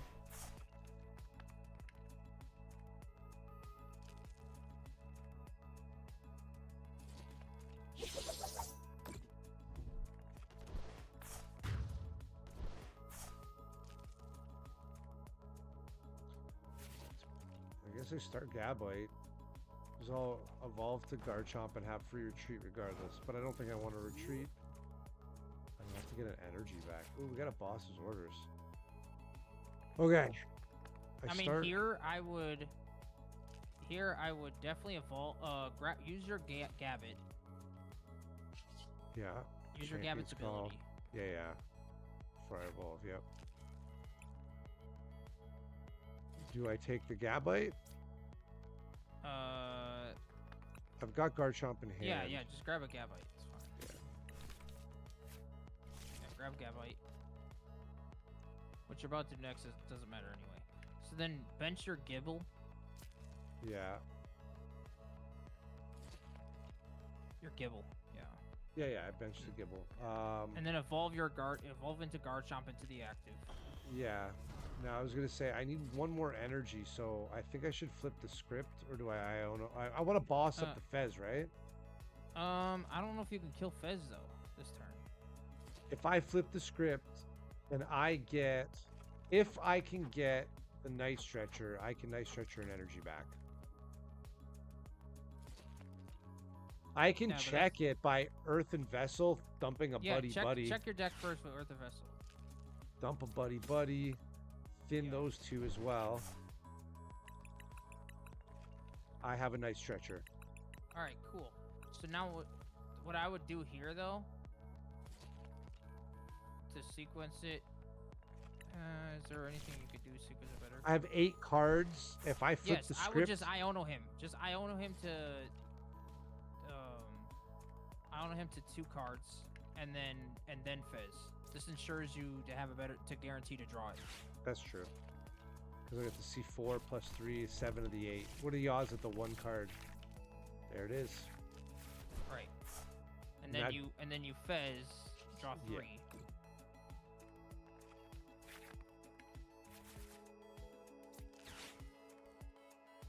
Sure, you don't kill Fez, but you're killing Dengo anyway, which is another draw card. Yeah, and then I had taken 2 prizes, which could also be my Neo Upper. And then obviously attach the active, and then you... did you already Fez?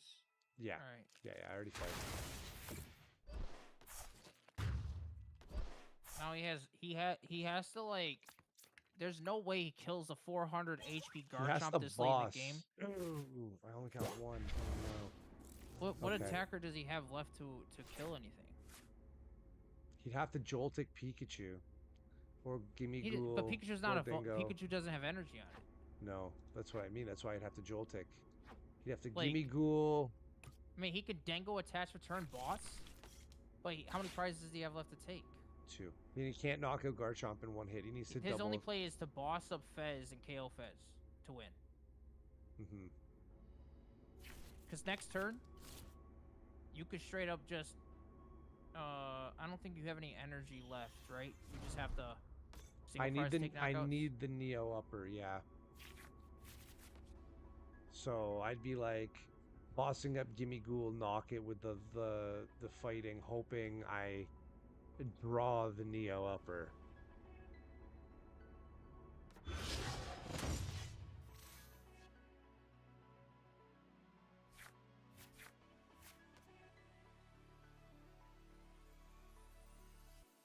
If he does damage to your Garchomp here, that's going to be hilarious.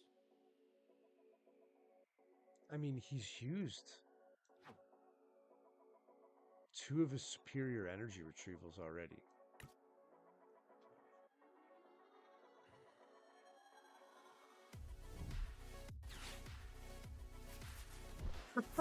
What the fuck? Yep. He's realizing he can't. Yeah, he can't KO this thing. He can't KO with a Goldengo, no. So here on your next pivot turn, to Pikachu.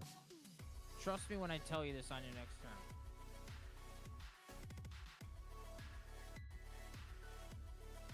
It's gonna sound weird, but No, I'm listening.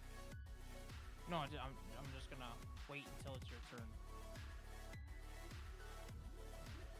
It's all going on Pikachu. Yeah. He's gonna hope that you can't kill Pikachu, right? Okay. I'm gonna evolve the Gabite. First things first. Yeah, evolve Gabite. That's fine. But attach that fighting energy to your Garchomp in the active. Yeah, of course. Okay. Then you're going to Iono. Yeah, I know him down to 2. We both go down to 2. The odds of him having what he needs over me is slightly like it's significantly less. Oh, we top deck the boss's orders Right. That's all we needed. Okay. for next now- turn. Yeah. Now, use Gabite to search For the Garchomp. Or for search whatever. It doesn't For matter. whatever. We want to shuffle after the Iono as well, Yeah, right? Well, we want to shuffle up so that in case he Ionos you here, you have a chance to draw into the other boss. Yeah. All right. I'm gonna take the Garchomp. Yeah. Because if I don't get Iono, whatever it is, what it is. I got the Gabite on the bench anyways. Right. Then you're gonna KO the The Joltik. Joltik. Yeah. Yeah. Right. Yeah. And then all we pretty much could do here is hope that he doesn't have boss. Because if he has boss Pikachu, he wins. Would I like to draw cards? Yeah, I'll draw a card. I mean, you're down to 2 cards left after that. Yeah. Five cards. 5. Yeah. That's So- not the Neo Upper. Oh my God, the Damn, Neo I Upper was is hoping you were fucking gonna prize. I was hoping for the Neo Upper, bro. Me too. I was Me hoping too. you Me were gonna too. grab Neo Upper. That was Yeah, but what I we was bossed. hoping for. Yeah. That's what I was hoping for. Dang, bro. But But you know what? We bossed Genesect and he's stuck. no, you could boss the Gimme Ghoul and you win. Oh, he doesn't evolve it. That's right. I thought he was going to evolve it. No, he does. Yeah. I can't knock it out. So now Oh, he played another one down. Okay. Why would he Because play the if second he one has- down? If he has boss, he can kill Fez. Nope, he got Arvin. Yeah, Counter catcher? Is he getting counter catcher? There's a lot of draws. What's his discard looking like? You don't even look at your opponent's discard. I have. Well, he doesn't have sparkling crystals, so he can't. No, how many bosses and how many counter catchers has he used? One boss, no counter catcher.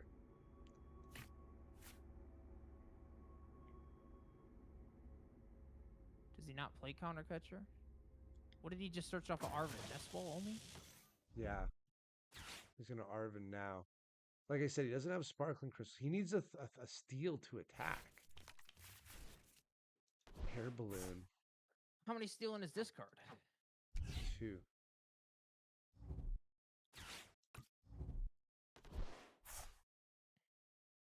But he still doesn't knock me out. It's 300 damage. No, I'm saying not he 4. can gust up Fez, bro. Yeah, If he- yeah. But it seems like a lot of cards. being Yeah, played no. if See, he I had the knew out. he wasn't going to do that. It seems like a lot of cards wasted if he didn't, be playing if he didn't have the out, right? Well, he was digging, hoping to get it, but he didn't get it. So yeah, now we just boss up, give him to a win. Yeah, of course. Don't draw. Do not draw though. No. No. Oh, he conceded. Yeah. I was gonna say I did exactly 70 too. Yeah. Okay. So I think that was a little too close. I think maybe we have to add 2 more fighting energy. Maybe a rare candy. Well, yeah. So Was I it know the how to fit rare? Yeah, I know how to fit the rare candies in because I just fit them in and they definitely help. You only need 2 really. Yeah. So, Well, I'm not gonna play that tomorrow. I think maybe probably play Rage. I mean that's pretty fun though. Yeah, it was a change of pace for sure. Okay. I like that. So I think Gabite, as good as it is, could probably go to like 4-3-3 and then 1 rare candy, or yeah, like so I would put first off cut a Gabite for another fighting energy, 100%. Right, this way you'll have 7 fighting energies. Yeah.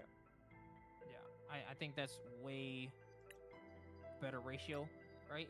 Because that We only were got short. super We risky. were That short, only got and risky because you were couldn't find prized. a Neo upper and you just needed another energy to guarantee. yeah. it. So that was way too risky. But then I cut power weight to 1. The power weight, the tool, the Cynthia's tool. Yeah, we're at 2. Yeah, put it to 1. And Okay. what was the other card? Scroll through your deck real quick so I can see what I did, what I changed. Oh, cut Ultra Ball to 2. Take out 1 Ultra Ball. Yep. and then put in 2 rare candy.